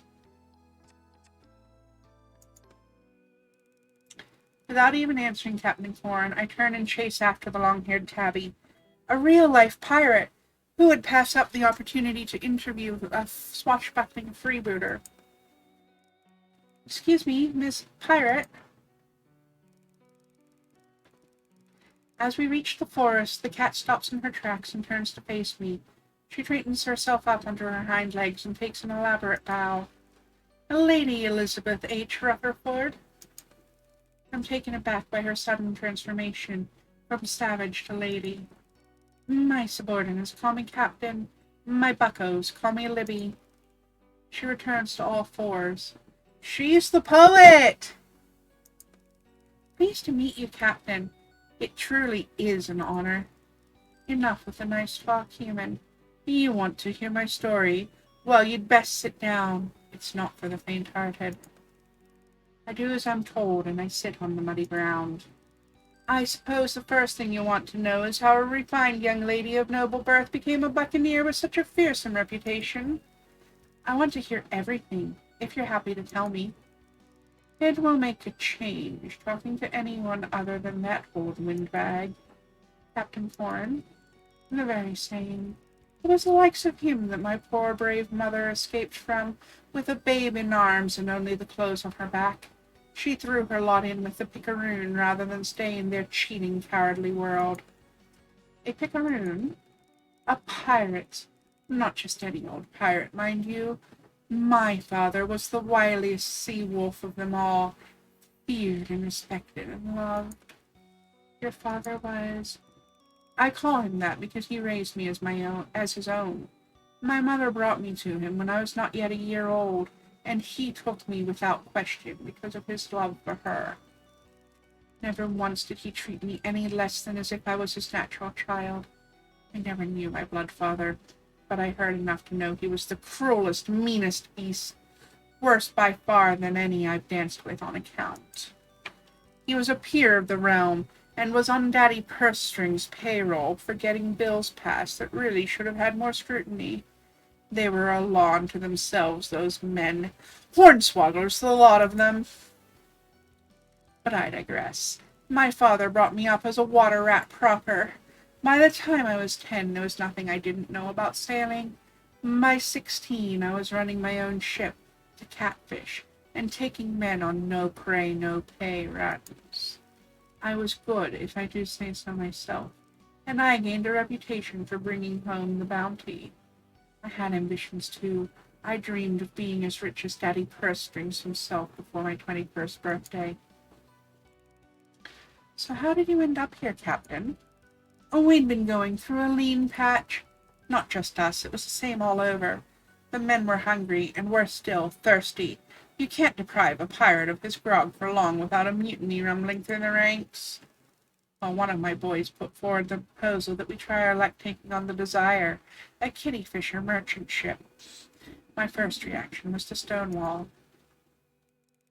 Normally, we wouldn't touch a fisher. They're too well rigged and too well armed, so you can't outrun 'em and you can't overpower 'em. However, desperate times call for desperate measures, and I decided to think it through a bit more. Fishers are big and strong, but their captains are clueless as soon as they go off their designated route, and get them out in open water and they're lost as lambs. That's the trouble with rich folk. They can afford the best vessels, but they don't know how to sail them. Now, I ain't got no problems with Daddy personally, in spite of the company he keeps, but his ships are well stocked, and my men were starving, so it seemed only fair we take from the fat and give to the lean. I put my hand up in the air to signify I have a question. Captain Libby gives me an exasperated look. Captain Libby is true on that, yep. Oh, what are you waving at? Sorry, but you keep mentioning Daddy. Who is he? Who is Daddy Purse Strings? God's only the fattest cat of them all. That landlubber had the coin to change the world, and what did he do? He invested in creams and powders. He was a cosmetics tycoon. He was an old fool with too much money and not enough sense. Do you want to sit around and talk about things that don't matter, or do you want to hear the rest of my story? I'm sorry, yes, please continue. So, me and Jim, that's my cabin lad, drew up charts and made a plan. The idea was to track the Desire from a safe distance without being spotted, and when we reached the midway point, furthest from land either way, try to badger her into leaving her path. Is Daddy Purse Strings related to Popper? I suspect. We use these tactics many times, tire 'em out, then start pushing off course. If the weather turns bad, so much the better for us. The gods were really on our side on raid day. The height of summer should have meant calm seas all the way, but no. Thick black clouds loomed over us, darkening by the minute.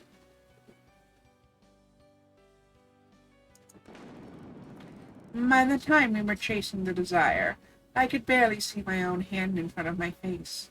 I realized the storm had now become our enemy, too. Or Popper's working for someone of that lineage? Yeah, possibly. Also, calling it a butt-butt instead of a lineage? I'm actually on Buttspot's side. I am on Buttspot's side. 6? That's what I was thinking. A life on the seas has taught me well about weather, but this was something else. The sea raged and lightning flashed, and we knew our vessel could not take this battering. The only way for any of us to survive would be to abandon the Catfish and call a truce with the merchants. We had to board the Desire. We downed our weapons and raised our arms above our heads. But out comes that coward Corn, musket raised, ready to blow us all away. He knew we were surrendering, but he came at us anyway. His arrogance scuttled us all, his crew as well as mine, and in the ensuing rumpus, we all faced Davy Jones's locker. I don't know what happened next. I woke up on land with no idea how long I'd been there, but it didn't take long to see that we'd gone from one bad situation into a far worse one. We managed somehow to work together, us and the Puffs, to get as many men as possible out of the water and onto dry land. We salvaged all we could, and made our camps as we saw fit. Them on higher ground, us by the water's edge on the beach here. No pirate wants to be too far away from the sea for long. Not that it helped us in the end. This place was cursed. There were things that weren't right. Do you mean the cats? And they were starving, the men. They tried to hunt, but there was nothing here. We never saw a bird, or a bear, or any kind of beast. None other than them cats. I tried my best to keep them from the inevitable. I foraged around and made all manner of stews and soups from the plants and tubers I gathered, but they became obsessed with meat. All I could do in the end was watch in horror as the nightmare engulfed us all. Only a few of us didn't succumb, wouldn't take part in the savagery, but even so we weren't spared. All it took was one scratch, one small swipe of a claw, and the change began. As the sun shines upon her tiny cat face, it glistens, and I can see she's crying. I'm not sure how to handle this. Should I comfort her? She's a fearless pirate after all, even though right now she looks like a little lost cat. I'm so sorry for what happened to you and your crew. I'm working very hard to put things right. Be patient, and I give you my word that all will be restored to how it should be. Yes, Libby is the one who talked about the crew doing something to the cats in the letter. She is also the poet who wrote Ravenclaw's book. And you're right, I think the cats are pretty much immortal too. Several of them are far older than they should be. She is skulking into the forest, but before she disappears, she half turns. Libby. You can call me Libby.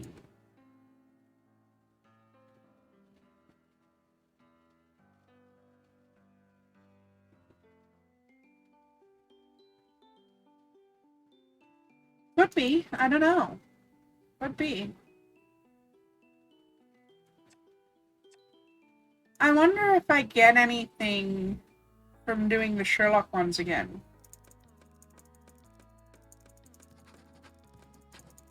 I'm gonna try it. The Felix Project is mucking things up and damaging the cats. Yep.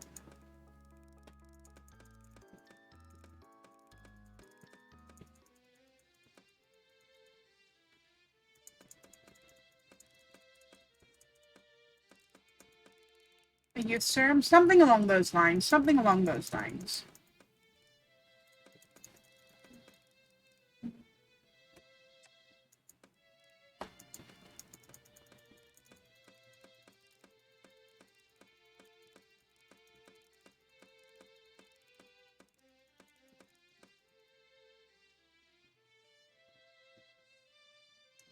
It was Felix with an F.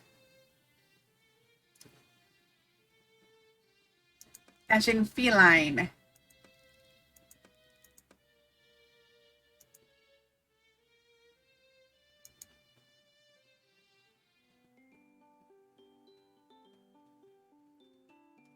Okay, we're at 9.7%. I'm going to do one more of the Sherlock ones just to see if it brings us up past 9.7%.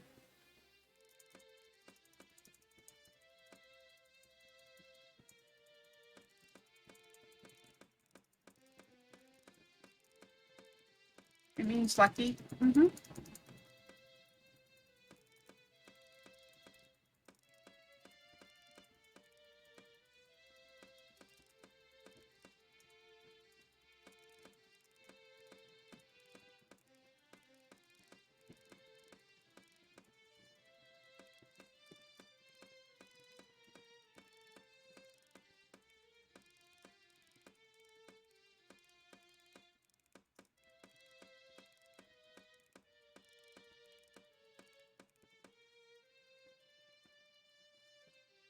Mm-hmm.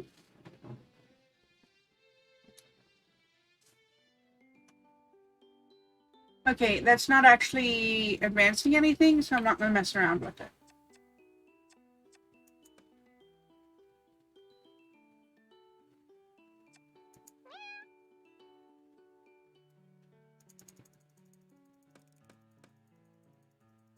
McMurphy.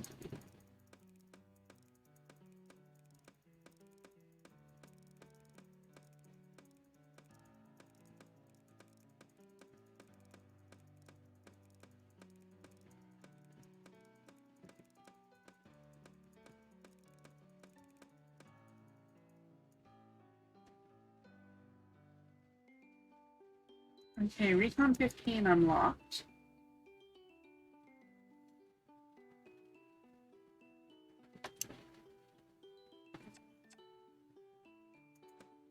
I'm gonna finish romancing McMurphy, though.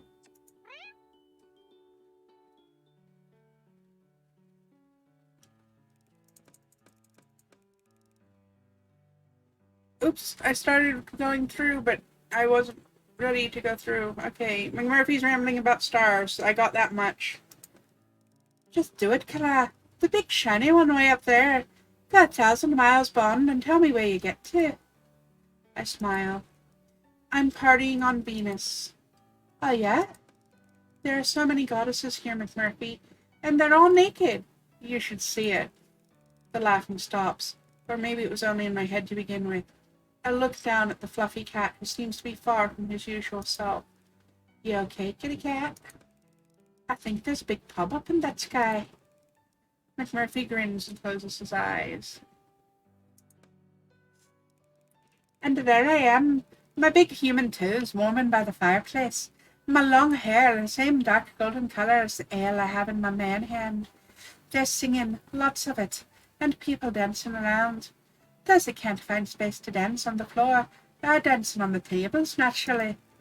There's an old sky pirate in the corner telling his stories to anyone who'll listen, of the time he sailed to Jupiter or Mars.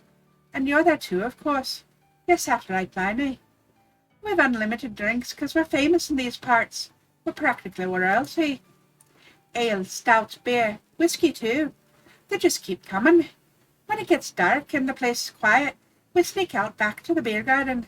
There's a clear view of Earth from where we're sitting, but we don't miss it. McMurphy spits. We talk about our adventures, about how we sailed off this damned island, and how the ship became airborne. We talk about how we fought the big-breasted, bloodthirsty alien wenches of the Emerald Star, and how we've had to charm our way out of the space slug's lair, and I reckon we'd have a lot of fun. Of course, you wouldn't be able to keep your paws off me. You'd be begging for a kiss, and I'd be saying, now, Kara, I'm not just a piece of meat, you know. And you'd be saying, oh, McMurphy, please, just one of your world-famous kisses, the fancy French kind. And I'd be saying, please, Kara, control yourself. I start snickering again. What you laughing at? You? You trying to say you wouldn't be all over me if I was a human? Of course I wouldn't. But, now don't be mean. You'd be the one begging me for a kiss. What on earth gives you that idea? Ah, top of the morning, Kara. I love you so much, to be sure. Give me a smacker. Blah. That is so offensive. I stop laughing. I went a little too far there. I'm sorry. McMurphy lets out a wry smile. Well, maybe I would try to steal a little kiss, and who could blame me? You wouldn't get one. McMurphy's smile disappears. You know something, Kara? I think I should just come out and say it. Say what? You're all right. There's a pause. Not an uncomfortable pause, just a slightly confusing one. You're all right, too. McMurphy is gazing at the stars. I don't know what I'm doing. It's a strange feeling. I'm used to being a step ahead of everybody. Well, 2 steps ahead of you. Don't be rude, Murph. I laugh. McMurphy grins. This feeling, it isn't new to me, but I'm still not sure what it is. All I know is that you get me in a way no one has before, and I get you too, even if you don't care to admit it. I guess it's time to let the cat out of the bag. Without thinking, I look around. I'm so used to bagging and unbagging cats for work that I take him literally, but his expression stops me from reacting. He's not used to being gay. Clearly. I've become attached to you in these last few weeks. You captured my heart, and I don't want to be without you, Kala. Wow, I wasn't expecting that, McMurphy. I haven't had so much fun, felt so free, or been so happy as the time I've spent with you. I don't think I'd care to be without you either. You have my heart. To my surprise, McMurphy looks visibly relieved.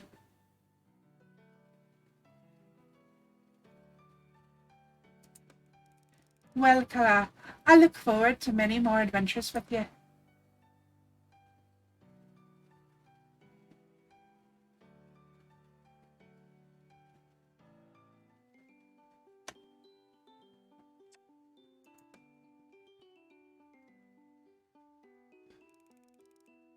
You had a lovely nap and wake up feeling revitalized.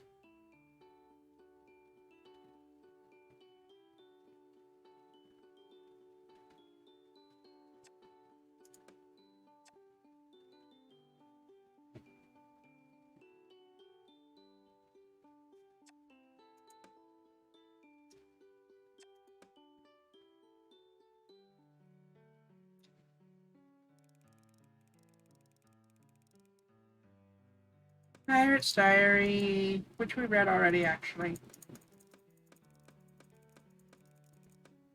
This is Libby's diary, which we've already heard her story.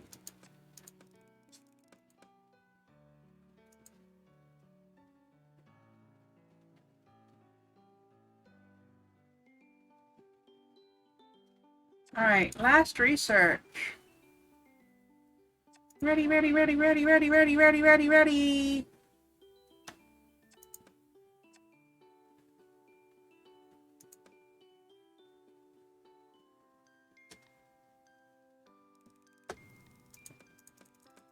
Okay, come on.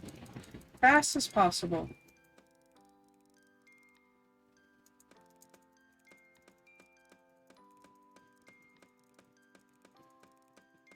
We've already seen all the main storyline points, so I'm only going to read things we haven't seen yet.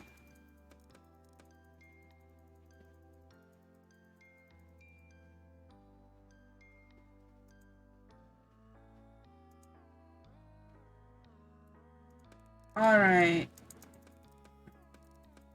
This is fine. It's a beautiful night, and McMurphy and I are laying on the sand by the old shipwrecks, relaxed in a way that only cats can be. When I remember back to all the anxiety and stress I used to live with, the endless hours fretting over the antidote research, it makes my fur stand up. I thought our lives depended on it. It was my love for McMurphy that finally got me to see sense. Why was I so desperate to make him the same as me? Hadn't I fallen for him the way he was? So I decided to turn it on its head and become like him. I lose track after 30. We're laying out under the stars. I can't help smiling to myself when I remember how cold I used to think it was at night. Mac used to rib me for my whining. Now here I am, snug as can be, counting the stars with the cat that I love more than anything else in the world. You see, the trouble is, Kara, you're still thinking like a scientist. What do you mean? When you count the stars, you begin at 1 and assume you're going to keep chanting numbers till you've quantified the whole entire galaxy. He laughs until his eyes twinkle with moisture. Oh yeah? Go on then, Murph the Wise. Enlighten me on a better way of counting. So if you ask me how many stars there are, I'll take an overall squint at the sky, judge how cloudy or clear it is, and decide if there's enough light to hunt. Not too much is the right amount for that, by the way, or too little light for a snooze. The best one's bright, or just enough to steal a kiss from your sweetheart. And judging by this sky tonight, he nuzzles into my fur, and I am the happiest cat in the universe.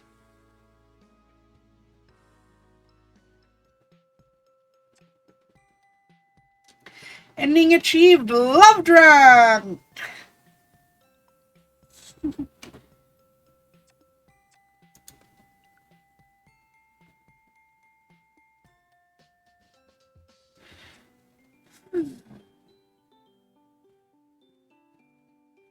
I'm tired. But we're still doing this.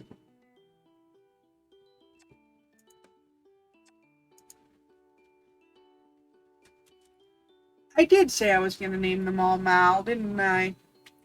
Whatever, you can be Marshy again because I liked it.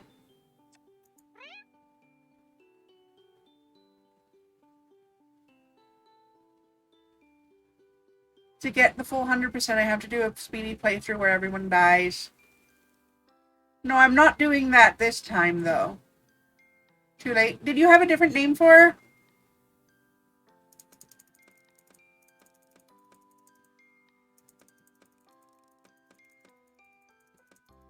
Sorry. I can use a different name for one of the other girls. If you've got one. Well, we're not going to have to see it too often, so I don't mind.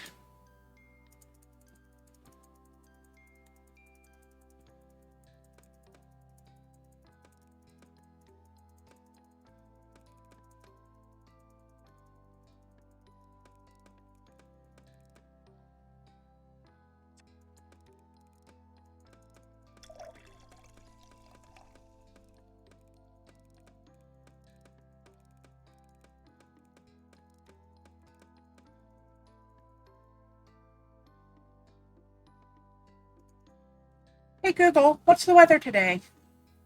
Tonight in Victoria, the forecast is for a high of 16 and a low of 11 and partly cloudy.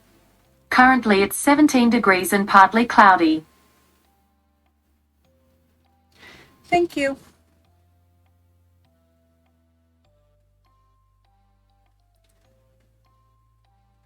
I don't know why it's so damn hot in here if it's only 17 degrees outside. Anyway.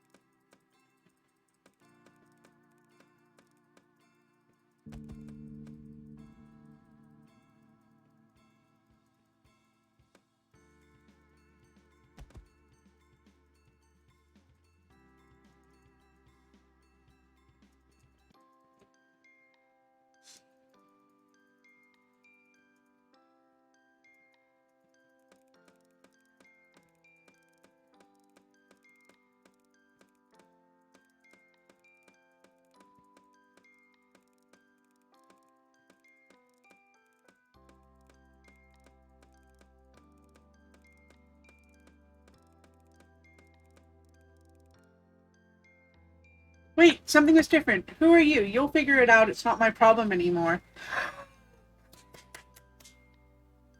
The first research assistant is with the other kitties this time. I almost didn't notice that.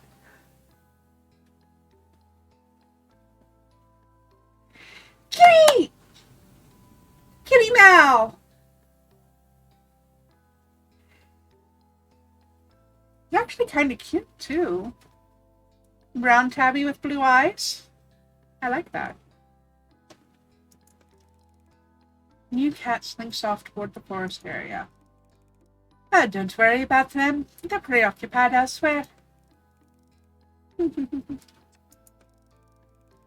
suppose my fate's already sealed. I may as well do my best to help you sort this myself. Spoken like a true champion. Now I have to give them all different names. I know, right? I wonder if it'll expand too. I thought the last one was pretty good, actually. You dirty old tomcat. You dirty old tomcat, you.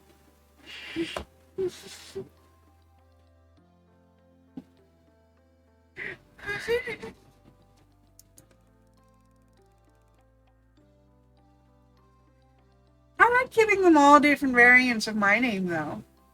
Since they are all different versions of me, it's species. That's true. I'd almost forgotten that. That is the species name of the marshmallow plant.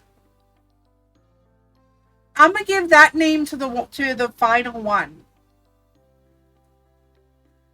I'm gonna give that name to the final one. Don't let me forget. I'm gonna write it down. Excuse me.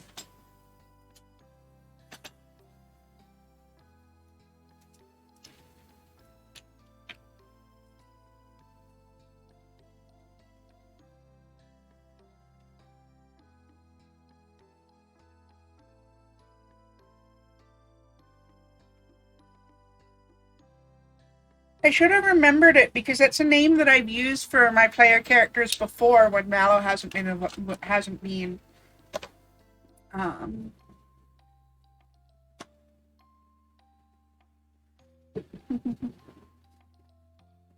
I should have remembered that. But I'm a derp tonight. So I wrote it down. It's on my little purple sticky notes that I keep right near my streaming station. Hopefully, I'll remember it.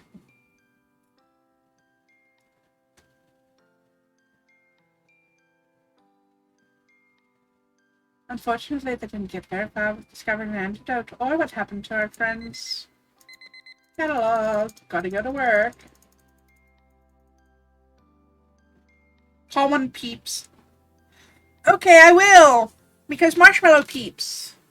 The next one will be Peeps.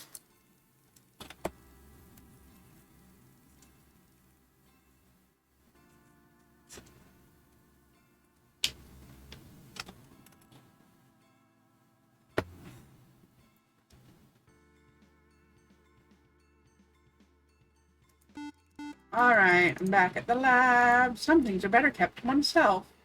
Fuck you, Mason. Anyway.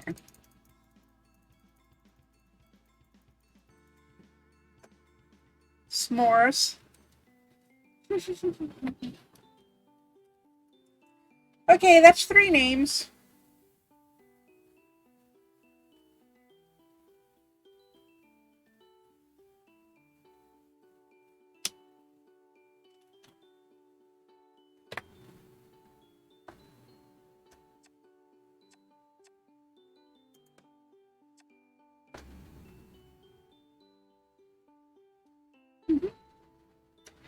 We have 3 names. We've already done 2.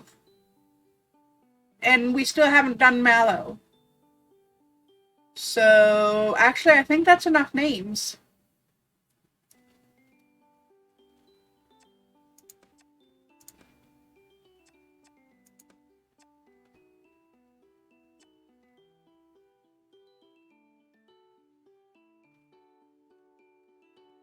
Potentially.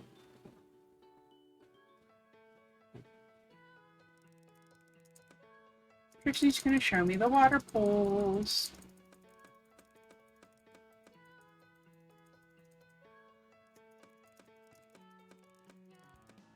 If we're going with ice cream flavors, Heavenly Hash also has marshmallows. I don't like either. They're texture violations. But both of those ice cream flavors do have marshmallows.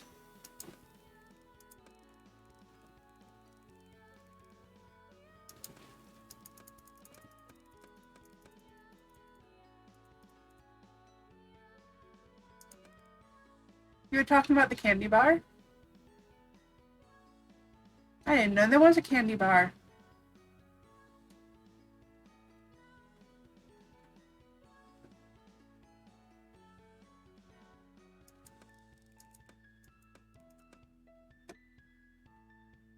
Cashews coming. That sounds good, actually.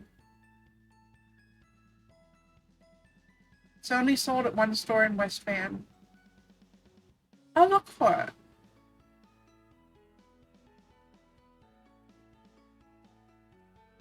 I need to get a few of us together to go do a girls and non-binaries night. You, Mystic and Headset, and me, and Shell. We'll all just go to Vancouver. We'll get a hotel or an Airbnb together. Take the car over. Fuck around in Vancouver for a couple of nights.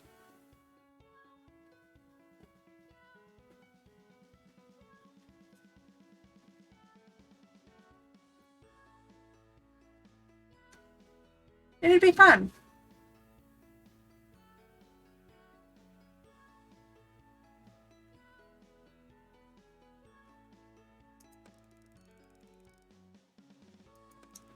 Anyway, the pools.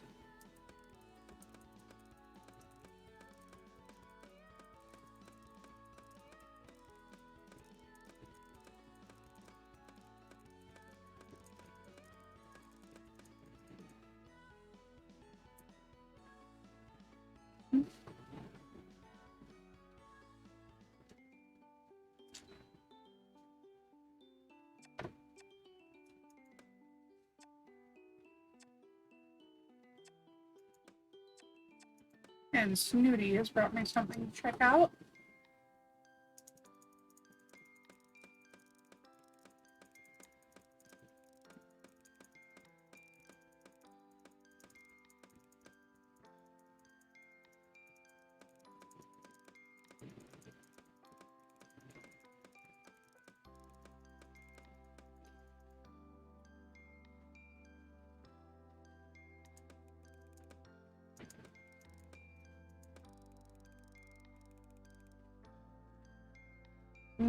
What excuse should I come up with? Yes.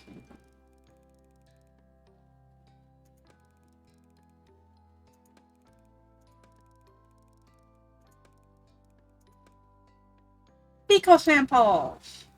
A large poo, sir. It has rather interesting properties. Jolly good, off you go then.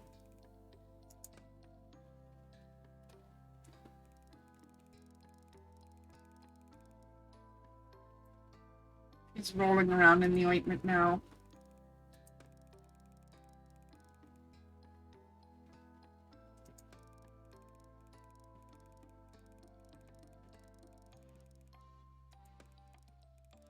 I've never been so humiliated in my life. Get over it, Snoots.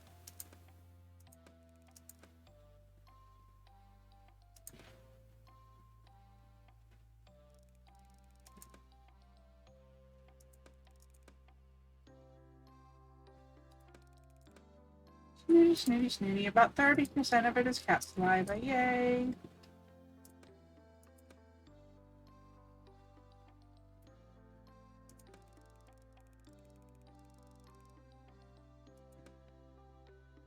Going through the retro section and you're only now realizing how many candies you've yet to even try.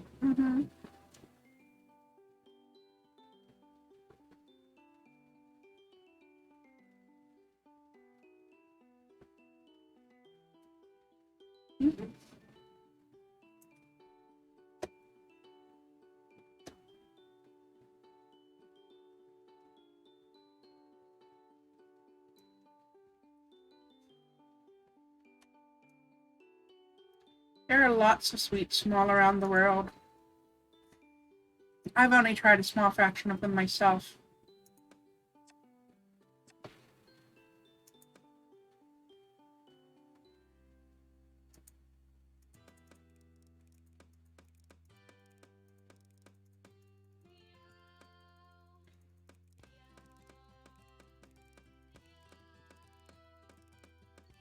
Mr. Bumble. Turned out Mr. Bumble only had an ear infection, and they were trying to make us euthanize him the last time.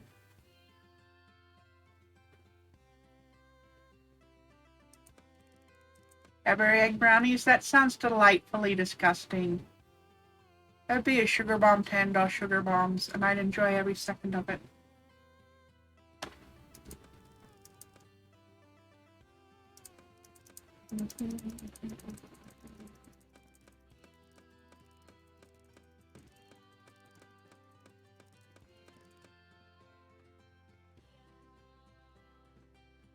Saline solution.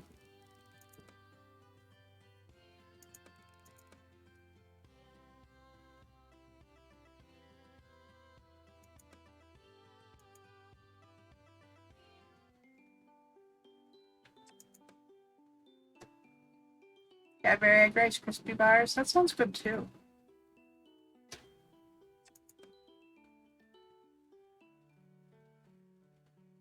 Wanna do a rest?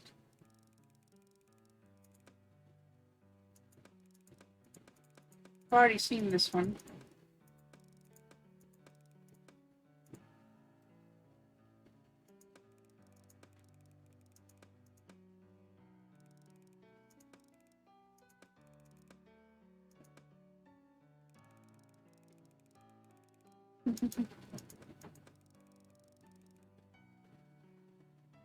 When you were in grade 5 or so, you ate a whole kilo of chocolate.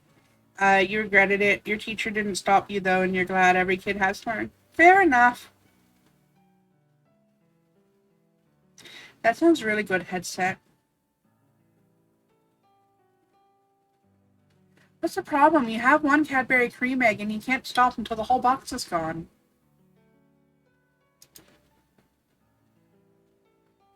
And of course I can never buy just one.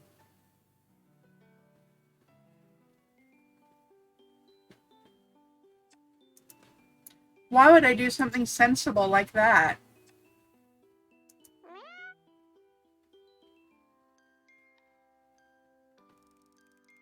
You keep them frozen, you can't really just stand by the freezer and snack. You underestimate my dedication to the Cadbury cream egg-induced diabetic coma.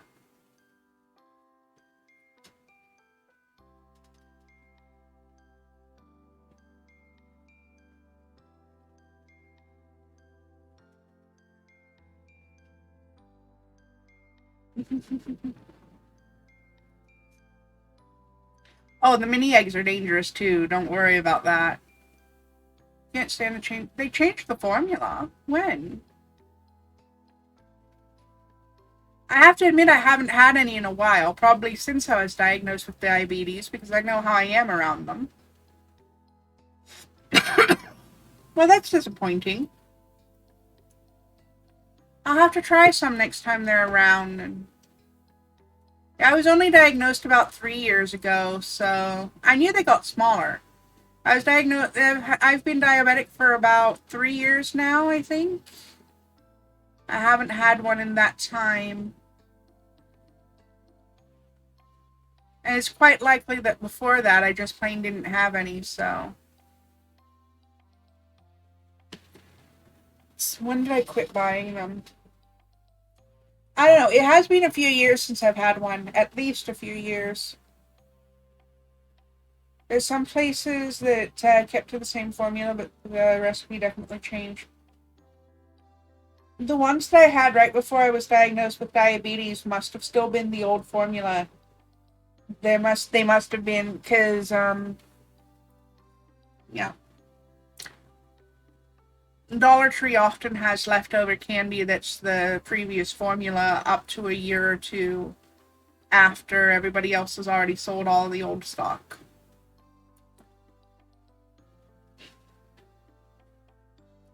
Mini egg Rice Krispie squares? That sounds interesting. Anyway. Snooty Booty. Make them look like nests? That sounds cute.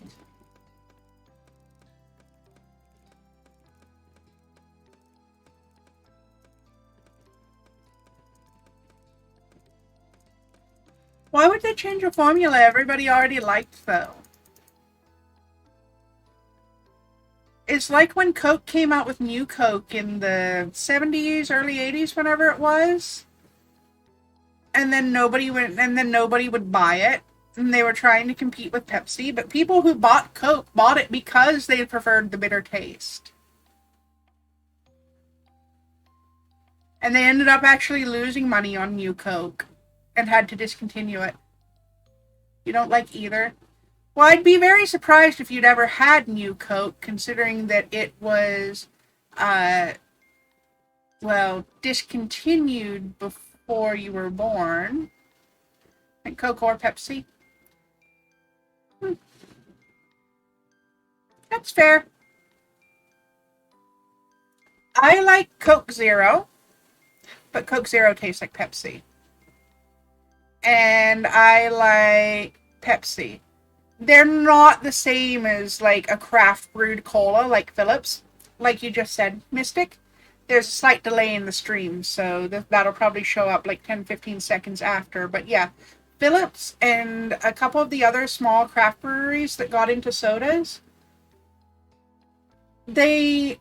Coke Zero, Pepsi Max, they don't hold a candle to that stuff. And unfortunately, sugarcane and diabetes don't mix, so I can only have them very occasionally. But as far as the stuff that I can have,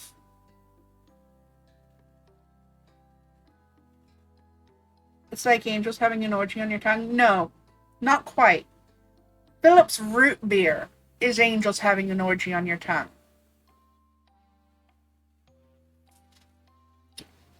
And so is the orange creamsicle soda that they have.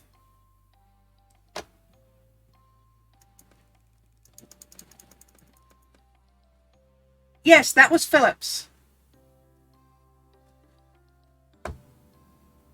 That was Phillips. They're a local microbrewery that got into sodas as well as beer. The cola is Sexy Demons Having an Origin.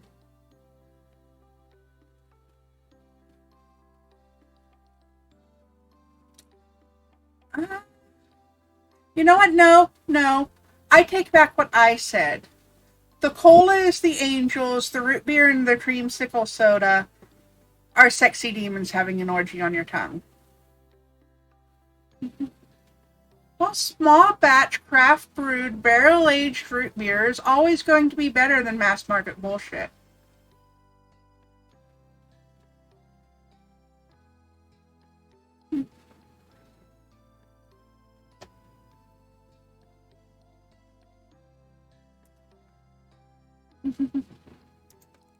Anyway, continuing on. Coconuts. The Sparkmouth ginger ale. Oh, that is the best stuff. If I haven't got homemade, I want to have Sparkmouth. I can't even drink Canada Dry anymore.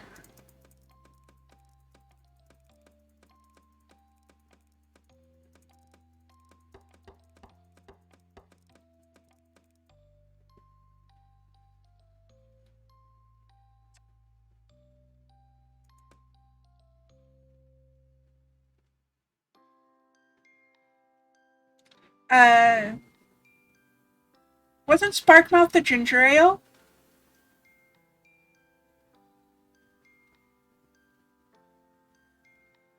Yes, Sparkmouth is Phillips Soda Works ginger ale. Brain and hands are not at the same speed. That's fine. Yeah, the root beer is intergalactic something or other. The orange creamsicle is called Daredevil.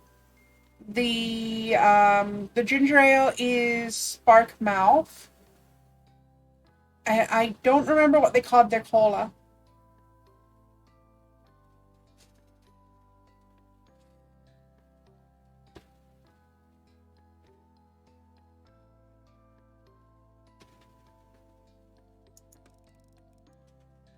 The ginger ale, it has like a lot of real ginger in it. Like it's actually ginger ale. It's Speed King is the cola. Okay, but yeah, it's not as strong as ginger beer, but it is close. Sparkmouth is very close to Jamaican ginger beer.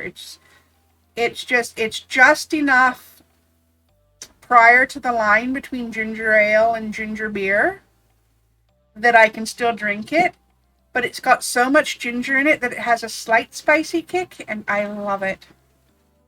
Ginger beer will kick your ass. I legitimately, I can't drink ginger beer unless I cut it with something else. It's too much even for me. Anyway.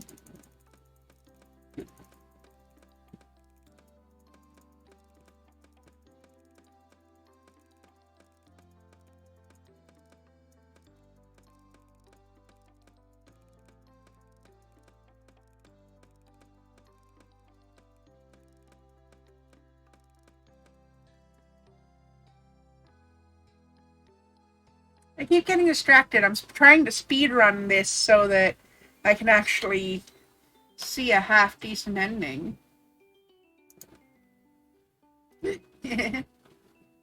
Snoots. Come here, Snoots.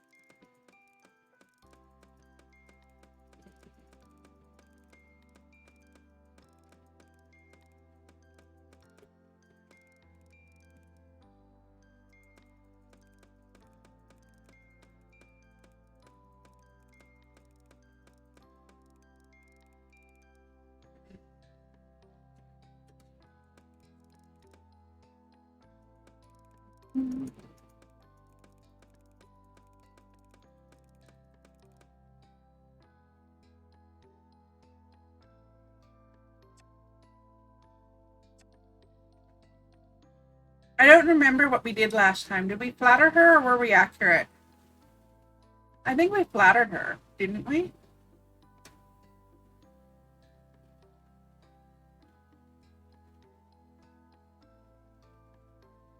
Yeah, I'm going to do that again because I want to get the relationships with everybody. Yes, this is... We did choose to flatter her a little. I recognize some of these quotes.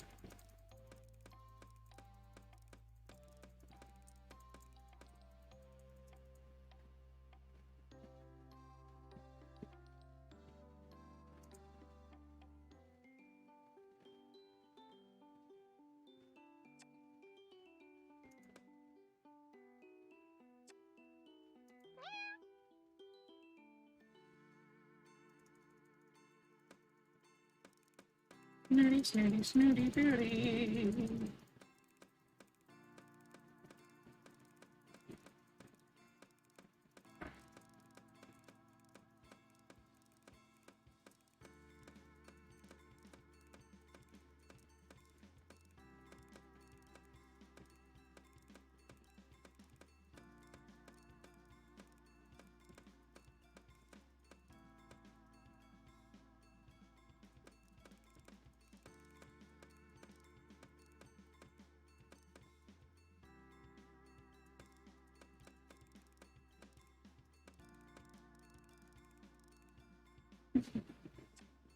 Compromise.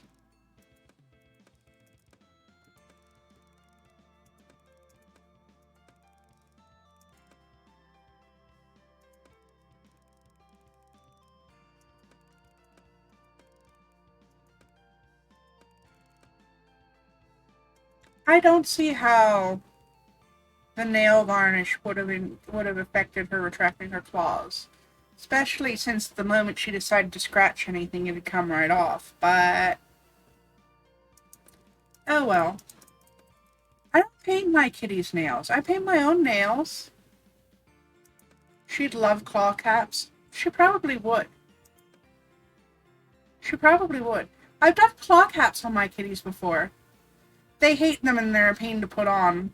So I just let them destroy my couches now. Might be from the contents of the varnish. Maybe.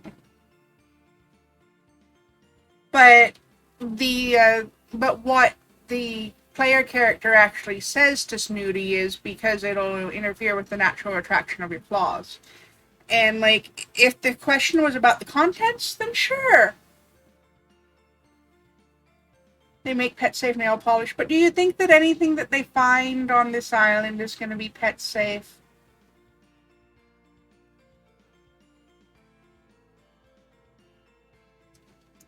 Exactly.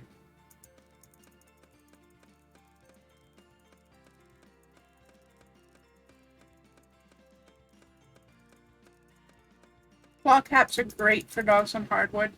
Yep. The varnish is most likely not as safe. Yeah. And, like, I would have agreed with the player character if that's what they'd said, but that's not what they'd said.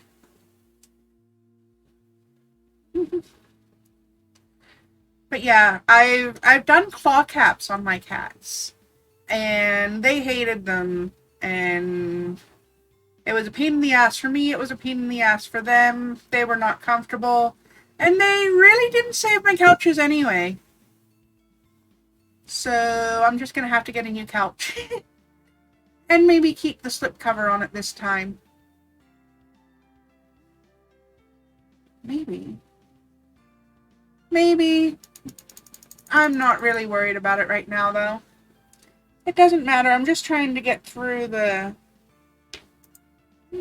chapter. Let's do a quick rest.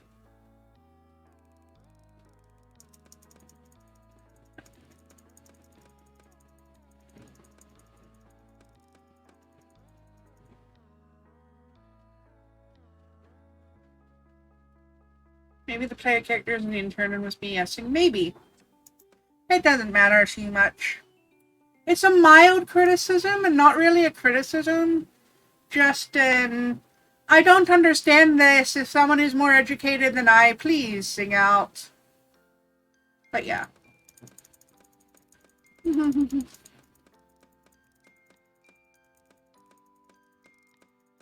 Like, the only thing I could see would be if the varnish would leach into the paw, or if the varnish chipped off while the claw was sheathed or something. But yeah.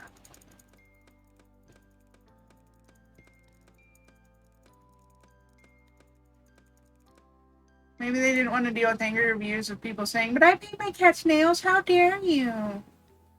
Maybe.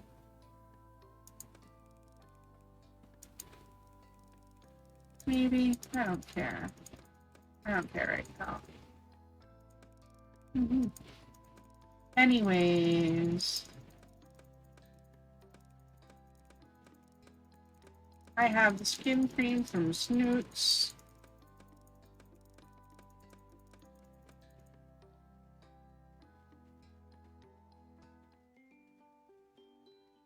Anyway, word of advice to anybody who may be watching this stream or watching the VOD later.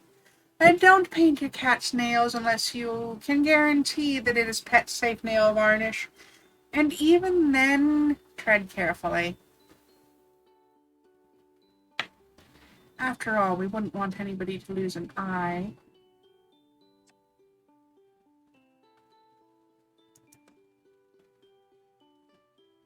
The cats don't appreciate it? Exactly. That's what I meant when I said we wouldn't want anybody to lose an eye.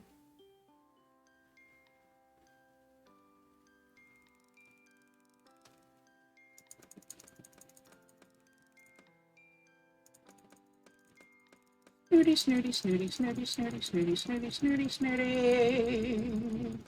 A snooty booty. A snooty booty.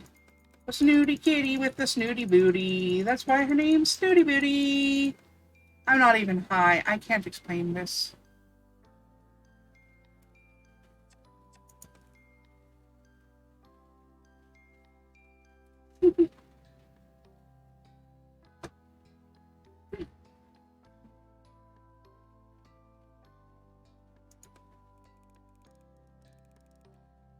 I'm high on freedom. Maybe I am. Maybe I am.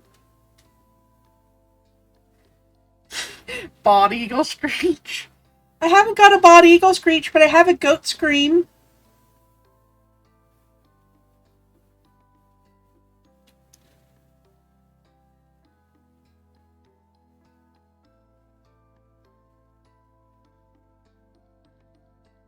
Oh, actually, I should get an actual bald eagle call. I might.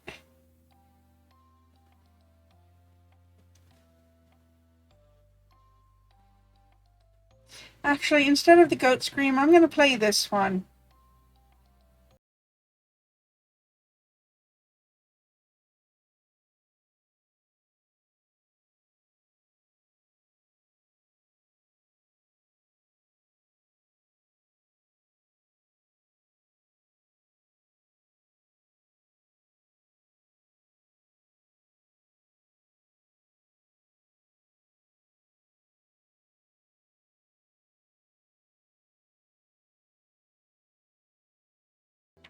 Oh, shit, I made myself dizzy.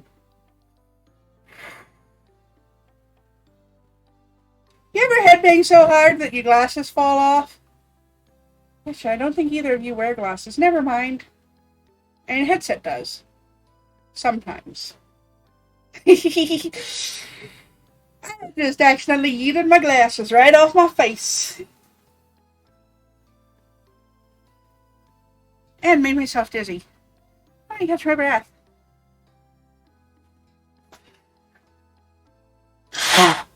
I need an animation of the you've had bang so hard that you've gotten dizzy. I'm dizzy too right now. Also, I think my neck popped a couple of times during that, which is good. It needed it. Oof. I need like an animation of me dancing to that with with glow sticks. Like I'm at a fucking Miku concert or something. Can't really wear your glasses because they make things worse for you now. I'll make sure there's some money set aside so next time you visit, we'll get you glasses that don't make things worse. You may have to start wearing them all the time once we get you them. It's actually better for your eyes to not have to constantly strain them anyway.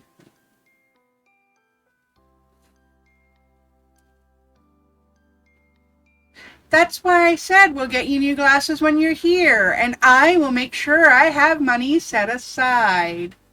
Headset, my dear, you need to work on your listening skills. I'm buying, bitch!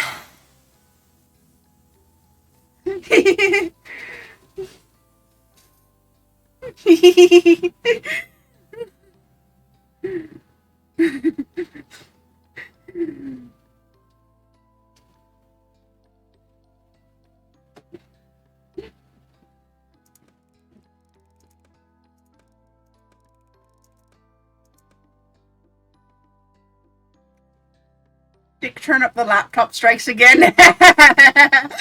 Yep.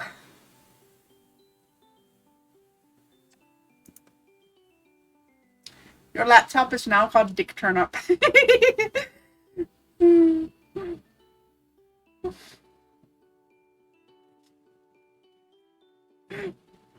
I mean, it is more of a butt than a laptop lately.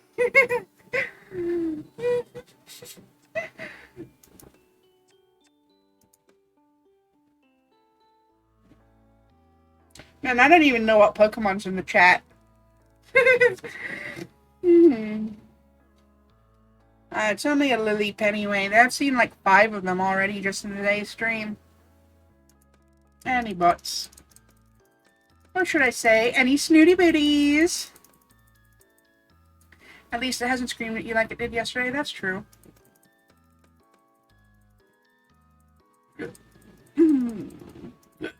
Excuse me. I gave myself the hiccups by headbanging. I think that's a new low for my digestive issues.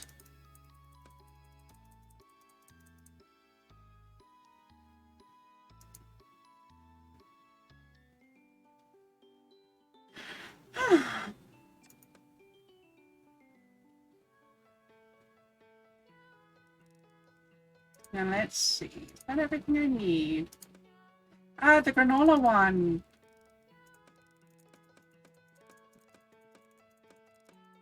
I have to actually grab that recipe next time.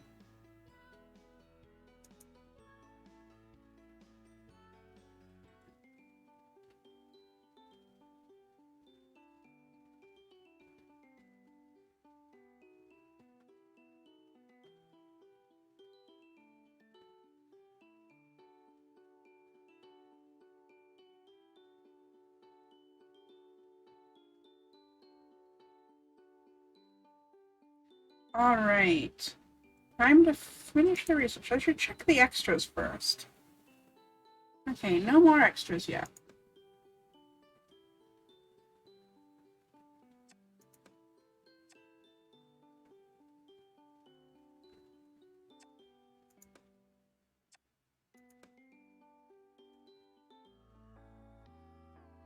I'm gonna do it properly this time.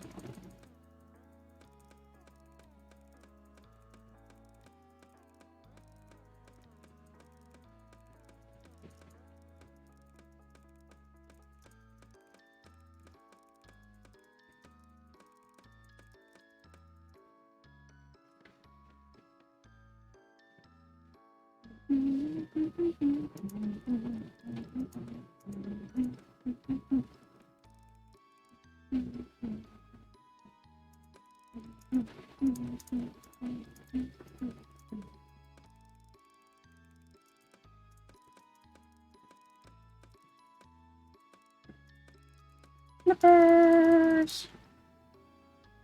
Poor Smokey. He looks so uncomfortable with all that hair.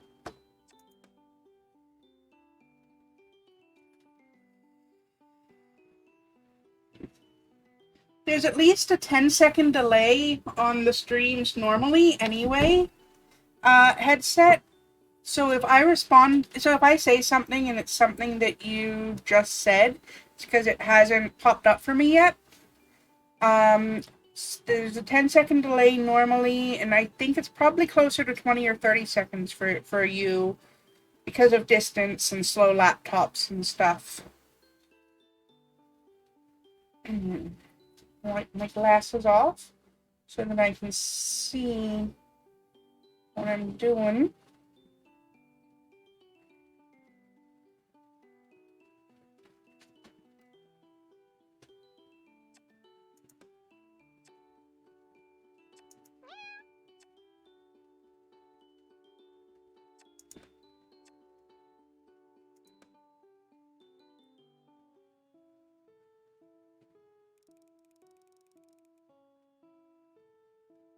I mean, it's an option. We'd never be sexually or romantically involved, but I'm never planning to marry for love again anyway. Look what happened the last 2 times I tried that one. I might as well marry my best friend in order to get her into a safer position.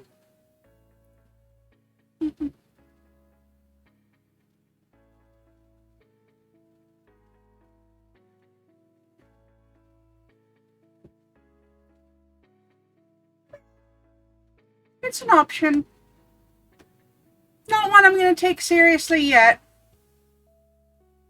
It is pretty weird, headset.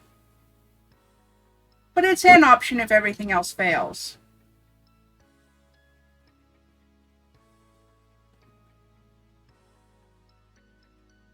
We're going to try to do everything we can to avoid that eventuality, though. But yes.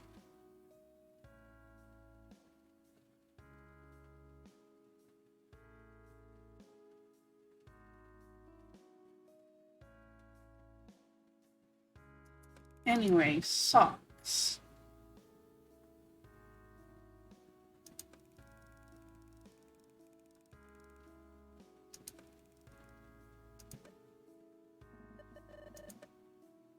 My frame is not working.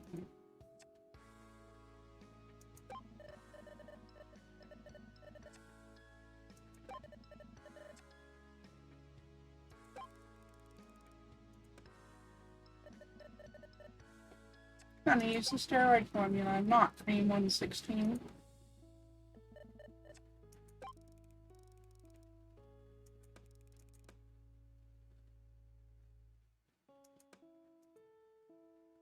It's only weird because we live in a romantic, normative, heteronormative culture. No. It's weird because we're in this culture where you have to do drastic things. Like marrying people to put them into a position where they can actually move out of an abusive situation and into a safe one.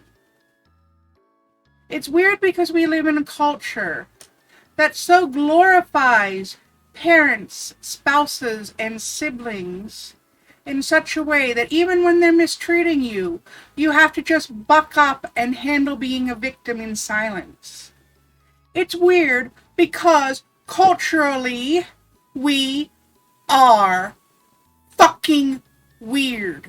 Humans are so fucked up and mentally ill as a species that we actively hold ourselves back in the interests of keeping the poor and downtrodden even more poor and downtrodden. That's what's fucked up about the situation, is the fact that I have to consider marrying my sister to get her out of a horrible situation. Even if we're not sisters by blood. The fact that I even have to consider such a thing to get her safe. That's what's fucked up.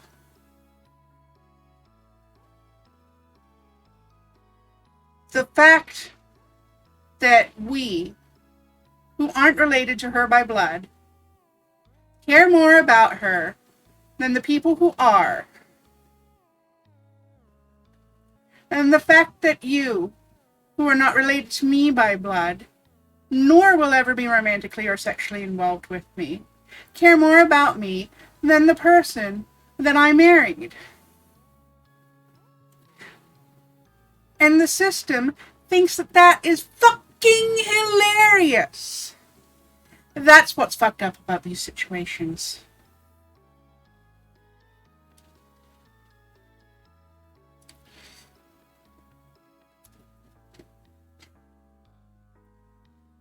What's fucked up about these situations is that this is something that we have to consider in the first place, just to keep somebody that we care about safe.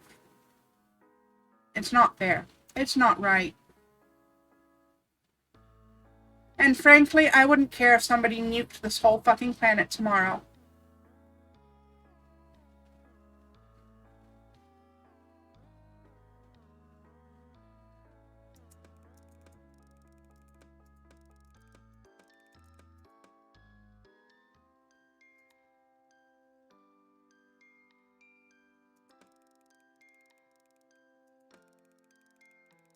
Oh, an old blanket.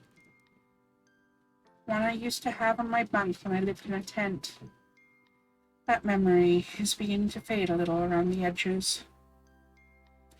The environmental devastation makes you uncomfortable. What? A little more environmental devastation on top of what humans have already done to this planet? A little more environmental devastation onto the planet that humans have already basically killed? If anything, this planet would be better off for a little radiation to cure it of its cancer.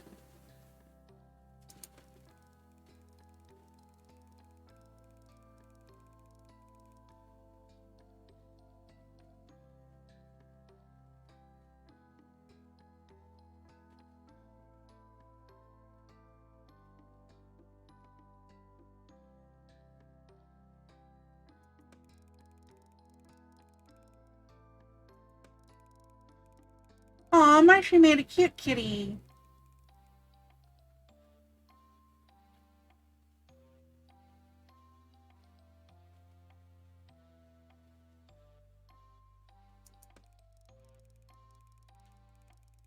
You've been a cat for 5 minutes and already you know what's best for us. May I remind you that you have fur to protect your skin, but mine is exposed and far more delicate. I suppress a giggle. Yes, of course, my love. You have skin like the wings of a butterfly. Yes, and I have no idea why that amuses you so. I'm just happy. You make me happy. Oh, well, you could make me very happy right now. Name it. There's nothing I wouldn't do for you. You really ought to be more mindful of those rash declarations. I mean it. Name it. Anything. Well, fortunately, I have a very kind and humble nature, so I shan't take advantage of your simplicity. All I want is that you fan me with a palm leaf. I look around until I find one I can comfortably curl my tail around. And this isn't nearly as easy as it used to be. But practice makes perfect, my dear.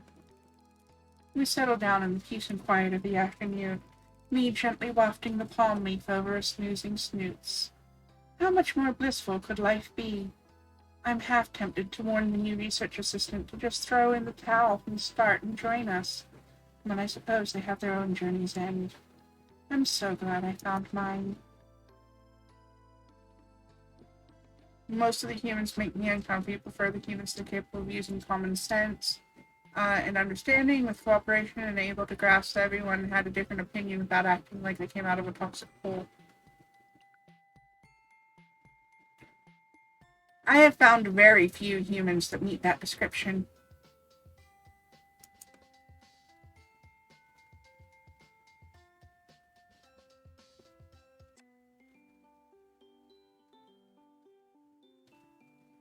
Alright, the next one's going to be called Peeps. If I can spell. Toxic ones are loud as fuck, very few are not. Yep.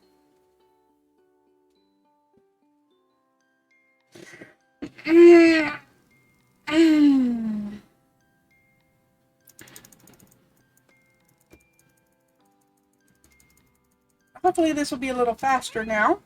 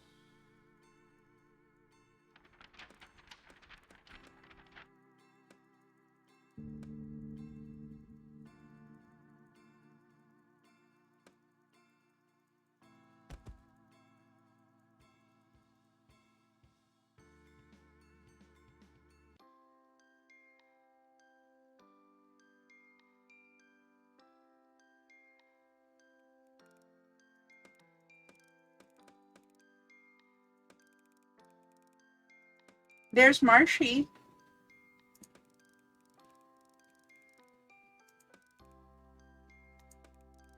Is this real? I saw something in the journal about kidnapping. Kidnapping!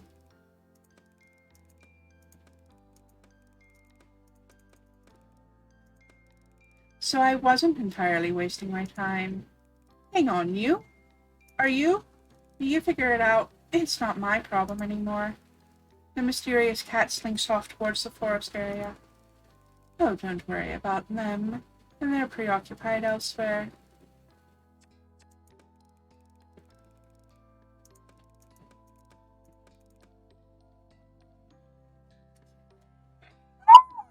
Snoots! No! Bad kitty! Oh my! We've got ourselves a queen in heat here. Oh dear. I thought McMurphy was a dirty old tomcat. I was not expecting that out of Snoots. The most stuck-up ones are also always the kinkiest. Usually.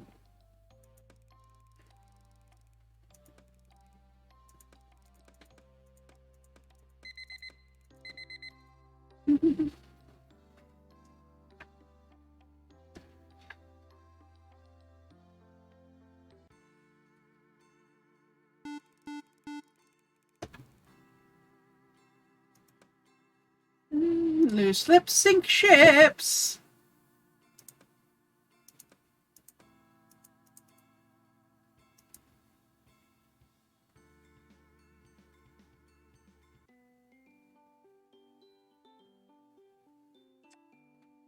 I'm gonna blast through all the romance.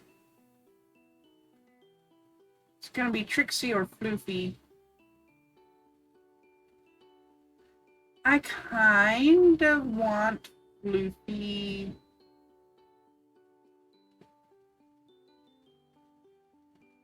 So worried about full gay run through. I could do a full gay run through. I don't know if I necessarily want to do a full gay run through though.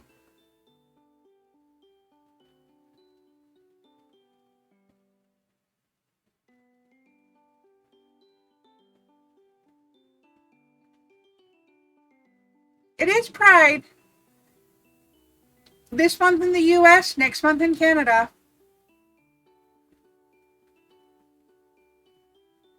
Of course, just because somebody's in a straight passing relationship doesn't mean they're straight either. And you do have a point with that headset. That's kind of what I was getting at earlier.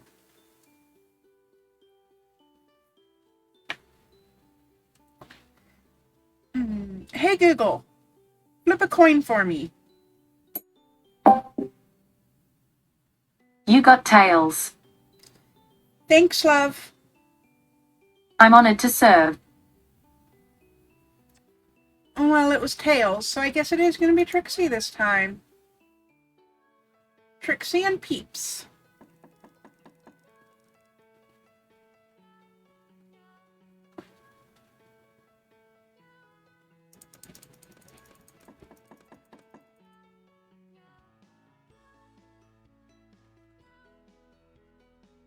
Yeah, it rolls dice instead of flipping a coin for some reason. Your gray romantic ass can't figure it out. I wish it was something I could explain.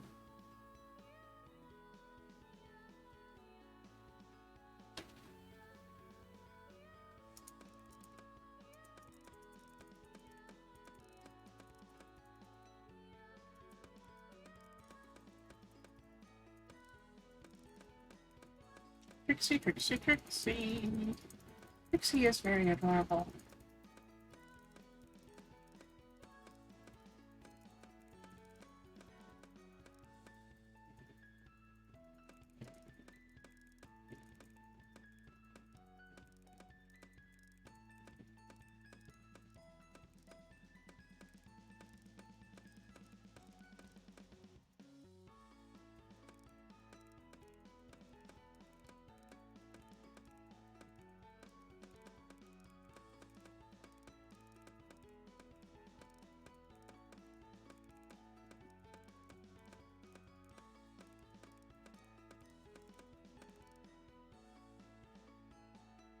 Was he the one with Trixie last time?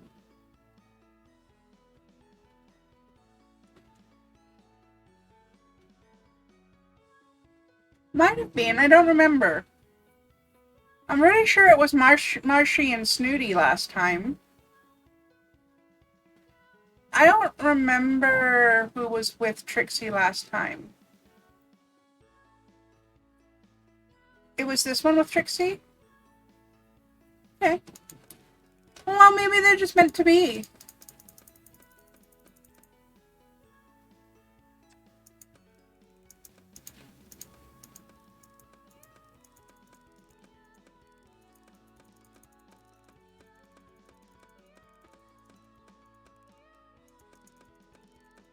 It's the same spread. It was Destiny that tied them together. It was. Because this was even based on a coin flip, too.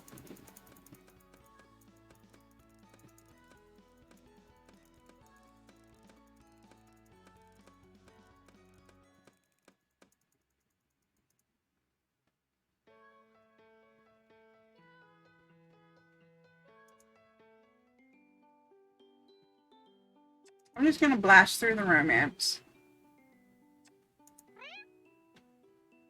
Focus on getting some pussy. I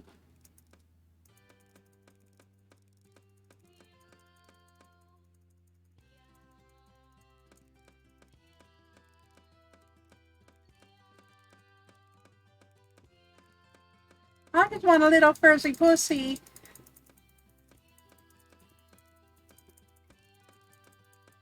Once you turn into a cat, it's not creepy to them. That's true.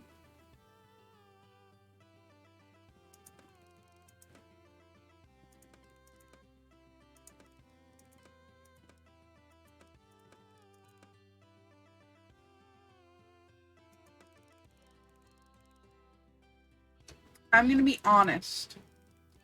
I know I'm not very open to this stuff, but the truth is, it makes me feel a bit silly.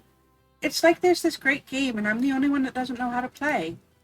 It's not a game, Humi. It's very real to me. I see that, and I believe that you are being totally genuine. It's me. I'm some kind of Luddite, I suppose. Trixie starts gurgling. Her strange little laugh cuts through the tension, and I start laughing too, more from relief that she's not angry with me than anything else. Her good humor picks me up.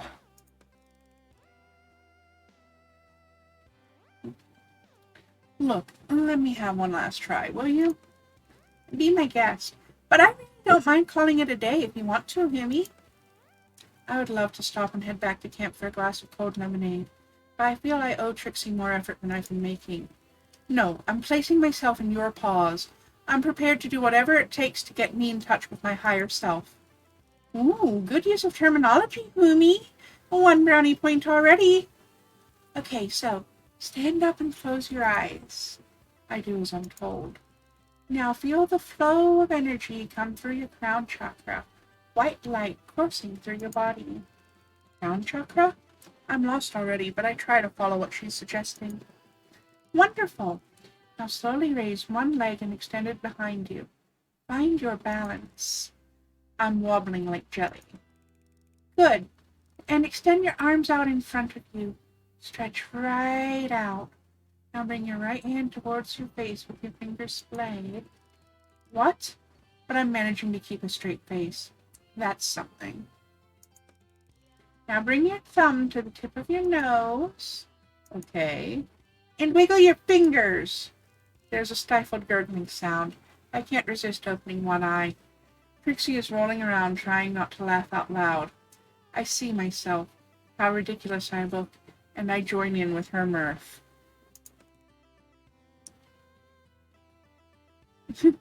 That was mean. Aw, Humi, I'm just trying to lighten you up a bit. The best road to enlightenment is through joyful laughter. That is true. Laughter is the best medicine. Nothing wrong with pharmaceuticals when they're required either.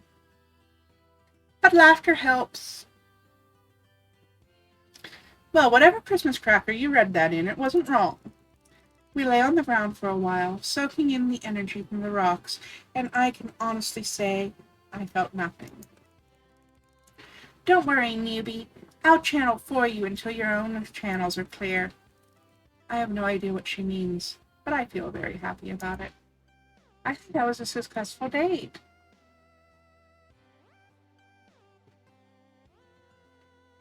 Unless it's rabies, then you're fucked. Rabies is apparently curable pre-symptoms setting in. If you get the shot fast enough. That's why they always do the shots before they inspect me. It is still a cure. It is still a cure. If you know you've been bit by something that could be rabid, you go get your shots. And contrary to popular belief, it is not necessarily the same shot that the vaccine is. But what it is it's the antitoxin. The problem is that once symptoms set in, the neurological damage is already there and you're already fucked.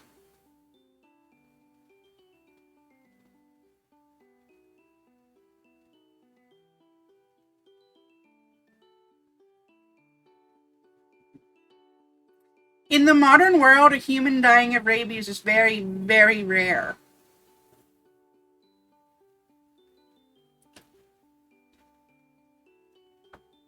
It's not even the 0.01%. Just, okay, you've been bitten, go get your shots now. Because when an unknown animal bites you, if they find the animal, they're going to destroy it to test it for rabies anyway. They may as well just give you the shots instead of waiting, because you wait the 10 days for quarantine, you're going to be showing symptoms. You wait the 10 days for the results to get back from the autopsy after they've destroyed the animal that bit you, and you're going to be showing symptoms. The problem is in countries where there's superstition and the like. Yeah. That's true.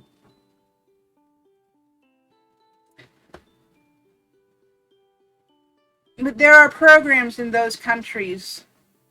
Doctors Without Borders is actually very good about getting medication and healthcare to developing countries without stepping on cultural toes.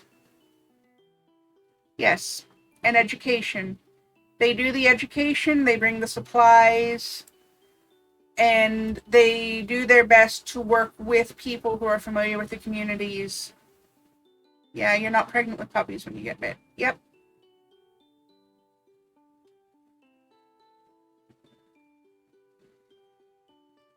But there are charities around the world that do these things, and they do their best to not be culturally insensitive when they do it. Now, not all charities are the same. I know that Doctors Without Borders is pretty good about it, but not all of them are the same. Some of the wise men and priests are pushing back because they're going to lose money. The interesting thing is that I know that one of the things that Doctors Without Borders does is that they go in to these communities and they do talk to the spiritual leaders and they educate the spiritual leaders on the science and they try to relate it back to the faiths and superstitions and like put it in a frame that the priests and the wise men and everybody, the spiritual leaders, can then take that information and work it into the stories when they're teaching their communities. These aren't leaders quite often. Someone who does stuff like love magic and like, well,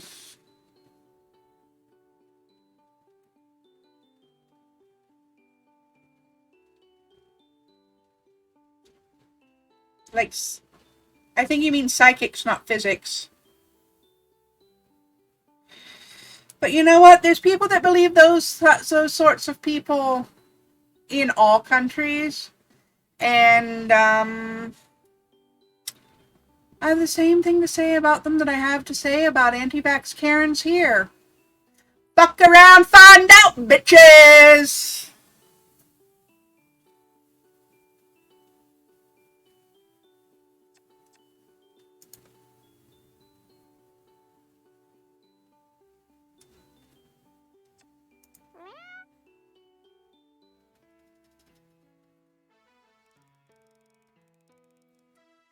when literally everyone is telling you one thing and you'd rather believe the charlatans. One moment.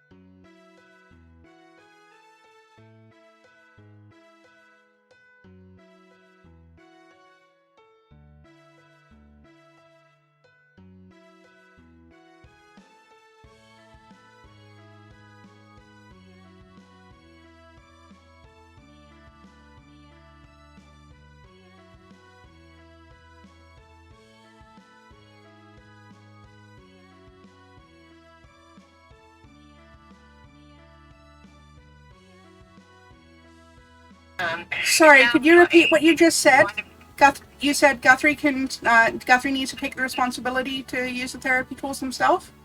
Yeah, Yeah, I agree with you. yeah.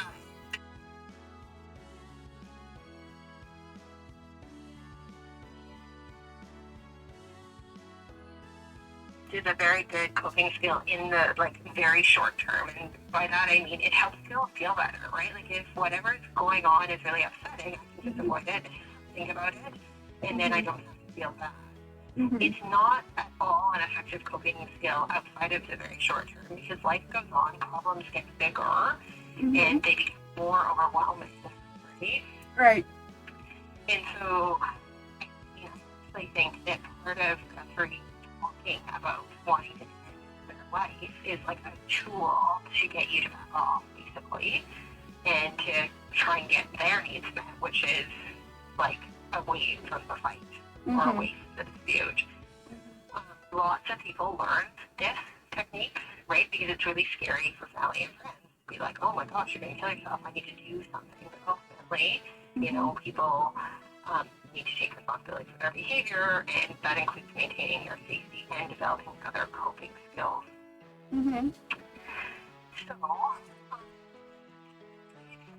here, they are not being discharged from hospital tonight. They will see one of my colleagues tomorrow. I do not know how long. They'll stay in hospital. And I appreciate Guthrie's actually high risk for making another serious suicide attempt on the basis of having recently made some pretty serious suicide attempts, and we will do what we can to reduce that risk, but that risk is always going to be high. I think if you're inclined to separate, it's probably actually worth trying to have that conversation while Guthrie's in the hospital, just so you both have like a relatively safe space to have that conversation. There's no discussion needed. I'm changing the locks. I'm not being treated like this anymore. They can go abuse somebody else. Okay. So my point simply, I think if that's the direction you want to go with this relationship, it's probably best to have that conversation while Guthrie's here rather than when Guthrie's no longer the type of really If they didn't want to feel abandoned and alone, they shouldn't have made me feel abandoned and alone for so many years. Yeah. So I'd rather than back kind of on your doorstep. Okay. What do you think? And we will make sure we hand over all of this information to the team, so we'll see Guthrie tomorrow. Okay. Okay. Guthrie is welcome to call me and discuss divorce proceedings whenever they feel like it. I don't know if Guthrie will call you tonight, but I'm sure you will hear from them. Thank you. Thank you. Bye. Bye.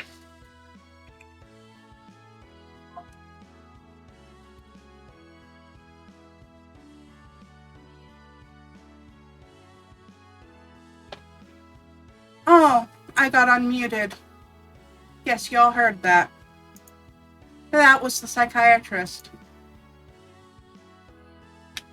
I'm out of fucks to give.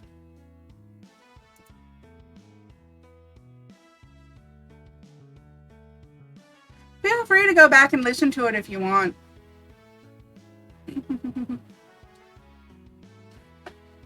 Nah, it's fine. It's fine.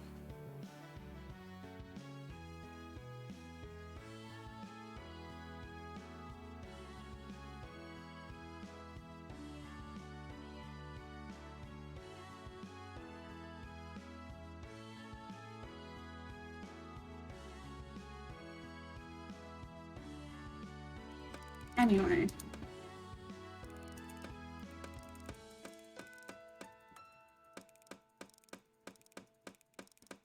Let's see if we can finish this. Actually, I need to turn the desktop audio back on.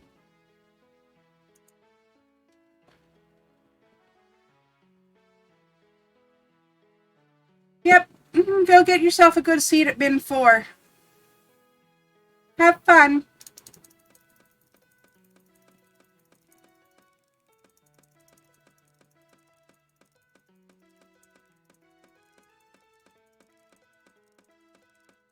I was back at 9:40. Cool. Yeah, go get yourself on the list for the table.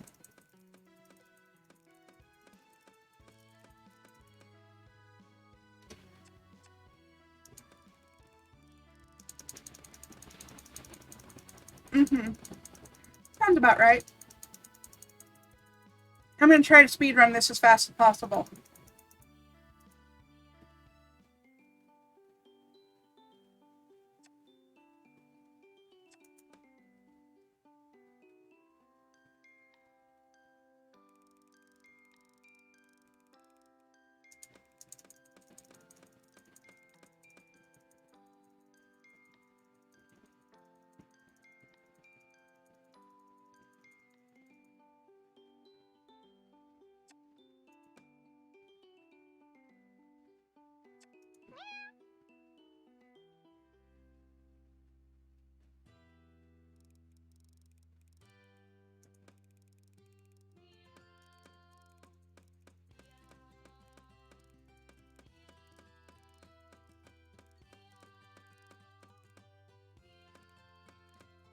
I've got the Quake Stone. It's fine. Normally I would have wrapped up by now, but I just need to find the true ending to the story.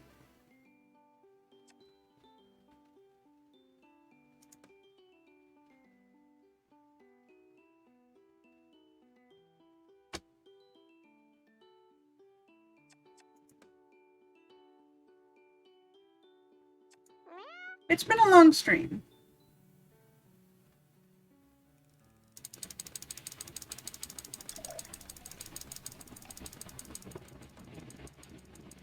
Actually, I may wrap up and finish this on a special episode tomorrow, in fact.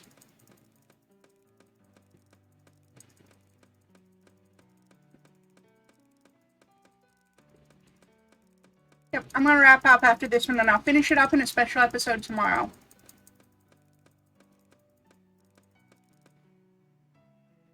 Make a leap.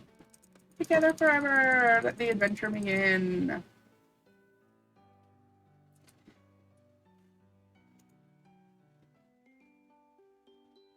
Party, please! Yay!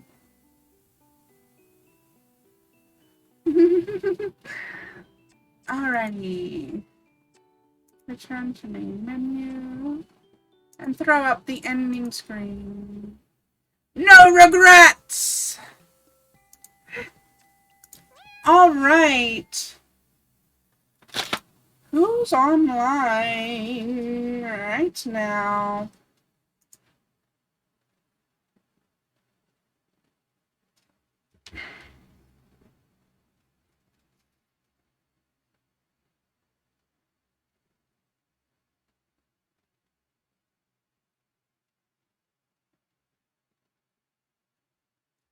Who is online right now? Why is that site not muted? That sucks ass. Alright. Who's online?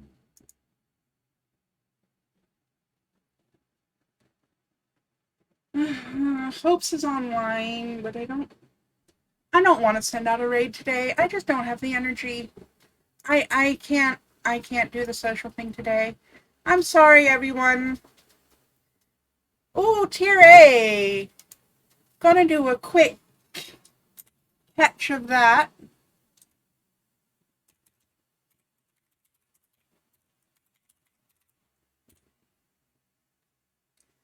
Hopefully that came through, even though for some reason it was capsed. Anyway, as soon as this Pokemon's done, we'll be heading out.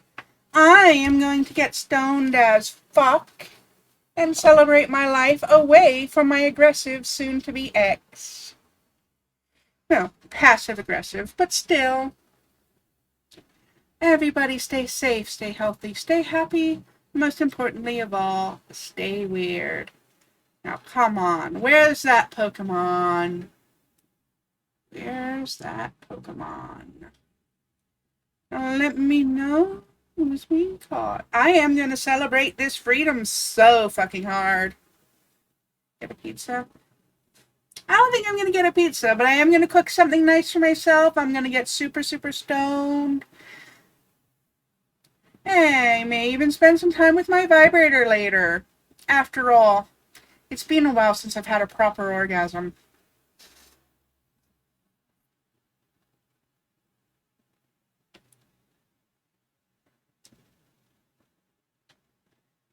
Congratulations, headset! We both caught it.